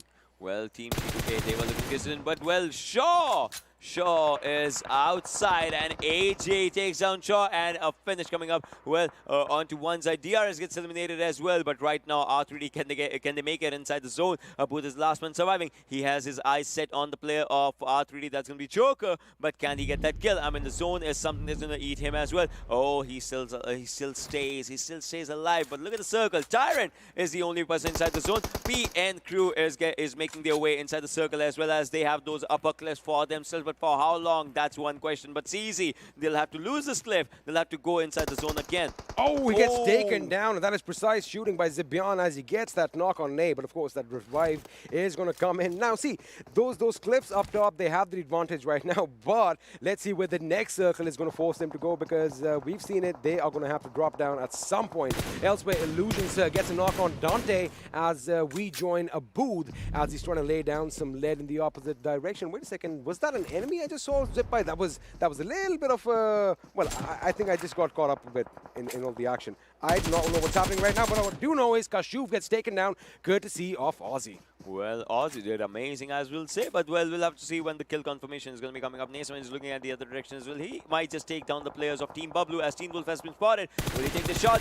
Yes, he will. Takes down one. Goes for reload. Zibian knows that he'll have to stay safe, stay put if he has to stay alive as well. Staying alive is boring because it's just staying, but well, we'll have to see how it just goes. SCYTES, the team has been eliminated as the players are looking pretty decent. On to the other side, Pablo Zibian, he has to move forward as well, but right now, Ney7 might take another one down for himself, but no. Almost. Zibian, he gets himself into the safer spot, but on to the other side, Cooney is taking players down from Stalwart. Surprisingly, Team Bablu are still a 4-man squad. I do believe Teen Wolf is going to be getting that revive anytime soon. This grenade, is it going to be troublesome? Is it going to spell problems for Zibian? That grenade, well, it kind of bounced off, but that fire is pretty much on his feet, and now the zone is going to push him a bit closer. I mean, he barely has enough space over there, but he is still not on fire. But Cooney is now going to be concentrating on the other side as SDE is moving in for the kill. Well, in less than 30 seconds, we are down to 7 teams right now as INES gets eliminated as well. Playzone is eating up players of A1 Esports as we speak, and they get eliminated as well. Well, CZ. There's another one coming. There's another one coming after this. CZ. We'll have to see what CZ happens. Stalwart gets eliminated as well. Exactly. Another one was going, but ASL, look at this. ASL is the only team inside the circle. PN Crew is the only is another team that's just entering the zone. Team Bablu, CZ, and DE. They'll have to see what they do for themselves. Now, this is where the tricky part is. Now, Team Bablu and the boys from High Voltage are high up on those cliffs. They are going to have to jump down. They don't have any other options. Now, this is where PN Crew and Abrupt Slayers can capitalize on this situation and get as many kills as they can. But it's the other way around. Zibian is, in fact, the one who gets a knock on Ayush from PN Crew. He is going to shoot relentlessly through that smoke. Mr. Boro, is he going to peek from the side of the rock? If he does peek, I do believe Tyrant might just spot him. But now, this is what I'm talking about, Ocean. They have only one way to go, and that is down. They are going to take some damage. They're going to make sure that they don't get knocked out. I know what Johnny's going to feel, but I'll say, give us a superhero landing right now if you're going down. go around in style. But well, ASL, they are looking decent. They have all the players. They have 3 kills, but they are actually taking down the players on the other side. CZ gets eliminated as Team Bablu is looking pretty decent, but now the players are dropping down. Players are dropping down. Team Bablu, if they have to survive, they'll have to go for the jump. Zibian goes down. Team Bablu, how long can they hold on to that area? The answer is coming soon. Team will goes down, goes down. Another one surviving onto the upper edge, but they are going to be doing heal battle. Is Sharon going to go for the heal battle? Yes, he will. I think that is the right call on his part. All the first aid should have been given to their one player. He should be passing himself up as soon as he is permitted to. But right now, the main fight is going to come down between P and Crew and the boys from Abrupt Slayers. Now, Abrupt Slayers, they do have that mad advantage, but P and Crew are on a little bit of a rampage. They have 9 kills, and I'm pretty sure they want to make that into double digits. Let's see what happens. Sharon, he cannot give a kill to his own self. I mean, he has to go down, and that's how it is. He spots some players. Can he just take them down before he goes down? No, he goes down by the players on ASL. They have an open area. They have to get inside the circle, and P and Crew, if they even peek, they will be spotted. But Joker goes down. P and Crew, they are also not giving up. Without a fight, now they have to move in the open. They have to get out in the open. All the players from ASL versus P and Crew. What's it happen? P and Crew, can they get another chicken for themselves? They have an amazing kills for themselves, but ASL, they are looking incredible. It is all about reaction times right now because all the opponents are going to be exposed in front of one another. Heaven is going to be zigzagging his way towards the enemy, making sure he hugs that left cliff as much as he can. And there we have it. We have the boys coming up on Mr. Boro. His team is going to be swinging up from his left. Sandesh goes on the left flank. Mr. Boro is going to make sure he holds his ground. Again, no first aids, only 2 bandages, but Sandesh gets a knock on Nova, so this is good. Now they need to push in, and I do believe ASL could be pinched in. Is Mr. Boro going to take him out? He takes out Heaven, but Jari is going to make sure he knocks out Mr. Boro with that Ratatatais for a one-on-one situation. Sandesh versus Jari, and guess what? Abrupt Slayers have won the 2nd chicken dinner on day 4. Vikendi was theirs. Now comes Sanhok, and that was an incredible chicken dinner coming for these players. I mean, this time it was like, let's go, let's rush in. They had a good compound for themselves. They just moved up, and the final fight, let me just break this down. The final fight, the way Jari hugged the cliff and went from the left, he made sure that he didn't want to give the opponent any vision, any visual cue whatsoever. That got the job done. However, this was one of those close matches. It came down to that 1v1 at the very end, and boy, oh boy, I have no complaints. I loved it. I loved it. The way this match was happening, this was one of the most incredible Sanhoks that we have seen. I'm not even joking. The adrenaline is coursing through my veins. We are going to just take a little bit of a break and, catch our breaths, as we love saying. You guys stick around. Don't go anywhere. We'll be back right after this.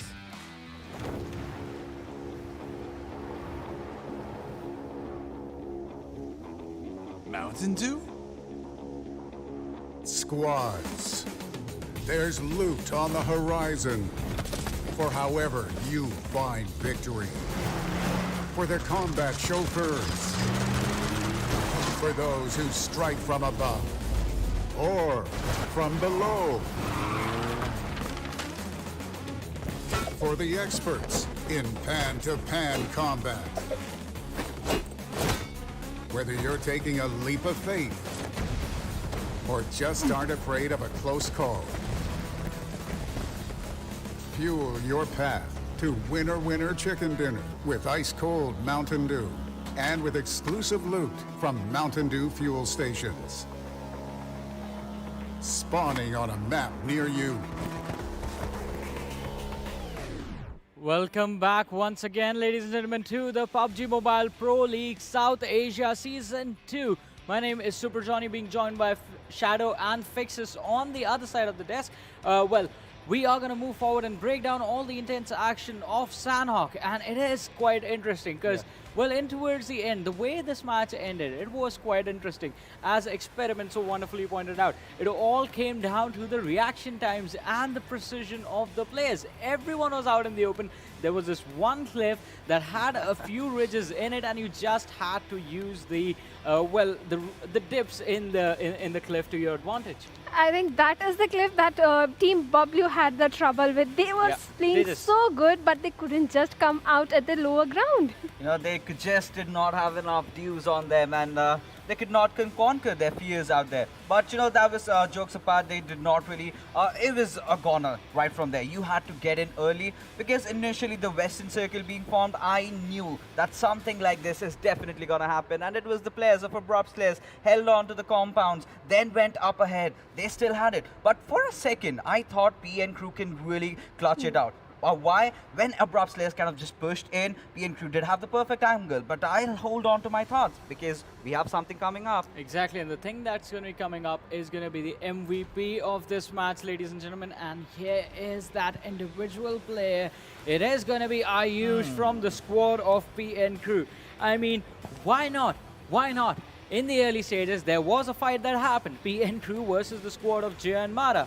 His teammate, Sandesh, almost got taken out. It was Ayush who came in from the rear for the rescue of his team, and God knows what would have happened if Wang only managed to take down Sandesh and Ayush wasn't there as the backup. Had 5 kills, 2 assists, 657 damage, and the survival time of 23 minutes 45 seconds. So his stats, I mean, only on 2 points you see them touching the edges of this pentagram and be the maximum in the server. All the other times, I mean, he did a pretty good job for himself. Yes, he did a pretty good job for himself and his teammate. And one more his off teammate, that was Season. He kind of knocked one of the player of VTNxJyanMaara. There were 4 players. He had to take down the 2. What he did was he cooked a grenade and knocked himself out, and 2 players of VTNxJyanMaara. He knew his cavalry was coming in time to save him. Talk about even trade-offs, he did that to perfection. But like I was talking about the final fight, the moment Abrupt Slayers was just pushing on towards the players of PN Crew, I believe Mr. Boro could have just conquered their spheres, could have just peeked out, and that is where he would have caught the players with the pants down and could have easily gotten the chicken dinner out. But just staying over there, that I think led to the demise of PN Crew. Exactly, but apart from our MVP, as Fixes was pointing out so many names, here are the top players for this game, ladies and gentlemen. And Ayush is going to be followed by Chari from the team of Abrupt Slayers with 6 kills coming in, survival time of 24 minutes and 35 seconds, and a damage of 504, followed by, well, Fixes. Mr. Boro is there as well, joined by Sandesh. Well, one thing about Team PN Crew is the fact that whenever they go big, they kind of get into double digits, no doubts. Exactly, I mean, the double digits are definitely going to come in, but it is going to be quite interesting to see how this game sort of turned out for all the teams and how the standings have turned out for this matchup. I mean, points are all we're going to look for, and the total points, PN Crew, well, they might have missed out on the chicken dinner because of the position they were stuck in, but still 23 points, equalizing the points of the team that actually did get the chicken dinner. Yes, they did equalize, and PN Crew, they started off by eliminating, like I said, the players of Team VTNxJyanMaara. They had a good positioning when the players of Assiduous Esports were trying to come into the zone. They kind of gatekeep them and took down Muffin on that particular position. And if you talk about DEADEYES also, they are sitting at the 6th position. They took down 2 of the players of Team INES who were coming from the waterways, and they were pretty much handicapped in that situation. Well, as we take a look at the teams that could not really perform, well, VTNxJyanMaara definitely being there, but PAINxELMT, their miseries kind of still continue. 7C, well, it's a consistent team, but, staying down below is not where we want to see them. Exactly, it's definitely not where we want to see any of the teams, but before me, you just saw, well, the contraption on Fixes' head again. And there it is, ladies and gentlemen. The helmet is out. That means only one thing. It's time to have a look at the new moments for this match on the map I'll have of to Sanhok. sip this one quick. Yes, this was the fight. INES, I think PAINxELMT is struggling, even if they are changing their drop location, and then also, and this was the moment Fixes Season. He took down one of the player and he knocked himself down and knocked 2 of the players of VTNxJyanMaara also. Talk about even trade-off, Shadow. Exactly, the even trade-off. I'm going down, but I'm taking you also down, my bro. And that is exactly what happened in that situation. And this is the moment that Ayush came up. Perfect moment if Ayush had been a little delayed. And this is when the players of CZxHIGHVOLTAGE, kind of took advantage of the situation because T2K and 7Cs were engaging in a fight, and CZ Assassin was at the perfect spot to do a third party, and he did it perfectly. And see, Assiduous Esports, they were trying to enter into the zone, and PN crew players kind of gatekeep them and muffin. Bad luck, bro, very bad luck. Yeah, now talk about bad luck. A team Bablu, you know, kind of completely out in the open, and they did try to put up a fight, but you know, huge ups to the players of Code Zero High Voltage. The way they are playing these games, you gotta give it to them. I absolutely adore this fact. You know, but well, Johnny. Yeah. Take it on. Well, I'm going to take it on just like I tried to take the cans of Mountain Dew away from you a little bit earlier.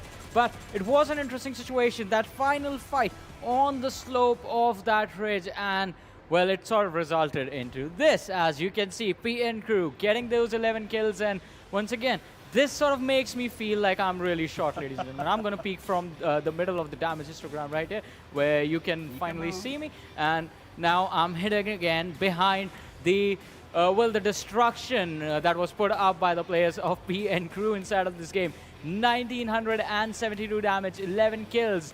Winners of the match, in fact. 13-24, just 8 kills. But I want to focus on Team Bablu and CZ High Voltage. Had incredible performances, had incredible fights. 1551 damage, 7 kills for CZ High Voltage, and 1185 damage for Team Bablu, and just 4 kills. So these 4 teams right in front were the ones who were part of most of the action. Rest of them, as you can see, it's a pretty small line right here, and it goes on all the way towards the end. But I do have a surprise for you guys as well. We have the damage histogram in front of us, and with this, as it vanishes, there is something that's gonna appear. There is someone really special who's gonna appear with us, and I'm pretty sure my analysts are gonna have a lot of questions for this person as well. Ladies and gentlemen, please welcome Tyrant from Team Bablu, who's going to be joining us for an interview, and it is going to be an intense one. I mean, we have a lot of questions for this team, and Tyrant as well has been with the squad for one of the longest. I mean, he has been there since forever, since I started watching this team, and I really want to speak to him, and he's going to be here shortly. What are your questions? I mean, don't reveal them. Don't reveal them. Keep them to yourself. No, Johnny. Wait, again? Third can? Why are we not getting it? I'm going to take it away from Fixes. Tyrant is here, ladies and gentlemen. Tyrant, welcome to the show. And how are you doing? Your team is having a really good day today. Hello. Yes, today we are having wonderful matches. Yesterday didn't go well as we planned, but today I think we have made a comeback and we have learned from our mistakes which we made yesterday. So it's pretty much like a roller coaster ride for us. We are learning new things as the days goes by. So yes. Well, Tyrant, as I was saying a little bit earlier before you came in, I was telling them, like, I have seen you with the team for the longest times, since, well, the very first time I came across your team, Team Bablu. And from there on out to now how the team plays, there has been a shift and there has been a difference in the play style. Could you explain to us how that came about? Previously, as you guys all know, that we used to play aggressive, you know, one knock and that's it. We enter the house and kill everyone. But then it was like we realized that we are lacking position points. Therefore, we are lacking the higher two positions. We don't end up over there. We have so many kills. We have like the most kills in the leaderboard, but still we are not in the top 2 positions. So therefore, we picked this thing that we are not going for position points. Therefore, I think we changed our game style a little bit passive than previous one, and I think it's going well for us. Well, it seems to be doing it strict. I mean, as you said, yesterday was a day where your team sort of did fluster a little bit and there was a shaky performance. But today it seems to be going stable. I mean, the chicken dinner in the very first match and 2 top 5 finishes after that has been pretty incredible. You are getting those points at a more steadier pace. And Tyrant, I'm going to hope that the next 2 games also go your way. Thank you so much for joining us and good luck for your matches ahead. Thank you. And, well, while Tyrant was with us, Fixes has been chugging on his can of Mountain Dew non-stop. I'm pretty sure it's almost done, Fixes, because I have Is a it few though? interesting questions for you now. Okay, go on. Well, we did hear from Tyrant. They are going to go for those placement points this time, and they have sort of interacted and introduced that new strategy into their playstyle. But this time, the kill points are some things that also matter quite a lot.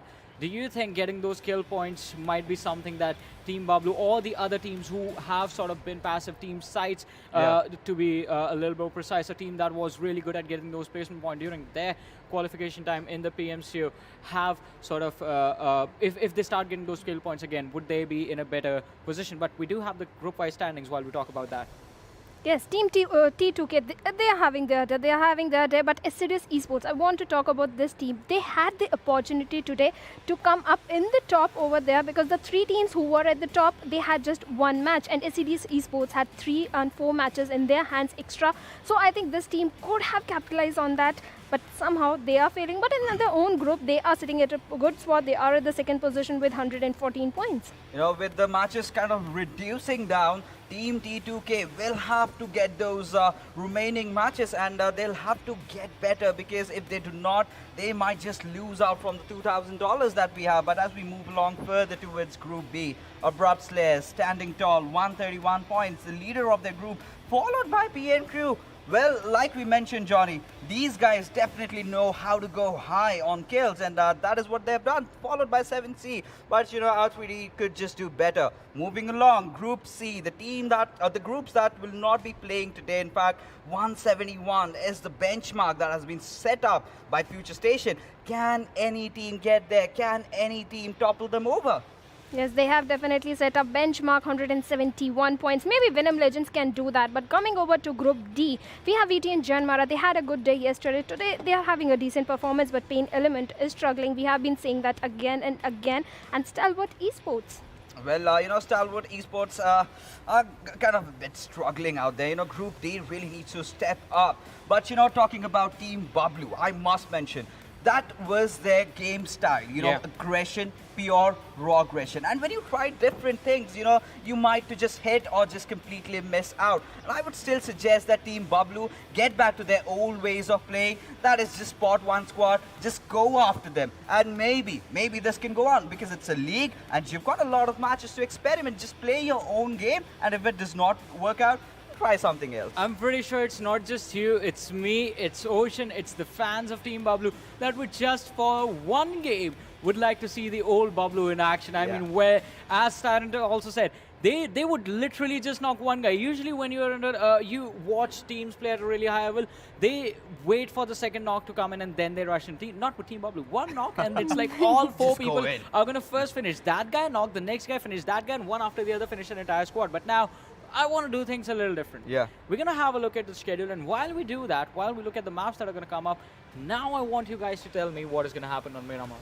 Miramar team ElementriX had been a little struggling when it was coming down to the rotations. They always used to go around the Picado area, take down that hill. So I think team ElementriX, since they have improved, they can work, they can perform good in this particular match. You know, for me, this has to be T2K this time around. You know, that one bad game in Sanhok has kind of set them a little bit behind. But you know, you have to be completely blazing in this particular map if you want to reach to that milestone that has been set up by FutureStation.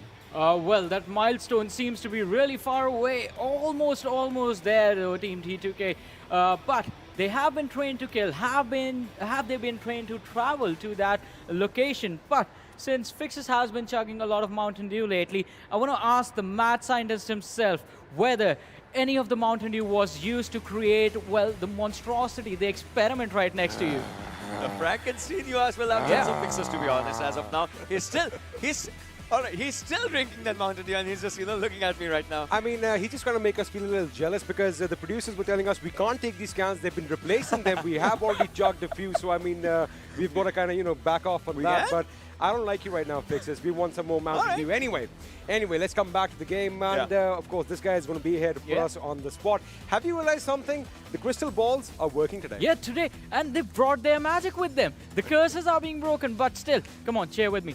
2-0. 2-0. 2-0, 2-0. The big 2-0 is definitely going to be coming around soon enough, and I think Miramar could be a map where it could happen. If you ask me right now, the way Team Bablu is performing, I would say Team Bablu's day might just be it again, because they have been undefeated in Miramar. We've talked about it. We were talking about it as well. Team Bablu, they have had first chicken dinner in Miramar. They have had the first chicken of today in Miramar. That makes 2 of it. So they might just be the second team to get the third chicken dinner as well. You know, there's another team like this. FutureStation have been dominating in Erangel. And, well, Team Bablu has got the matches in Miramar. Are they going to make it a treble? Can they make it 3-4-3 in Miramar? We are going to find out in under a minute. As you can have a look, all the players are ready. And once again, pick your favorite. And let me tell you one thing. If you actually touch a particular screen, they actually light up, they animate, they do something right now. And Ocean right now is pretty much putting his fingers on all the screens. And you know what? Some of them are responding. You know, Question you can make is, a proper dubstep thing. Oh, you could. Oh, you definitely could. But anyway, the teams are pretty much ready. The match is going to be underway in just a few seconds. And, well, all the teammates over here, all the participants, in fact, have that steely demeanor in their eyes. They are ready. And I like the fact that they are now pretty much used to the fact that, you know, we are looking at them as well. Well, without further ado, match number 4 is finally underway. We are heading back to the deserts of Miramar as once again, the big bird is in the sky and Ocean Sharma is going to be taking us through the flight path. From the backyards of Monyover is where we start to. Campo Militar is where we end. You can see Torre Ahumada, Tierra Bronca, Crucible, Water Treatment, El Azhar, Hacienda del Patron, San Martin, El Pozo. Good areas. Picaro as well. Previously, the flight path was northern and the circle was Los Leones-ish a circle if we talk about it. Now I want to see where the circle actually comes up, or if it's the same one, what is going to happen. Team Bablu are going to go to their hometown. That means we can see the old Bablu once again. Now, we do want to see the old Bablu, but we did kind of mention this last time around that they did change up their drop spot. Maybe that is why they got lucky, and I don't know. If you are a superstitious lot out there, maybe Via Del Mar is not the right option, but we are going to have to wait and find out and see what happens. Now, let me just talk about Los Leones. Now, since you did mention the Lost Circle did form over there, however, initially the city was deserted. I wonder if that is going to be the case this time around.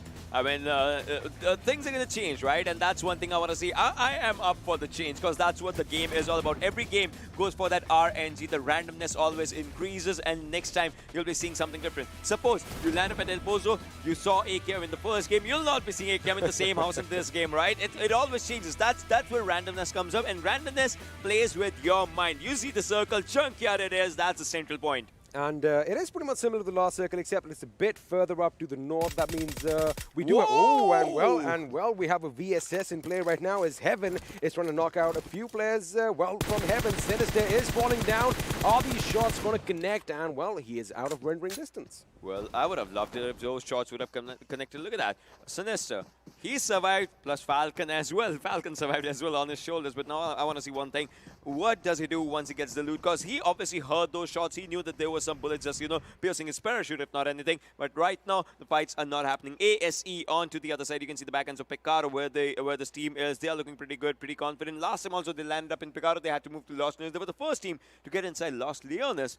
But now, Picaro is what their house is. Plus, they'll have to move north. Plus, also, I like the fact that, you know, I've always talked about the Assiduous Esports and ASL rivalry. Well, we'll come to that in a second, because Joker has knocked out a member of the opposition at distance, and I do believe it was A1 Esports Sinister. We were just talking about the gentleman moments ago that his Falcon had some good balance on his shoulder, but I guess the bird must have flown the coop now. Well, Falcon toppled a bit. That's one thing for sure, I would say. But I want to see how A1 Esports retaliate with the fire, or if they, you know, give an answer or just run away, because a revive should be important. There's the first knock, and revive was out there.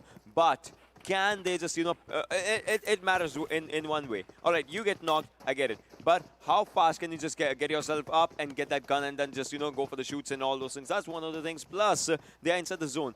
Nothing taken away from this team, but rotation will be a key factor. And Sinister, he needs to pop up a first hit right now, because if he gets shot up once again, one bullet to him, and he'll be going down again.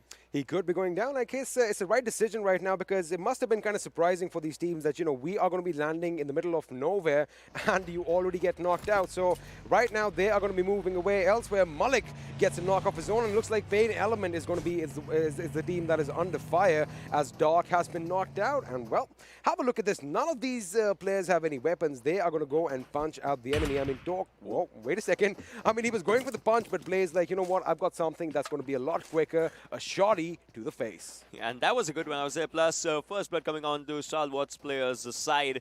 And PAINxELMT, again, first player going down from this team.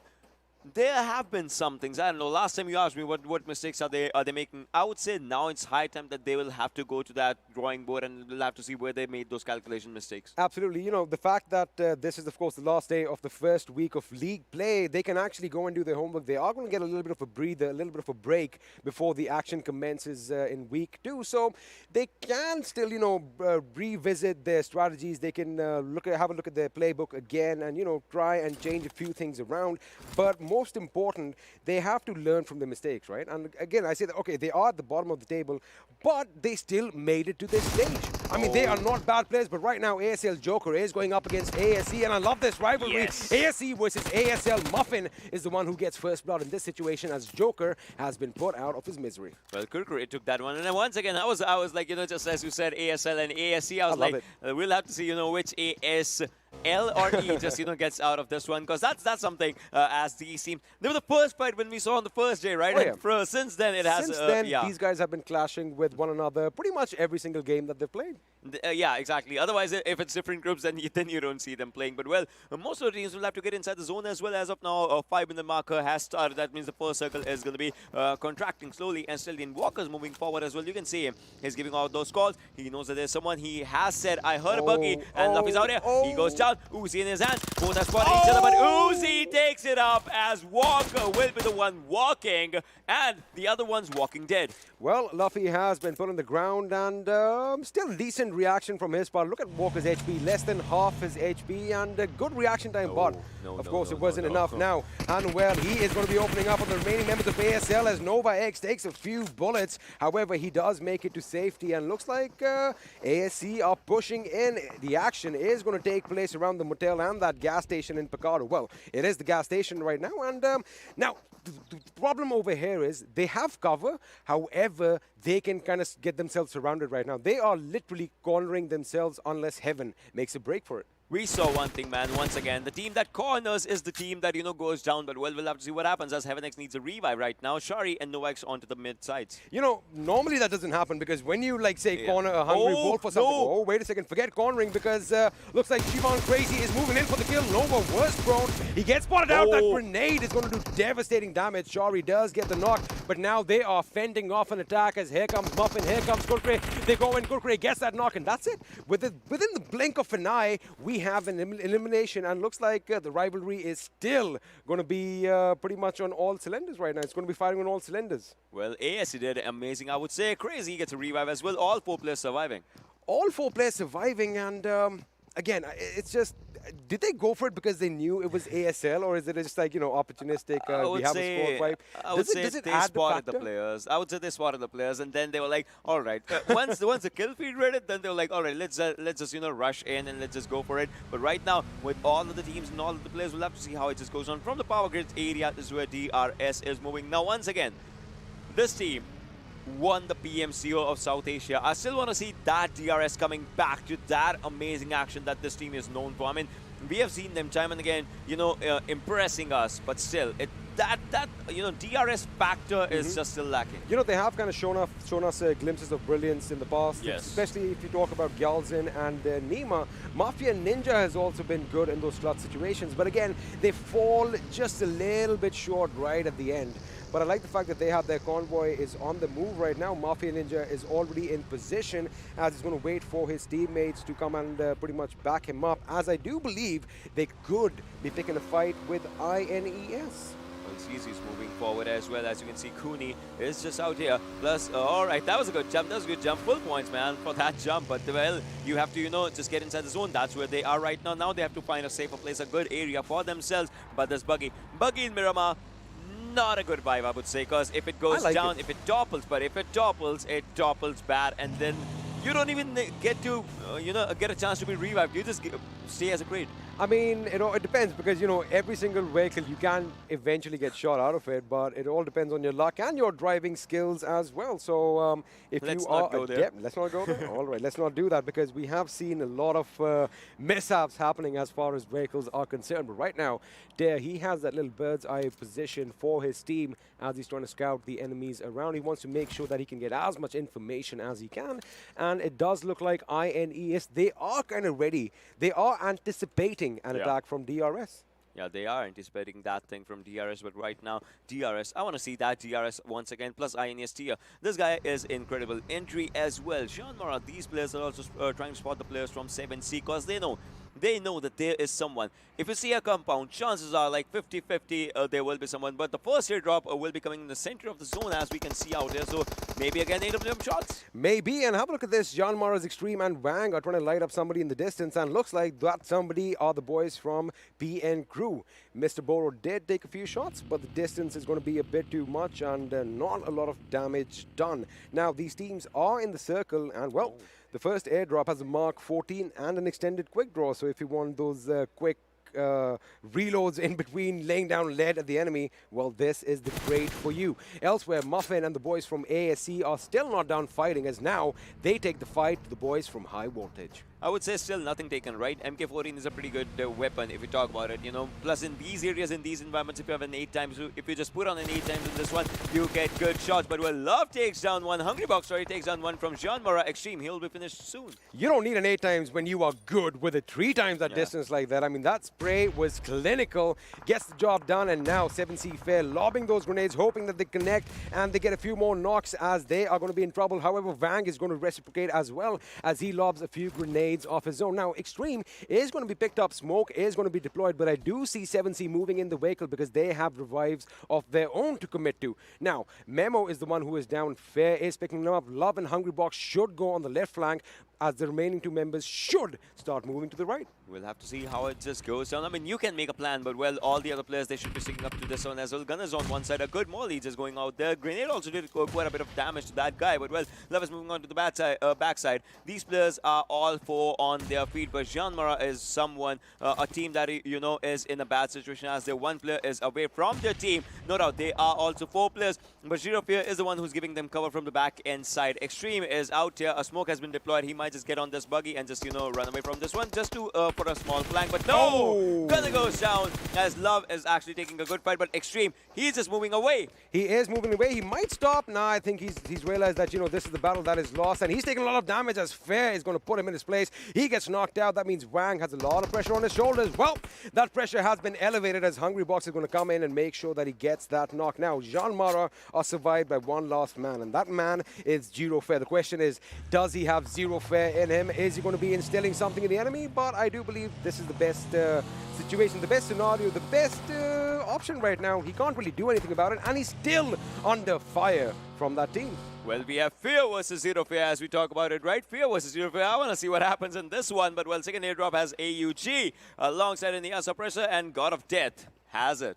And a funny thing was that both those teams that were colliding right now, and of course it was JyanMaara, they did win a chicken dinner, and I do believe that was as Sanhok, and 7C won the chicken dinner in Erangel. Miramar is still, new for them in as far as chicken dinners go. Hopefully they want to change that, but right now DRS are going to be going up against INES, and I love the fact that Mafia Ninja is high up on this house. I mean, he can spot Orochi out there, but meanwhile, JyanMaara gets eliminated, but well, Orochi, a good grenade, might just take Orochi down. I mean, he has his spotted. Yes, it is. Yes, it is. A molly coming onto this side, but a good damage. 50% of the HP was taken down by this one, but well, Orochi still out there. Hey, and another grenade, as he did not sense Orochi is inside this building, but well, Tia, Yashiro, and Entry, they are just onto the downside of Mafia Ninja. I'm telling you, I really like Mafia Ninja's position, and his teammates are around. If you have a look at the minimap, you did see a couple of number 22s around there, but Wait, did I miss something? Well, Muffin was just right there when Aussie was just, going for that grenade. I like the fact that we have two situations in which an enemy is pretty much on your rooftop and you can't do anything about it right now. And, well,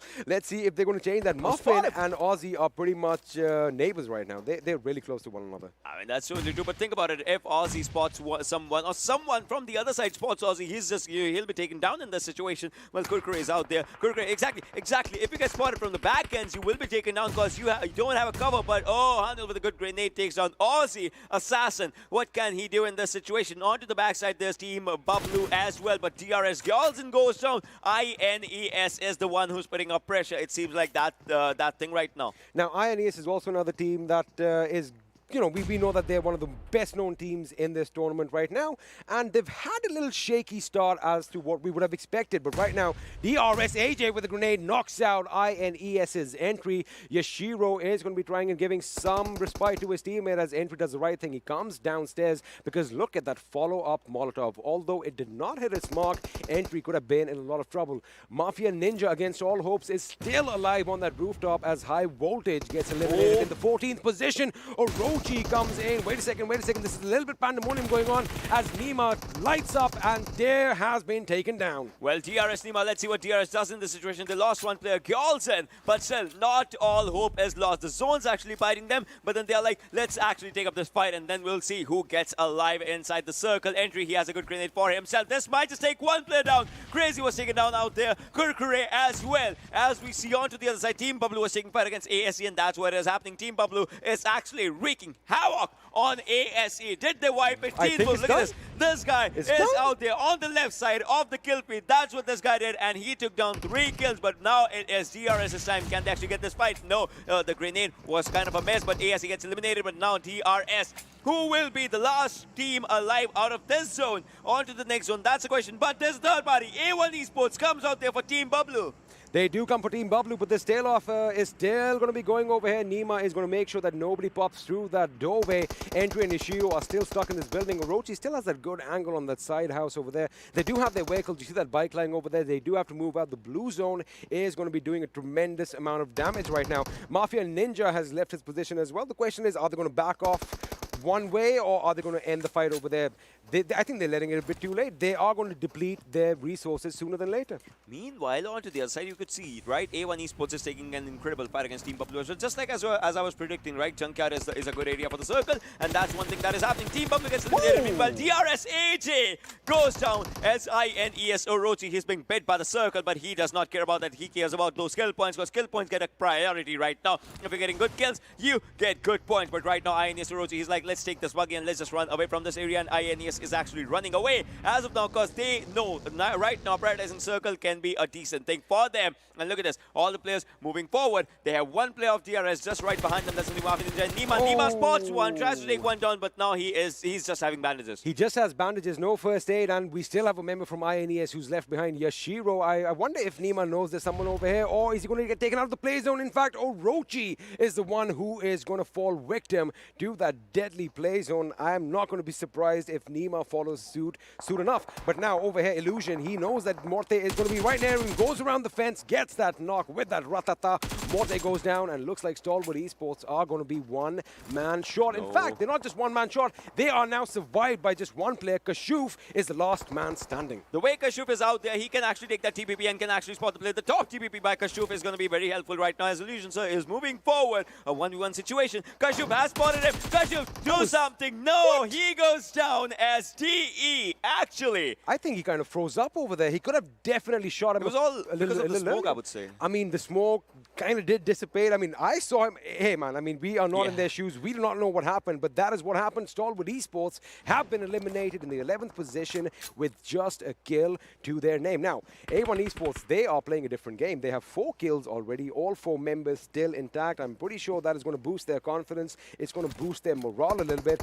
And, well, they are going up against the Giants in the form of T2KSG as INES are eliminated in the 10th position. Well, T2K has had a a pretty good day today, right? They in this game, they don't have a kill yet. I would say yet because I know that they can go from 0 to 10 in no time, and they actually do that perfectly. Well, we'll see when that happens. R3D is on to the other side, but T2K, their players are still struggling. Like Zod is still struggling to get inside the circle. He can, but those ridges are just not letting him get that. But Sinister takes down one from with a grenade. As Sinister gets his name in the grenade, he attacks. But can he get himself inside the zone, and can he get a good fight? That's the question. I like the fact that we had some Car98 action, and over here, Anubis gets blown to bits, gets blown to smithereens. Courtesy of A1 Esports 6-9. Again, those vehicles are pretty much death traps if you have someone with good accuracy shooting down range. Now, A1 Esports are still picking that fight against T2K. Ooh, that grenade damages 6-9 and Jax, almost knocking them out. Dante is just a little bit further back, but I like Sinister's position. Now, the thing is, they have to kind of move along the left edge from their point of view and make it up the hill, because the circle is pretty much to the northwest of Junkyard, and maybe barring one compound and a few scattered shacks, there is no cover except Mother Nature. Well, there's no cover as of now, but those, miniature ridges and all those things kind of create an impact, a difference. If you talk about it, PN Crew, meanwhile, is in a very, very good spot if you talk about it, because, they have a proper area to just rush in, to go in, plus they have a good compound for themselves as well. We'll see where the circle goes, as this is going to be the pose 1. I like how these airdrops falling almost feels like as if they're daunting us.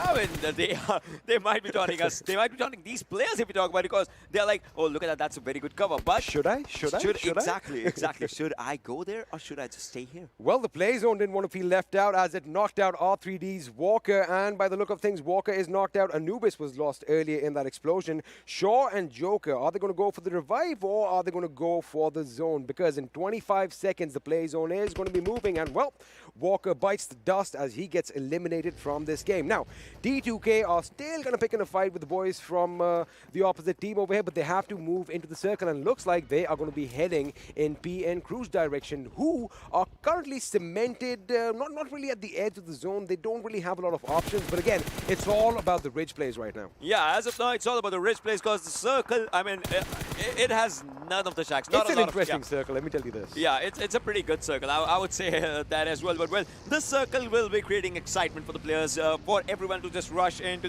that adrenaline rush is going to kick in slowly and steadily. But look at this PN Crew. They have been spotted by the players of T2K, as well as Zod has spotted a few players. Still, this team has 0 kills, but then we'll see when the kills are going to actually increase. A1 Esports 6-9 goes down as a boot was out. There's Sinister as well, as Phobia takes a fight in his own end, but Jax comes up with a good spray of his own alongside Dante, as they take 1-1 for themselves, and Ghost will be finished slowly and steadily. He is going to be finished. Now, A1 Esports are looking good right now. 6 kills, 2 members down. Can they get the revives in? Phobia is going to be coming in. He gets a shot on Dante. However, Dante is the one who takes him out. Or was it? I mean, that was just brilliant. That was just brilliant. The reaction, the accuracy, the precision. This man is on fire. Is that going to be a good grenade? It just was a bit too long, a bit to the left. I like that angle, though. It kind of rolled down. Ayush was moving out there. He just sat down. Otherwise, he wasn't the grenade. Oh my god, that would have been amazing. But well, T2K, let's see if they open up, as Jane takes down one. I mean, they have spotted the players as well. Oh, Shimura goes down by Frankie. Can they end this one against PN Crew, as T2K has to open up their kill numbers? Zod is knocked out, but he is super exposed. But I like the fact that the teammates from T2K, they put that suppressive fire on that metal shack, making sure that Season and Mr. Boro stay put. And well, it is definitely going to help them around, and maybe Zod is going to get picked out without much hiccups. But Sandesh over here, he knows where the enemy is. Is he going to throw a grenade? No, he's not. He's got that Car98. He has that 8-time scope. We've already seen him use it once. I did see him knock someone out with it, but I want to see it, well, for myself. I want to see it on my screen. I want to see a head pop up with that 7.62 caliber bullet. Well, this is not so final game if we talk about it. After this, one more match is remaining, but we'll have to see which team actually gets that chicken dinner in this one, as we have 8 teams alive. Sandesh goes down by Frankie's good grenade, and Joker has been spotted. He goes down, as well as Dante is going to get the 4th for his one if this one is confirmed. Now, the majority of the fights, well, pretty much the entirety of all the fights taking place towards the southern aspect of the new circle. And do you know, only one team is intact in the new circle, and that team is 7C. They are just listening to all the action take place. They're going to be waiting for the enemies to trickle in one by one. Elsewhere, PN Crew are still in a life and death struggle against D2K, who do have the advantage right now as far as they are concerned, that they are high up on the mountain. However, they are exposed from basically all around. So they've got to be on the move. They've got to be on their tippy toes right now. All right, Ayush throws up a good grenade, but this grenade goes onto the backhand side. But Ayush, that means Ayush has the information. He has spotted the player 6 times. Not a very good situation in this one. Like, you can just go for a red dot or something if you want to take this close range fight. But no, Memok takes down 1 from D2K. Zod, this is his second knock if we talk about it. Season has taken down 1 as well. Those K9 shots are coming out there as well as Sandesh takes down 1 as we talk about it. Ayush, Mr. Boro, they have spotted the players. D2K, this might just be the end as 1 more goes down. DRS Gaming gets eliminated, and so does behind them R3D. With that, we have the final 6 teams, and now it is going to be absolutely pandemonium, absolutely chaotic as DE, wait a second, Team D2KSG has been eliminated in the 6th position just to kill to their name. This is what I was telling you. 7C is in the best position right now to literally obliterate all the opposition that is heading their way. The only team that can put up a fight are the boys from DEADEYES, guys, and have a look at that. They are still a 4-man squad. Illusion rated Shifu on top up against the boys from 7C. Is this the game pain element needed? Look at this, 2 players still surviving. Like, if you are going for those placement points, it's a very good game for this team, but is it going to create an impact, a difference in their performance? We'll have to see what happens as they have been spotted as well. Envy has been spotted by On Top, and On Top, he knows how to get his own self. Look at him, just sitting out here, waiting for the smokes area, just, getting all those cover information for himself and for his team players. But have a look at this. 7C's Memo throws a grenade in A1 Esports direction. 6-9 almost getting caught in the blast radius, but they are going to move a little bit upslope towards the left of our screen and, well, out of our screens right now. Illusion, sir, is going to be problematic for him as, well, there is only smoke. That is, Shifu gets taken down again. The smoke grenades do not block bullets. Meanwhile, Dante over here putting all the pressure on the boys from 7C. I love the fact that A1 Esports already have 10 kills to their names. These guys are on a different level right now. A1 Esports is looking pretty amazing. They had a pretty good chicken dinner in Sanhok as we talked about it. I mean, that was day 1 if we say. But right now, the players are on a rap pace at a different level. They unlocked the A1 gameplay as of now. But no, players are slowly and steadily being taken out as we speak as A1 Esports gets eliminated with 11 kills in their hands. Gotta give it up to them. That was a brilliant effort on their part. Now, ladies and gentlemen, we are down to the final 3 teams. 9 people alive. 7C Esports against DEADEYE, guys. Against, believe it or not, PAINxELMT have finally made it to the top 3. They are definitely going to get some placement points, which is going to tell them, you know what, it isn't over yet. But now, we have a little bit of a Mexican standoff as you have a look at all the players. They want to make sure they kill all the opposition and walk away with all the glory. Envy gets caught out by Hungrybox, which means Rohan is now going to be on the back foot. Yesterday's 7Cs and DE, they had 1-1 chicken dinner to their name. Can they, get that second one, or will it be Rohan, who actually staying out of the fight, gets 1 final for himself? But look at this, everyone's looking at Rohan's side only. They're looking at his direction. Oh, Hungrybox has spotted him. 1 versus 1, and there it is. Hungrybox gets 1 for himself. Now we are down to a 4 versus 3 situation. DE, they have 6 for themselves, but 7C is looking pretty decent. They both have had 1-1 chicken dinner, and that too in Erangel. But who is going to be the king of Miramar as PAINxELMT gets eliminated? Now it is down to this one, a 4 versus 3 situation. Now, if you have a look at it, 7C, they are comfortable. They have the rich cover, but look at this flank by Shifu. He gets a knock and the finish on Memo, which means now we are down to a 3v3 situation. It's even Stevens make that 3v2 as Hungrybox is like, you are not coming in. Illusion gets taken down, and within a split second, he is out of this game, which means it's now a 3v5 situation. 3 members from 7C up against DEADEYES guy. Who is going to come out on top? We'll have to see what happens as you need to face your fears, but Graded Sir goes down right now. Hungrybox is pretty hungry for that chicken dinner. We'll have to see what happens as the circle is favoring 7C in this situation, but Hungrybox, he is putting the ultimate pressure on Graded Sir as he has to fight the circle as well. He goes down, all thanks to Love in this one, as another one is just out there. Shifu Sir is spotting the players. Shifu Sir takes out 2 players. Shifu Sir, can he do a 1v3 as he's spotting all the players? He is down to 5 HP. Love versus Shifu Sir. What's going to happen in this situation? Let's see if all that Kung Fu training is going to come in effect right now as Shifu is going to go up against the last member of Love of 7C, I beg your pardon. He is going for a revive. He should be pushing in right now. Here we go, ladies and gentlemen. Shifu moves in. He is going to jump. He is going to shoot. Is he going to get him? That was too close to call. A valiant effort on his part. However, it is 7C Esports who are going to walk away the winners in Miramar. Hungrybox was hungry for a reason, man. He was hungry for that chicken dinner, and those guys had it. I mean, I'm shaking right now. I'm not even joking. My hands are a little shaky. The adrenaline is kicking in. What a game. What a valiant effort by Shifu Sir there at the end, trying to get the job done. But again, winner, chicken dinner goes to 7C Esports, and well done, boys. I mean, the team was not at the level of Kung Fu Panda, right? They were looking pretty decent, but I mean, well. you know, that training goes both ways. But also, kudos to PAINxELMT for breaking the top 3. I mean, they did amazing. PAINxELMT, they had a pretty good run for themselves, but well, this was an incredible Miramar. It was an incredible Miramar, which means that there is one more game left, and I know you want to see all the action, so we are going to take a quick little break. Stay tuned. We'll be back after this.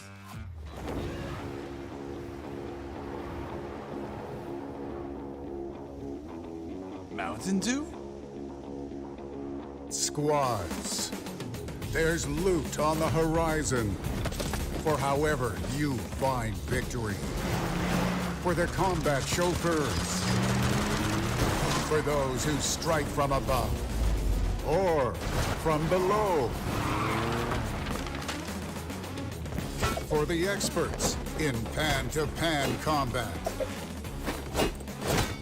Whether you're taking a leap of faith or just aren't afraid of a close call. Fuel your path to winner chicken dinner with ice-cold Mountain Dew and with exclusive loot from Mountain Dew fuel stations. Spawning on a map near you. Welcome back, ladies and gentlemen, once again to the PUBG Mobile Pro League South Asia Season 2, Week 1. Day number 4 is so close to the end, but in the second last match, we did see 7Cs rise up in the desert lands of Miramar and grab the chicken dinner for themselves. This is Super Johnny, joined on the analyst desk by our analysts, Shadow and Fixes, and well, I mean, the casters were talking about the 7Cs did get the chicken dinner, but I think the big news is going to be PAINxELMT breaking into the top 3 finally after a really long time. My question to you guys right off the bat is going to be, is it worth it just to get the points to be in the top 3 with 0 kills? At least they have shown improvement, Johnny. That we have to give, because always coming up in the end, at least they are getting the position points. Maybe by day 2, we'll see them getting the kill points also. But if we talk about MVP, Assiduous Esports, this team impressed me the way they started off, eliminating the squad of Abrupt Slayers. The very first kill, the very first bloodshed, Muffin and his teammate Kurkure rushed into the compound of Abrupt Slayers and eliminated the whole squad. This was the aggression we needed. Wait, what? I'm surprised. 6 kills? Yep, 593 damage, 12 minutes 54 second survival time. You know, I have to give it to the zone this time around. You know, when the final circles were being formed, I could see a cluster of the teams on the southern side, and a lot of them, in fact, could never just make it. So this was not a very high kill affair, but 7C being over there, Hungry Box, huge ups to him. But you know, my boy Muffin definitely shown this one out. Exactly. I mean, just with the 12 minutes that he was in the game, almost 13 minutes inside of the game, he made sure that he had enough kills to secure his team a lot of points. And as Fixes said, this game wasn't a high kill affair for the teams that actually got the chicken dinner for themselves. And we do have the top players on our screens, as you can see. Hungry Box, I mean, he is hungry to get those kills for himself. Does manage to find his way inside of the top players list yet again. 4 kills coming in, 24 minutes and 43 second survival time, almost doubling up on what our MVP had. And Muffin is the only player with a less than 20 minute survival time in the top players list. I mean, that's the first time it ever happened. You know, have 12 minutes of survival time and you get the MVP. But huge ups to Shifu, sir. The way he had initiated that fight, final fight against 7C, from the blank lines, going in for the flank, he just missed out on that chicken dinner. Exactly. I completely agree with you. He just missed out on it, because that final push, I mean, it all sort of brought it down to who was the more accurate, who had the better crosshair placement out of the two, whose reactions and that aim correction was pretty much on point in that one moment. But with that, ladies and gentlemen, let's have a look at the standings for this match and see how many points did the team actually get. And yes, 7C's Esports getting the chicken dinner. I'm not surprised. This team, the way they have been performing since day 2, their strategy, if you look at it closely, is being very smart. Even the fight they had with JyanMaara, they knew JyanMaara people were at the height. One of their players knocked down a gunner extreme over there with that 3-time scope, and immediately the 2 of the players of Team 7C's rushed over there. Even though the player got revived, but the team obviously got off guard, and that's why they were able to eliminate. They have been playing very smartly. I'm loving their gameplay, so I won't be surprised if they will be in the overall top standings by the end of week 2 or something. But Abrupt Slayers, they are, and JyanMaara, they are sitting at the bottom. Oh yeah, it's we can see that there, but well, Abrupt Slayers, they've had their good days, and this was certainly not the one I was talking about. CZxHIGHVOLTAGE, they went off to such a good game, and again faltering out in Miramar kind of breaks my heart. But you know, getting down to the point that we were discussing about PAINxELMT, not having enough kills, but it's all right. You know, slowly but surely, they're kind of catching up. This is just the first week. We still have a few more weeks to go, and maybe next week might just be the charm. Exactly. Maybe the next time is going to be the charm, or the next map, or the next week. Because our journey is still a long way to go, ladies and gentlemen, if we are heading towards the finals of this PMPL South Asia Season 2. But with the game standings out of the way, the next thing that's going to come up next is going to be do the due moments of this Miramar match. And I'm pretty sure every time I say the word due or even refer Mountain Dew, there's one man on this desk that's super happy, and that is Fixes. Yeah, well, you know, why not?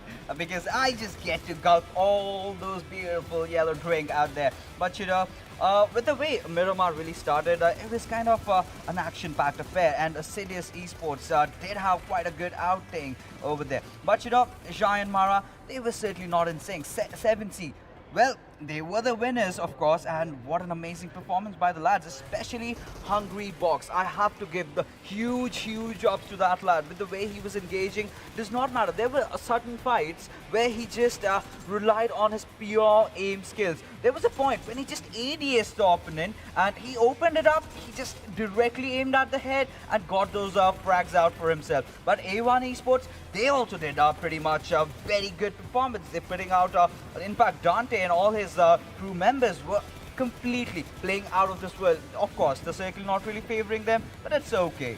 Yes, the circle cannot always favor you, but we have to give PAINxELMT people coming out in the top 3, and one more team, that is Assiduous Esports. They showed aggression in the beginning, but Team Bablu did 1v3 over there, and they eliminated that squad. Well, it was an incredible match and an incredible performance in this game, and yeah, it is the final moment where Shifu sort of decided to go in for that aim duel against his opponent from the Team 7C. But 7Cs, as I said, the waves were really high. It was a tsunami indeed, and you can see the size of it. 2,050 damage from this one team. And once again, I'm going to have to find my way between the towers of damage that was laid out by these teams inside of this game. And one of those teams that we sort of missed out on in the discussion on the analyst desk was A1 Esports right here, in fact. And 1,956 damage coming in, 11 kills from the team, and incredible aggressive gameplay. But also want to point out the outliers that we have in the damage histogram and the standings, ladies and gentlemen. Usually when we see a team with less damage under 200, we see them towards my left hand side, toward an early exit, a lower finish. But I guess the trend is going to be broken by the team PAINxELMT, because you see them on the 3rd place finish right here. Only 117 damage, 0 kills, but still getting those placement points. But with the new point structure in action, unless they can replicate this performance every single time in every single match, they are going to be in trouble. So they need to make sure if they are getting those 10 points, they are getting those 10 points in every single game. Yes, of course, if they are getting that 10 points, or even if 8 or 6 points, it is better than being at 0, which they have done many times. Yeah, it's better than that. But now let's have a look at the leaderboard, ladies and gentlemen, and see how things are going. Does this match improve anything for PAINxELMT or not? Yes, we'll have to see. But first, the FutureStation has to be at the top and Venom Legends following them. But they have had their matches. Let's talk about the team, Assiduous Esports. Like you said, they had very high damage. It's because they started off like day one, going super aggressively, rushing in towards the compound. In fact, especially Henwell. CZxHIGHVOLTAGE was at the rooftop. He threw a grenade, took him down. That was the aggression that Assiduous Esports should have shown from the starting of this day. But somehow that 1v3, I think I had high hopes from this team, but somehow they disappointed me. You know what, Shadow? What do I see over here? I see that 18 points difference between Deadeyes guys and FutureStation with that one game remaining.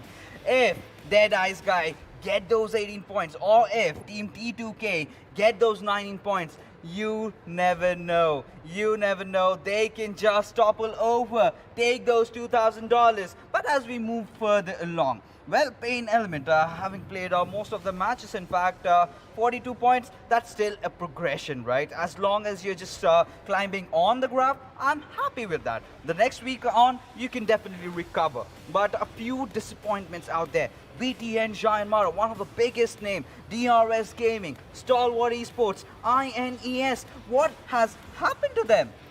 Well, they have seemed to stop in their tracks, and I think one of the biggest outliers over here, we did talk about outliers in the last game, how PAINxELMT sort of broke the trend of not giving out damage and sort of taking us back to the older days when placement points used to matter out for a lot.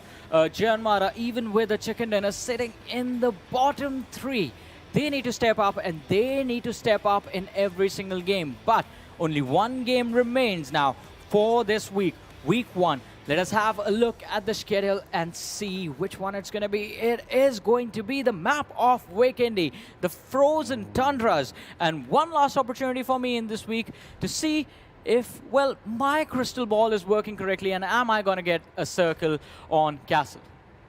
Let's hope for that, because last time we saw Castle Teen Bablu Teen Wolf was the solo remaining player and sitting over there and getting the position points. Well, for me, this time if I have to predict not just one, but 2 teams, I want someone from them. T2K and Deadeyes. That one chicken dinner, have at least 4 or 5 kills and just turn the map red.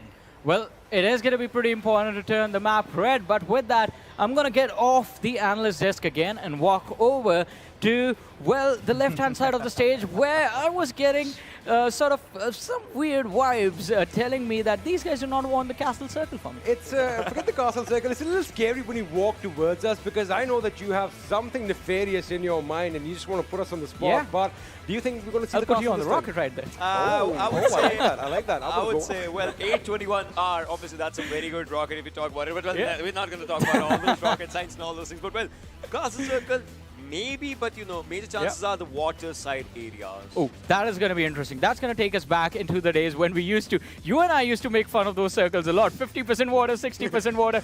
But I love the fact that finally, when we did see the map in front of me of Vikendi, I had a cover of a vehicle. Finally, I mean, it's about time they put you behind cover, because you've been exposed way too much, Johnny. Anyway, with that, ladies and gentlemen, it is time for the final game of the day, and you know, what better way to put an end to the weekend than with a map in Vikendi. I mean, I tried, but it is going to be the final game of the day. It is going to be in Vikendi. It's going to be the frozen tundra once again. Ocean, let's just quickly do this again. What are you expecting from this game? I'm expecting 20 kills. Please, please, please give me those 20 kills. What do you guys think watching at home? Is it going to happen? Are we going to see the big 2-0, or is 19 Everyone's going to say going to no, be the highest bar that's been set for this week? We are going to have to wait and find out as well.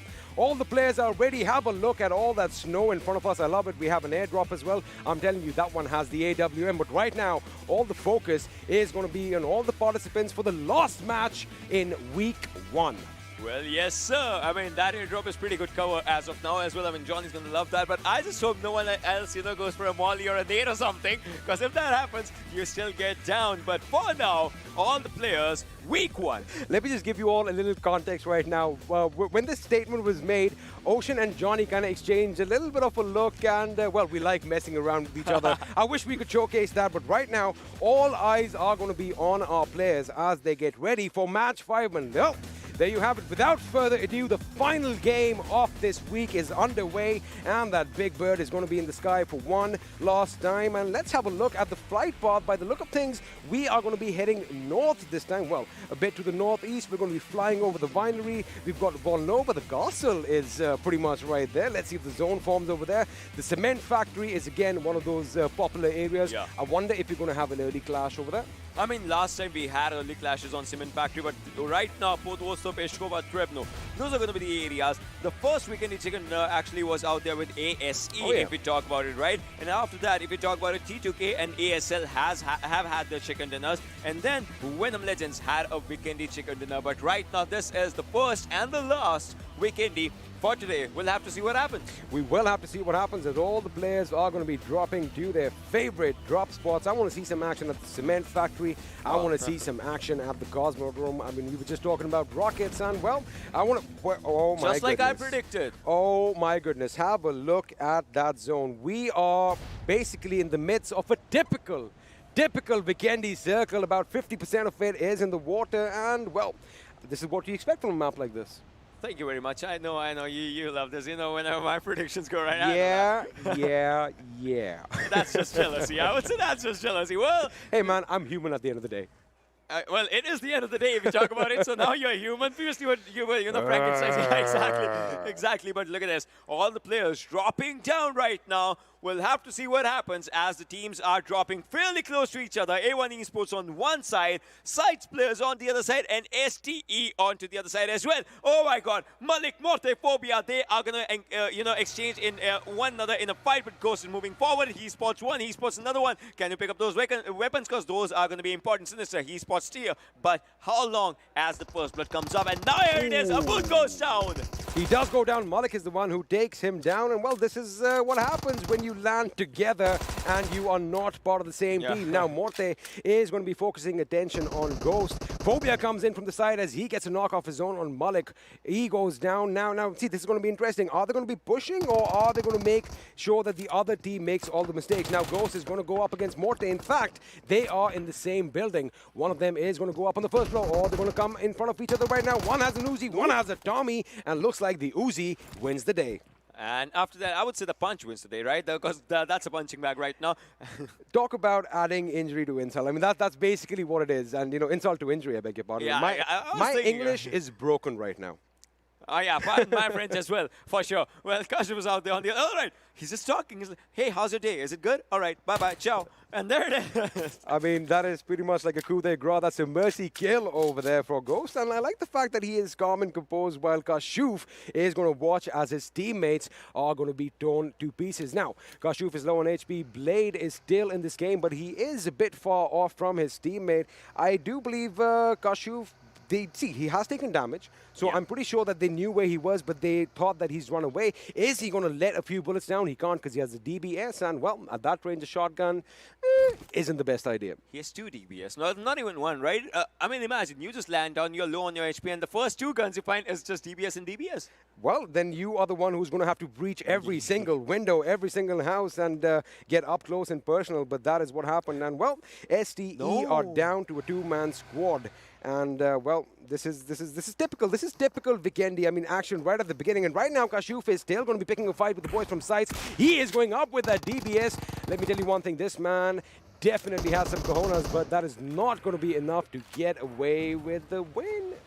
Well, now it's just one player surviving from that team, STE. And that one man, if he goes down, then it is the first squad wipe, as we will be seeing right now. They were going for another Darcy, and yes, there it is. They found one, and they will be going with that one. So one of the best parts of this initial fight was, see, it increases your adrenaline as soon as you see someone else is out there. And now SCYTES, they are spotting, trying to go for their loot, but if they find another player, that's squad wipe, and Ghost is moving forward. Ooh, the question is, does Ghost have an idea that someone's over here? Blade definitely has heard him, and Blade's going to let loose. Wait a second. Everything was in his favor, but Ghost gets the better of him. I mean, that's a good one if Ghost gets the better of him, right? Because they were taking that fight in their own hands, and all 4 players taken down. Well, with that, we have the first team to be eliminated from the last game of the first week of action, and that team is going to be Stalwart Esports. One man who's going to be disappointed is Fixus. Well, Fixus, I mean, all right. Well, I'm not going to joke about it. We're gonna hear from him on his analytical desk later on. Don't worry about it. I'm pretty sure he has a few pointers to make about what is wrong with Stalwart Esports. But we are going to continue with the action as we have a look at Code Zero High Voltage, just pretty much looting blissfully. Well, the team that he, chose actually went down, so that's one thing that happened right now. But, well, moving forward, after this game, it's one thing. Team with best performance gets rewarded for this week. So this game kind of becomes really important for a few teams as well and a few players as well, MVPs and all those things. But right now, Team Bablu, let's see what they do for themselves as they're looking pretty good. The first player engagement happened out here and they took down one from Assiduous as Crazy might just be the one to go down. Teen Wolf goes down as Erangel comes from the back end side. Teen Wolf almost made it to safety. In fact, he even closed the door behind him, but those bullets just caught up with him and he is going to be in a bit of trouble right now. The question is, where are his teammates? Because if you have a look at the mini-map, I just see one number 5 over there. Well, that is, of course, ASE. They are kind of scattered. The question is, are they going to come in and give that relief on time? But right now, Muffin frantically trying to search for the enemy. But again, the distance is way too much for them to make an impact. Yeah, distance is quite a lot. Plus, talking about distance, look at this. The first zone's, going close is going to be closing, but then 13-13 is the distance. So those two unlucky numbers. Long way into the circle. It's just exactly what he said. Imagine if you have to go on foot. Nah, I'll just give up. Take my loot. Take your loot. All right. This guy's going to give up. But it looks like Bablu is not giving up. He's getting in his vehicle, and they are all going to be scattering towards the safe zone. And it looks like Teen Wolf is still going to be on his knees. Respite is not going to be coming for him. And there we just talked about it. Kurkre is going to make sure that he puts him down. Now, we have 58 people alive. That means one squad has already been eliminated and 2 have gone down elsewhere. That was, of course, Teen Wolf, who went down moments ago. And before that, Abud was one of the first casualties of this game. The circle is what is interesting because the surface area is pretty much 50% land, right? That means all these teams are going to be pretty much up in each other's faces really soon. And that's where it comes down, right? The first circle gives you the vibes of the fourth circle, and that's one thing. That's the pressure. You have 4 times more the pressure, plus Cosmodrome becomes a crowded area. And no one likes a crowd right now because as in this situation, your house is filled with your players and the next house is filled with the other ones. Yes, sir. And one thing that is interesting is that 9 out of 10 times, whenever we see a fight taking place far out in the blue zone, the teams kind of separate from one another. They go in the opposite directions and they kind of, tango with one another in the next circle. That is something we might just see again. And have a look at this. Deadeyes guy, they have a little bit of advantage. They have that compound with a couple of these players scattered on the right to make sure the flank is secure. But right now, Nima is going to go up against the opposition right now. And he is getting shot out from outside. Danny does get taken down courtesy of AJ. And Nima is going to make sure that he seals the deal, gets that kill point for his team. Mafia Ninja gets taken down. Gyalzen, however, is going to be quick on his feet. He did finish Zibyan, however, he got taken down by Kurkre. I'm going to say one thing. DRS did a brilliant IQ maneuver out here, just taking a fight against Team Bablu, but ASE is the one that is actually putting up a lot of pressure. But right now, AJ is going to give a revive to Mafia Ninja. Nima, everything's on his shoulder, but no, Mafia Ninja goes down as ASE. Crazy is doing some crazy stuff from the other side, and look at this. Crazy might just take one down for himself. Oh! That blast was actually, he went with a blast, if I have to say. Nima kind of went down on his own accord right now, but Jivon Crazy, he was knocked out earlier, but right now he is definitely on his feet, wrecking havoc as far as DRS Gaming is concerned. AJ is one man standing. Gyalzen is going to be picked up, but Hanuel is coming in from behind. The question is he going to get the job done? He jumps, he shoots, AJ goes down, and, well, that's all she wrote by the look of things as DRS Gaming. Have they been wiped out? Yes, sir. They have been wiped out for a split second. There was a little bit of that glitch thingy, but ASE Hanuel on a dominating spree right now with 3 kills to his name. Yes, sir. DRS Gaming gets eliminated, but right now we are down to less than 50 people, 49 on the marker, 14 teams surviving. But look at this, PAINxELMT, their players, they need a revive right now, but DE, they're not letting it happen. I like the fact that this isn't the Vikendi that we're used to. We are seeing action right at the beginning, which is exciting. And I like the fact that they've, that grenade was a bit of a mismatch over there. Shifu with the knock over here on Anubis. He tries to switch his weapon, but Shaw gets the better of him as he goes down. Illusion coming in from behind, getting a knock on Joker. So we have the little bit of a trade-off going over here. Ooh, have a look at this. One grenade could spell trouble for R3D. One grenade to rule them all. Are you going to give it out to us as we are seeing this fight? But no, right now smokes is the main meta as you need a revive. The players do need a revive out here. INES, PAINxELMT, DE, R3D, so many teams in one clustered area. That's where the circle just comes up. I mean, that's the beauty about this game. I'm pretty sure we are going to see some action at the Cosmodrome later on. The circle does seem to be heading that way, but we have shots fired. I do believe INES and PAINxELMT are going to have a little bit of tango elsewhere. Dante blows up Fair without any fear in himself. Rated, in fact, gets a knock on Joker.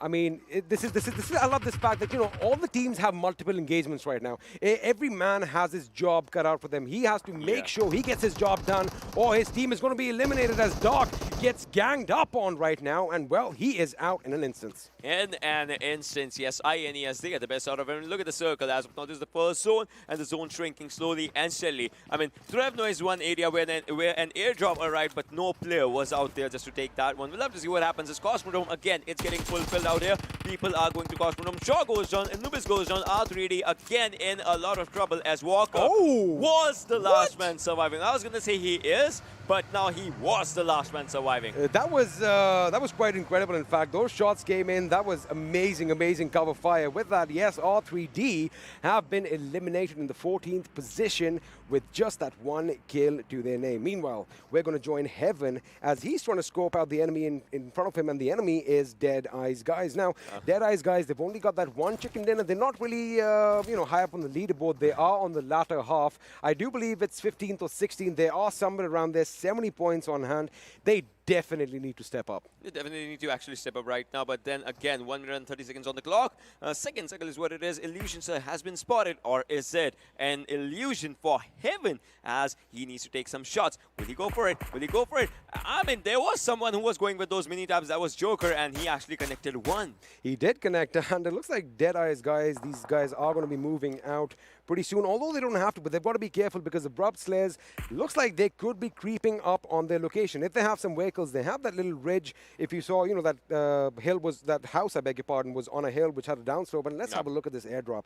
The second airdrop of the game, and we have a Grotza in it once again.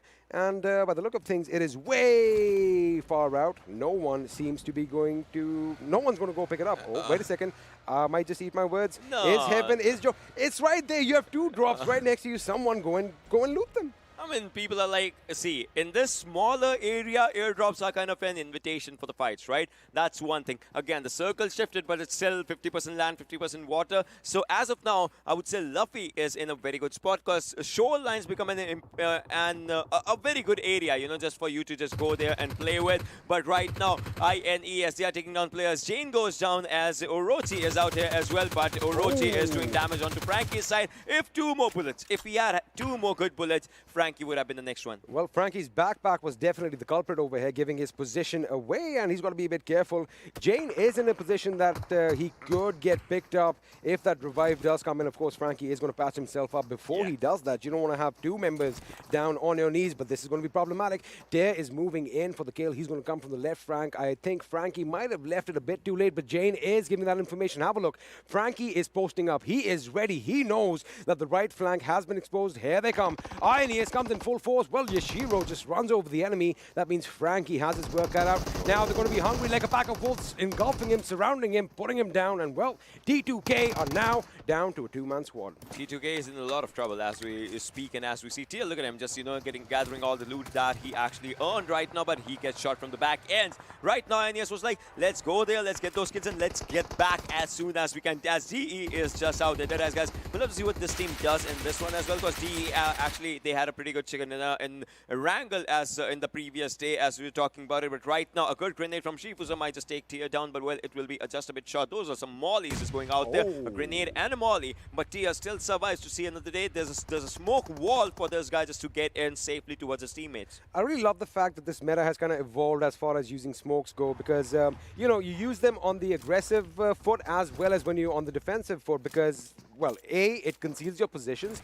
B, it conceals your positions when you're going in for the kill. I love the fact that, you know, all the players are using all the throwables. In fact, grenades. We have a lot more grenade kills now than we did before. But let's have a look and see where the circle is going to take us. And, that is pretty simple. It's pretty, what's the word that I want to use? It is... Cosmodrome? I mean, it is the Cosmodrome, but I wanted it to be a drastic shift. I wanted some drama right now, to be honest with you. I wanted it to be out in the water, to be honest Plus, with you. not even in the next one, but after that is where the circle is going to be with the drastic shifts. As you can see, still the shoreline's there, right? So shoreline kind of creates that impact. As you can see, Luffy's out there still surviving. Plus, no one looted those drops of Strevno yet. No one has looted them yet, but right now, ASL, they are on the offensive as they want to breach this compound, which is currently held by the boys from T2K. Ooh, Venom almost getting knocked out, takes a blast to his face. I mean, let me tell you one thing. That man has some thick skin as he survives that Zod, laying down some lead, trying to make sure that Venom is unaffected right now. Now, the thing is, Venom should not make a sound.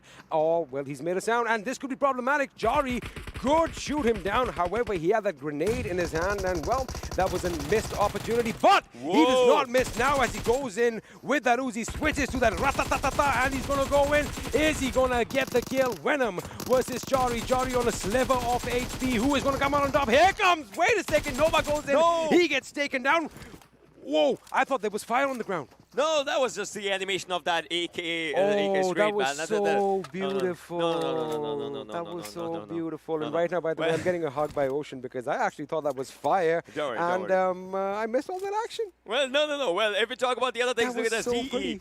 Well, DE is onto the back end side, but we'll have to see what DE does as they have a proper area. They heard those shots, but then they're like, let's just not go there. Let's just give those players some time. Let's just take us. Let's just, give us some time to figure out the other strategies, as in less than 15 seconds, next zone is going to be forming up. A1 Esports' players. They lost one, Sinister, right at the start, right off the bat of the game. But, well, other three players are still surviving, and another one is just out there. Do you realize Sinister was the first person to be knocked out in the last game as well? And in a similar situation, he did have weapons on him. No heals, no helmets, no armor, and, well, he paid the ultimate price. But, yes, we do have another Groza, and it doesn't really matter because no one's really going to go for the airdrops. We are now down to the final 12 teams. 38 people are still alive, and by the look of things, Cosmodrome is still in the epicenter, and Dante, well, he spotted out. But have a look at his kit. He already has the level 3 backpack, the level 3 helmet, and the vest. Now, the question is, does he want to exchange his M4 for a Groza or not? I mean, depends on how much 5.56 he has or how much 7.62 like he can carry with his other things like, meds, maybe grenades, smokes, and all those things. Because your loot actually depends on what you are going to be using, what you're comfortable with. If you're good with smokes, you can actually carry those smokes. If you're good with those, medical situations, you can go for the medics and all those things, those first aids, maybe other things. Plus, if you're good with 7.62, like it depends. For guns, I would say it's all about your comfort zone. To each his own at the end of the day, after all, right? I mean, the aim of the game is to make sure you eliminate all the opposition. It doesn't matter how you do it, whether you use a pan, whether you use a grenade, a gun, or your fist. Killing is killing, winning is winning. And right now, DEADEYES, guys, these guys are looking good. They have 6 kills to their name already, a 3-man squad as of right now. They did of course, lose on top just a little while earlier. In my opinion, one of their better games in the day. Well, as of now, we'll have to see how it just goes down as we are down to 18-minute marker. And there have been quite a lot of fights. I mean, previously on the second day we saw... This isn't your typical Vikendi. This isn't the typical Vikendi. Look at this. Again, the next zone still has a shoreline, just as I was saying. But after this is where, it goes for a bye-bye to the shorelines. And that's what's gonna be happening in less than 45 seconds as a zone will be forming up again. But for now, as what I was saying, you see the circle. But Hanil, all right, someone actually pushed him out of the vehicle. Again, remember, guys, as in real life, make sure that your vehicle comes to a complete stop before you decide to exit it. And seat belts are also important, well, if you're talking about the real life. Well, looking at all these things, look at this. ASC.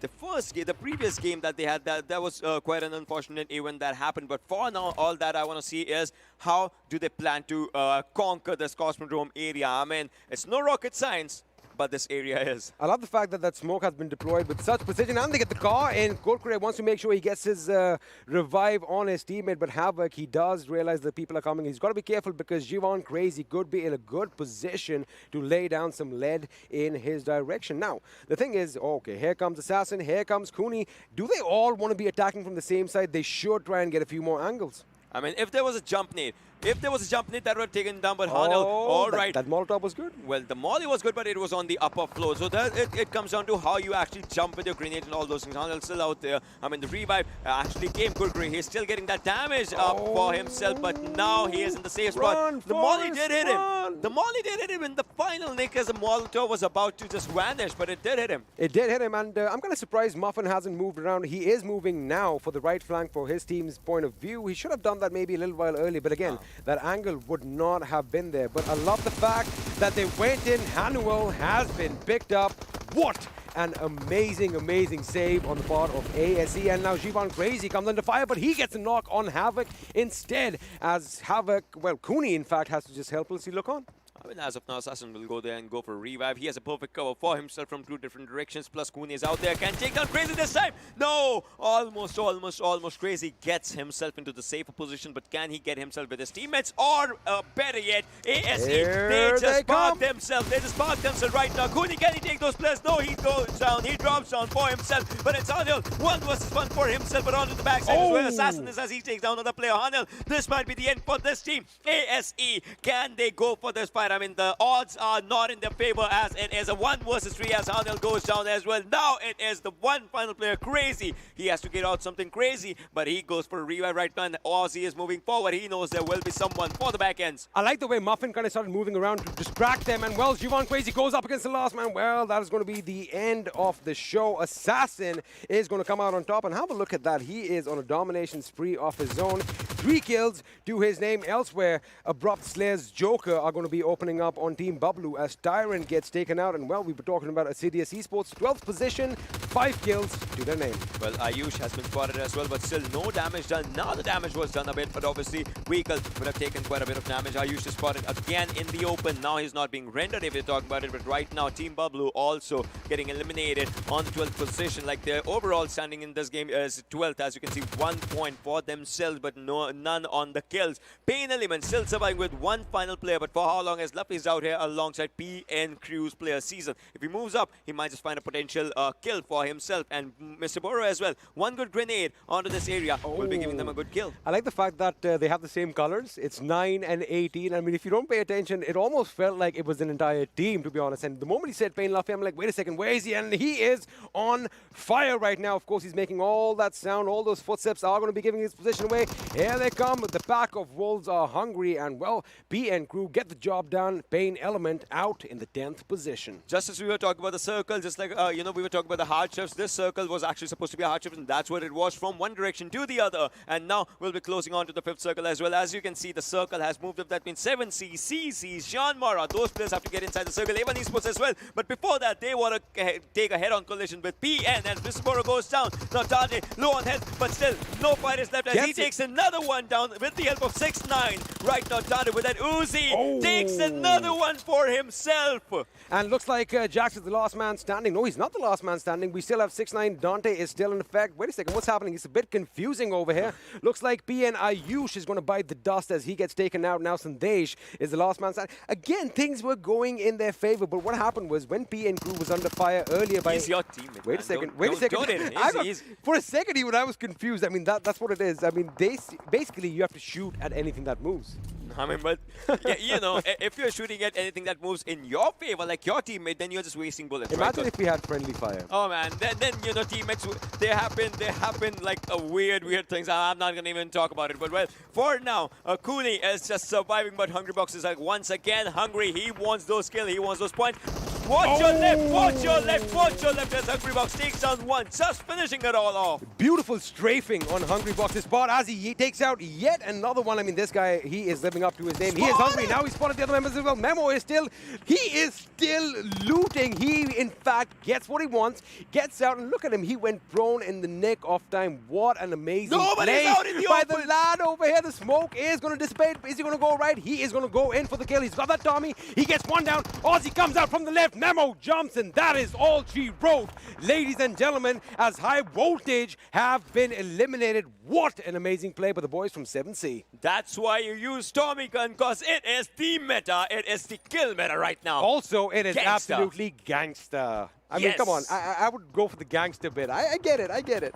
Yeah, I mean, that's totally true. It is the gangster meta if you talk about it. Right now, the revive should be coming in. If you go for the revive, 15 seconds on the clock, 14 seconds, 9 seconds, 10 seconds for the revive, and then 4 seconds for the first hit is that important. Things could have gone terribly wrong for 7C, but the way they turned it around in their favor is commendable. Now, let's have a look and see what INES are up to as they are survived by two members, Orochi and Yashiro. By the look of things, Orochi does not have the weapon that I wanted him to have on his back. However, he is still versatile with those ARs and those DMRs. Now, the circle is closing in. We have 8 teams still alive. 21 people are still in the thick and thin of all the action. And now, Yashiro is going to be in a bit of trouble as DEADEYES guys definitely have an idea where he is. But the question is, are they going to go in for the kill? Well, it seems like it as they are, just using throwables for now just to get this information. Yashiro goes down in the situation as HeavenX was the one taking him up as he is moving forward. INES gets eliminated. 7 teams down the line right now. 19 players still surviving. Circle again out there in the open. We'll have to see what happens as Phobia is out here as well. He has his eyes set on 7C.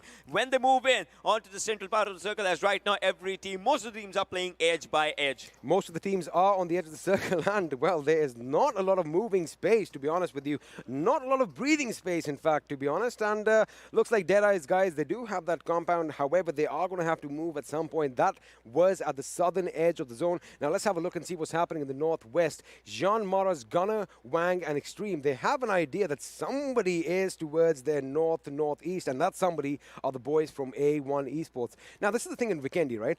Until or unless the zone absolutely forces you out, you don't want to let go of any sort of concrete around you. Look at Priyanka's Sunday. She's just out there. If he gets out in the open, he will be spotted by the circle. Actually chooses the central area. For now, again, as you can see, Hungry Box has been spotted. He might just go down, but no, the reload saves him for now. But he's still spotted. Hungry Box goes down right now. The car has been blasted as well as DE is putting the utmost pressure on 7C. As of now, Love needs to get out. Memo needs to get out. But how will they when DE Shipusa is right on them? Now, here is a problem that I see, that I kind of foresee right now. In fact, DE has all... That's what I was talking about. They are going to get shot from ASL from the right because that gunfire definitely attracted the attention, and they know they can be in a position to kind of gatekeep because both these teams are, in fact, outside the circle. In fact, for 7C, with their vehicle blown up, it looks a bit problematic. Phobia is in front of them. JyanMaara could have their vision on them, but now, DEADEYES guy, have a look at their position. They have to move in from the right side,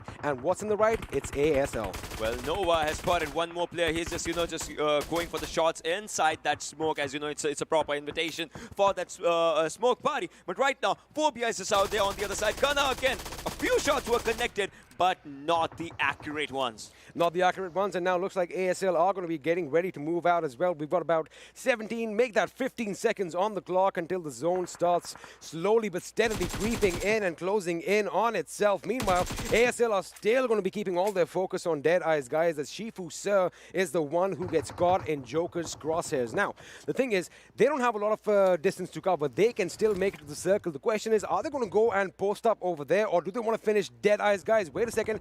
2 of them have left. Shifu is coming in the vehicle of his own. They, in fact, are going to beat them to the finish line. And are they going to get taken down 6-9 with 1 knock? Is Rated going to go down as well? Well, we're going to have to wait and find out. Remember, 1 member of DE is still on ASL side. Well, A1 Esports' 6-9 will be on the domination. As you can see, Jiropia has spotted a few players for his own self as well. As JyanMaara is looking really confident for this win. If they get it, it's going to be a good one. Well, Love might be the next one going down, but no. Joker has been spotted on one side. JyanMaara, they are looking amazing as they are ready to wipe whatever comes right in front of them. I do believe the final fight is going to be between JyanMaara and A1 Esports by the look of things. Well, I might be wrong because one of them just went down. Dante is the one who gets knocked out. 7C out in the 5th position. That means we're down to the last 4. 6-9 with that Ratata suppress, laying down some lead in the direction of the enemy, but Joker is quicker, gets him, and well, Giro Fair is going to come in and steal the kill. He steals it for itself, but he also is going to steal the show if it goes like this.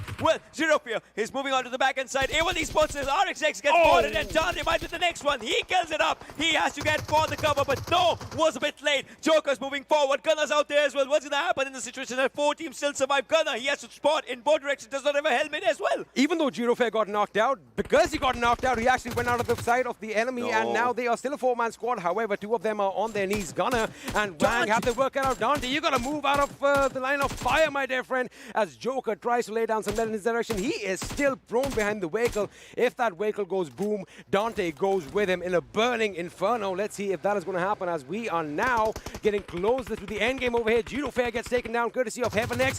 HeavenX gets Wang as well, and JyanMaara, who were currently a 4-man squad, are now down to 2.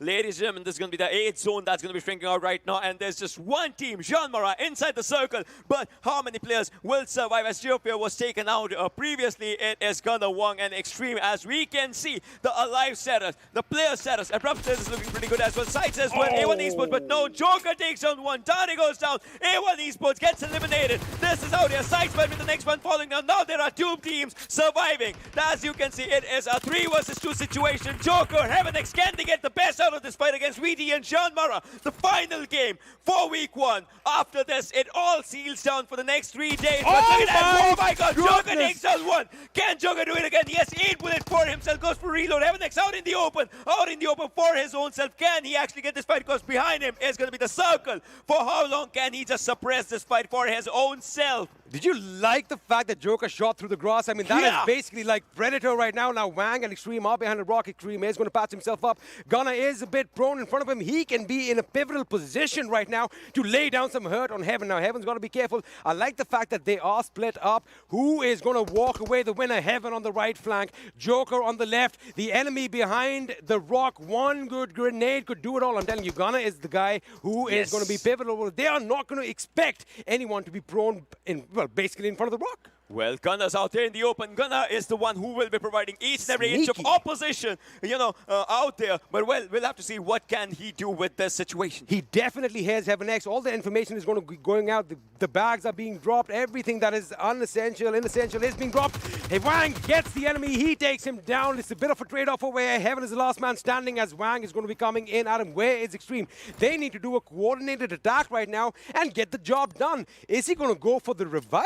No, 1 versus 2 is what HeavenX has to do. He has an Uzi for himself. Goes for the reload right now. 9 seconds is coming up. HeavenX has been spotted. This is JyanMaara. Can they actually take this game? He goes for a reload. HeavenX is to spot 2 players. He takes that one. HeavenX. No, he goes down. This is JyanMaara. The final person running is Wang out there. And he's running for a reason, because they get that amazing, splendid chicken dinner for themselves. JyanMaara with their 2nd chicken dinner of this tournament, and the way they did it in style, the way they engulfed the enemy at the end and basically cut off their oxygen supply. That is how you win a game. And we were talking about them. They need to do something big, and they did in the last game of week 1. JyanMaara, this was amazing, impressive. You see their t-shirts, like the jerseys are splendid. They pulse, splendid gameplay, splendid JyanMaara. That's what this team is all about. I mean, I hope you all enjoyed that. We definitely did. Are you all right? How's the heart? I mean, I don't want you to go into any cardiac arrest. This guy was literally jumping up and down, but as was I. This was an amazing, amazing end to this week. I hope you all enjoyed it. And, well, we want to hear what the analyst desk has to say, so don't go anywhere. We're going to be back after this quick one.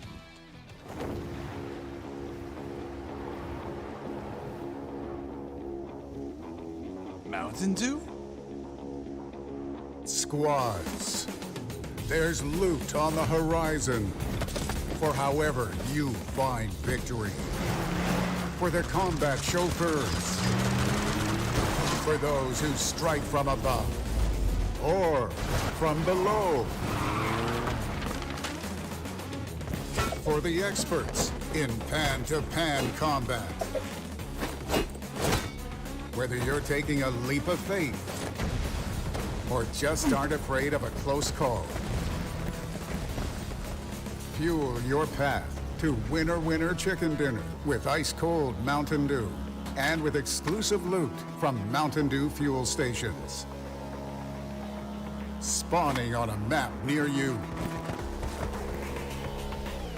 Welcome back once again, ladies and gentlemen, to the PUBG Mobile Pro League South Asia Season 2. Super Johnny again being joined by Shadow and Fixes on the analyst desk. And what an amazing way to come to a conclusion for week #1 of this PUBG Mobile Pro League South Asia Season 2. It was an incredible week. It was an incredible day as well. But in this last final game, before we started the match, once again, the desk was pretty critical of the performance of JyanMaara, and I guess they have once again answered our queries that this team is not going anywhere. They are still a part of this tournament, and they got themselves that chicken dinner. It was an amazing fight that they put up, and to break that down, I'm going to ask some help from my analyst, Shadow. Yes, Vikendi. It was a typical Vikendi, and since it was the last match, we kind of expected the teams are going to go super aggressive, and obviously the water zone towards the Cosmodrome played also a major part. Exactly, it was a major part of that. We could see that the rocket over there in the distance in that final fight. But ladies and gentlemen, the MVP for this game is going to be from A1 Esports. 6-9 coming in with 4 kills, 772 damage, 2 assists, and a survival time of 26 minutes and 46 seconds. Well, this time, Vikendi did turn red pretty soon because, talk about the players. We did see fights right off the start, but, I had a heartbreak. Team T2K, well, being taken out so early by Abrupt Slayers.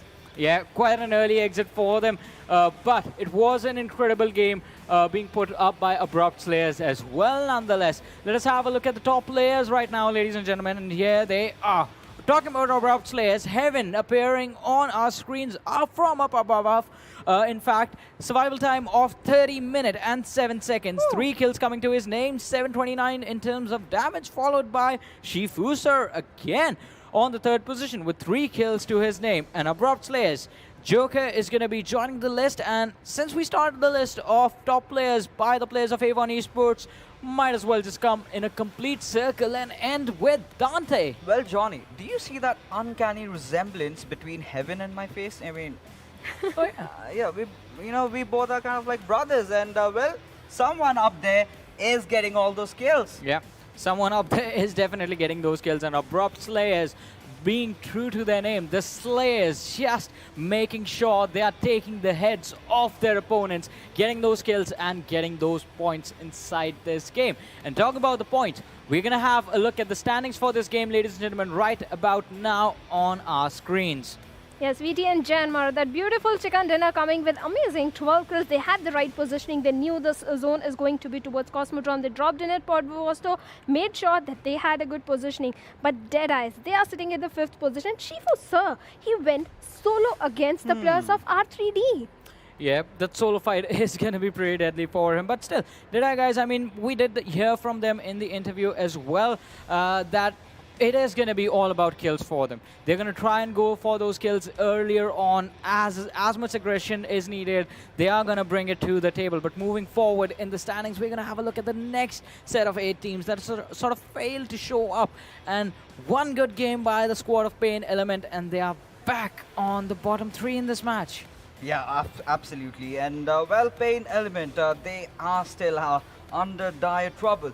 Well, we have to see how things go out in the 2nd week, but Team Bablu and Team T2K not where they should be. Yeah, definitely not where they should be. T2K SG as well, as we pointed out, quite an early exit for them against the team that did get the 2nd place finish, Abrupt Slayers. I mean, can't blame them for that. If you have the momentum, if you have the flow, if you take out the team that sort of got the trifecta going for themselves in terms of the chicken dinner, you can do anything. But we do have the match summary, ladies and gentlemen. So 71 knockouts were what we got to see in this game, out of which 60 kills were secured, a good conversion rate. Headshots were 11 and 0 vehicle kills. We hardly get to see those vehicle kills happen, but when we do, it's pretty incredible. Yes, I always love to see those vehicle kills, and we might have seen that day with the player of Team DRS AJ. Yeah. We could have seen, but till now we have to wait for a vehicle kill yes, the kill conversion ratio, like you said, is pretty amazing. 71 knocks and 60 kills. Yeah, I would also love to know, I mean, the utility usage that is going to be there inside of this game, because, I mean, utility also is a pretty important thing. But what are you doing, Fixes? What are you doing right now? I just went back to my fridge when the match was going on, and it was empty. I got to do that due, man. Oh, man. I mean, he is right. Got to do the due somehow, ladies and gentlemen. And doesn't matter if he ran out of all the due that he had by before the week came to an end. But now let us finally have a look at do the due moment while Fixes does the due as well. Yes, this was a fight. SCYTES and STE, Stalwart Esports, that was a very bad moment. Stalwart Esports, 2 players were knocked out. Then one after another, they just started falling apart. They could have retreated from this particular fight when the last player was alive. But SCYTES was not in the mood to let them go. They actually hunted the players down one after the another. Yeah, one after the other, the hunt coming in, and here we see the assault on the players of T2K. It is an incredible team, one after the other. So this is what happens when you go for splits, right? Your firepower does get divided, and that impacts how you take team fights. Unless the entire enemy team runs into a choke point and you have your crosshairs set, both the players, and you empty out your clips one after the other, unless that sort of lines up for you, you are not getting out of those 2v4 situations, and that is what sort of happened with the squad of T2K. Yes, and if we talk about Assiduous Esports, they started off really good by doing a third party on the squad of DRS and Team Bablu. They were fighting. Then they later even managed to take down the squad of DRS, even few kills from Team Bablu also. But this is 7C. 7C has been playing smartly. I'm impressed the way they have been approaching the game since day 2. They had a slightly day 1 on and off, but since day 2, they have really picked up. Yeah, they have picked up the pace indeed, and they did close out this game quite an incredible manner. I mean, A1 Esports, I'm pretty sure they are going to be happy with themselves the way they played this last match. But Abrupt Slayers, the split coming in from their direction might have just worked out for them had JyanMaara not put the foot to the pedal, and it was an incredible fight. Just that last shot connecting in quite luckily inside of that smoke, resulting in the chicken dinner being given to the team of JyanMaara. But while Fixes sort of chugs down on that Mountain Dew over here, we have the damage histogram in front of us, ladies and gentlemen,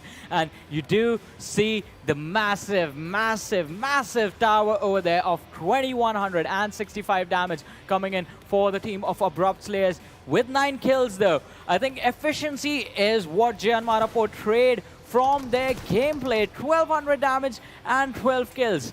Every 100 damage they were getting a kill, and those are good numbers that you need to have for yourselves inside of the game. But we do have, once again, talking about the outliers, the teams that stood out in the competition because of something good they did, something bad that happened to them. One of those teams is going to be CZxHIGHVOLTAGE.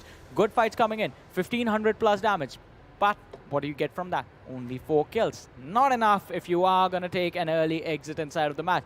Also, one of the outliers is going to be the team of Assiduous Esports, getting themselves around the 800 damage mark, but still taking an early exit. So the fights were definitely going to come in for these squads, and they took those fights quite happily. They were welcoming those teams that were stepping in towards them.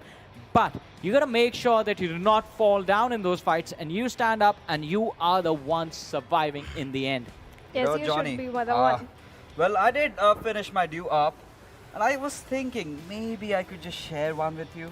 All right, I'll be happy What to about take. me? Are you guys kidding me? He's not gonna share. I hate him. I hate him too. Yeah, We both hate him. We're gonna be allies in our hatred for this one man who keeps taking away all as long our as I'm camps getting for the Mountain due, Dew. I don't care. You gotta do the due. I mean, makes sense, right? Gotta do the due. But now let us move forward and have a look at the game-wise standings of this game, ladies and gentlemen, and see who group-wise standings, and see the team that has been performing quite consistently. We have Group A, things starting off from there, where T2K have sort of taken over Assiduous Esports in quite a consistent manner, I have to say. So Assiduous Esports, until day 2, were doing really well for themselves. Day 3 is when they start to fall down, and by the time we come to an end of week 1, T2K, they made sure that they were the only team with the 3 chicken dinner mark for themselves, and 152 points leading the charge in Group A.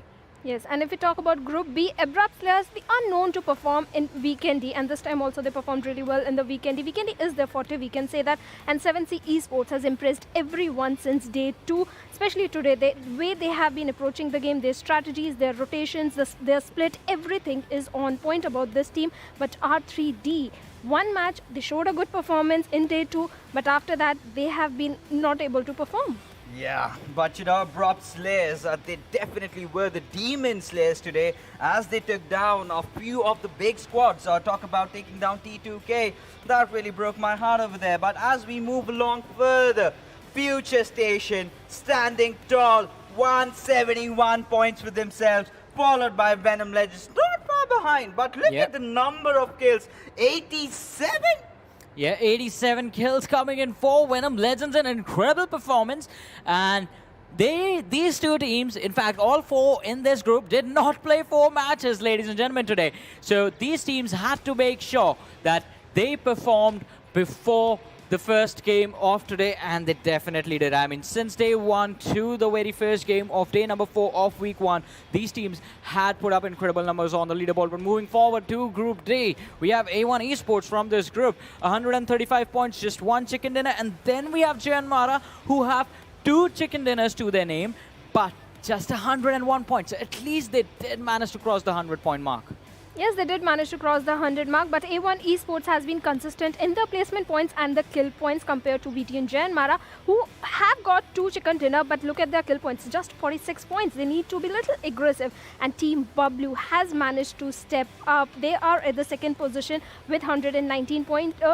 Considering their today's performance, they have really been working hard. On the other hand, DRS Gaming is a team which is good with their grenades, and especially that Milta zone when it formed. They could have outperformed over there, but kind of a disappointment in that particular match. It was sort of a disappointment, wasn't it? But, I mean, it is all about getting back on the horse and just riding out towards the horizon with the chicken dinner in your hands, ladies and gentlemen. And the teams are going to try their level best, that they are the ones that are riding towards that horizon with the victory in their hands. Let us now have a look at the leaderboard, the overall leaderboard, and see how things are going over there and how the teams have been performing as an overall. So it is quite interesting though. We have a lot of ties happening. We have a close fight as far as the top 10 are concerned. FutureStation leading the charge, obviously 171 points. Venom Legends, they are tied now with DEADEYES, guys. So all the teams, all 20 teams this week have played 16 matches. We knew from the start every single team is going to play 48 games in total. 1/3 are already out. Venom Legends sitting on the second position, 164, tied with DEADEYES, guys, 164 as well. But there's another tie between T2K SG and Abrupt Slayers, 152 points for both these teams.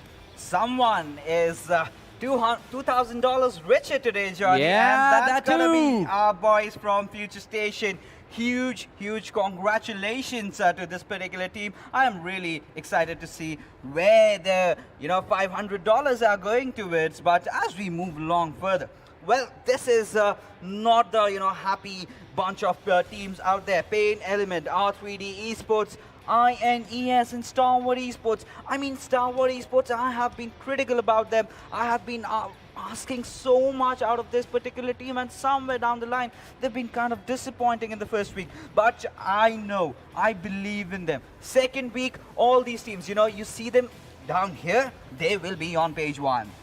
Definitely, and it is going to be quite an interesting thing to see how, or exactly, if I have to correct myself, when these teams start to perform. Because, I mean, you're talking about Stalwart Esports, right? A team that went to the World League. They have the experience. We always talk about the experience they come in with, but not sort of showing up big this time. And we have a head-to-head between FutureStation and Venom Legends, both from the same group. Venom Legends, before today, I mean, up until the second last game yesterday, were leading the charge on the leaderboard.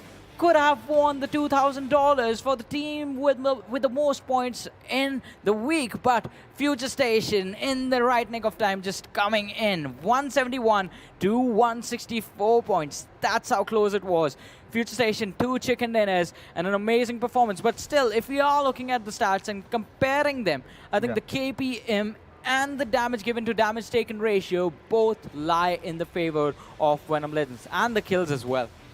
Well, Johnny, one thing for sure, 87 kills, that is looking really promising, because in the second week, they've kind of set the standards. They've kind of set the tone of how it is going to be.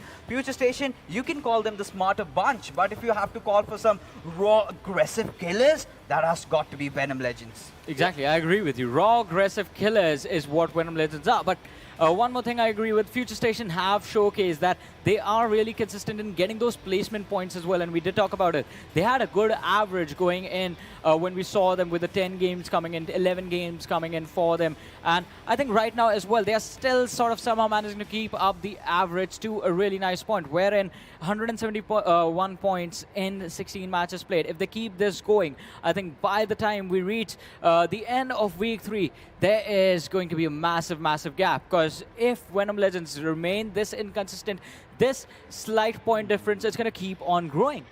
Yes, definitely. It is going to keep on growing. And if we talk about Venom Legends, they performed just in day 3. Yeah. In the starting day 1, if we look at them, they were at 5th or 6th position. Similarly, at day 2, if they had kept up that momentum like FutureStation has consistently been in top 2.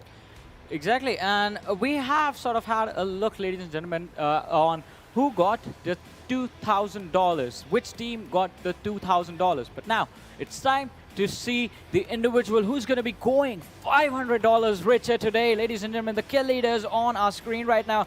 And it is still Rafat. The man only played 1 game. His team took an early exit, but the effort that he put in on the previous days of this week is going to make him a happy lad today. 34 kills, 8 headshots, 6,268 damage. Well, you know, one thing for sure. If I had gotten that $500 out there, I would have gotten myself a new fridge and would have stacked it up with the news. But you know, that is exactly what I would recommend Rafat to do right now, because with the way he is taking all those kills, he would need more of that, in fact, for the next week already. But Hungry Box, he was not far behind, just 5 kills short. Well, he's a hungry man, and he did satiate his hunger.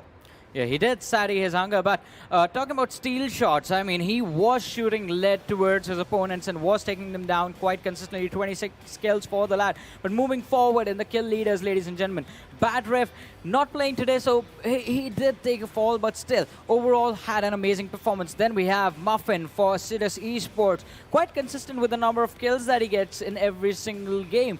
But this sort of sets up these players for next week. How amazing are they going to be when they come back after the break? They have had time to prepare. They have had time to study up on their opponents. But now, comparing the first position and the second position holders, Hungry Box versus Rafat from Venom Legends. Yes, Rafat, amazing 34 kills, and Hungry Box over there with 29 kills. If we talk about 7Cs, they have been working as a team. I have always said it again and again, this team has impressed me. But Rafat, the way the Venom Legends performed in day 3, if that would have been in the day 1 and day 2, that would have been pretty impressive. But if we look at the damage received, Rafat took down a lot of damage, but he made sure that he is dishing out a lot of damage to the enemy team also. Yeah, absolutely. No second thoughts on that. But you know, one thing for sure. The first 2 days, they were kind of analyzing how the meta was going, how the teams were performing. And once they got the idea of that, they started steamrolling. And I think I'm going to expect bigger things even coming in week 2. But one thing for sure, I want some other teams, the old guards, like, you know, you love to call them. Team ElementriX really to shine up. And more than that, Stalwarts as well. ElementriX, Stalwart, JyanMaara, all these teams need to step up, and I would love to see that as well. But these individuals have showcased what true fragging power means. I mean, they are the actual fraggers for the teams, the boys who hit the high numbers. And it is an incredible way they do it too, if you notice in game. But they are going to get the opportunity to do it again, not this week though, in the coming week, because week 1, with this, we come to an end of week 1, ladies and gentlemen, of the PUBG Mobile Pro League South Asia Season 2. Next week is when we come back with the action again. The teams are going to have the time to prepare. They're going to have the time to study up on their opponents. Are they going to utilize it perfectly? Well, only time will tell. Until then, we're going to call it a night. You guys take care. Have a good night. See you next week.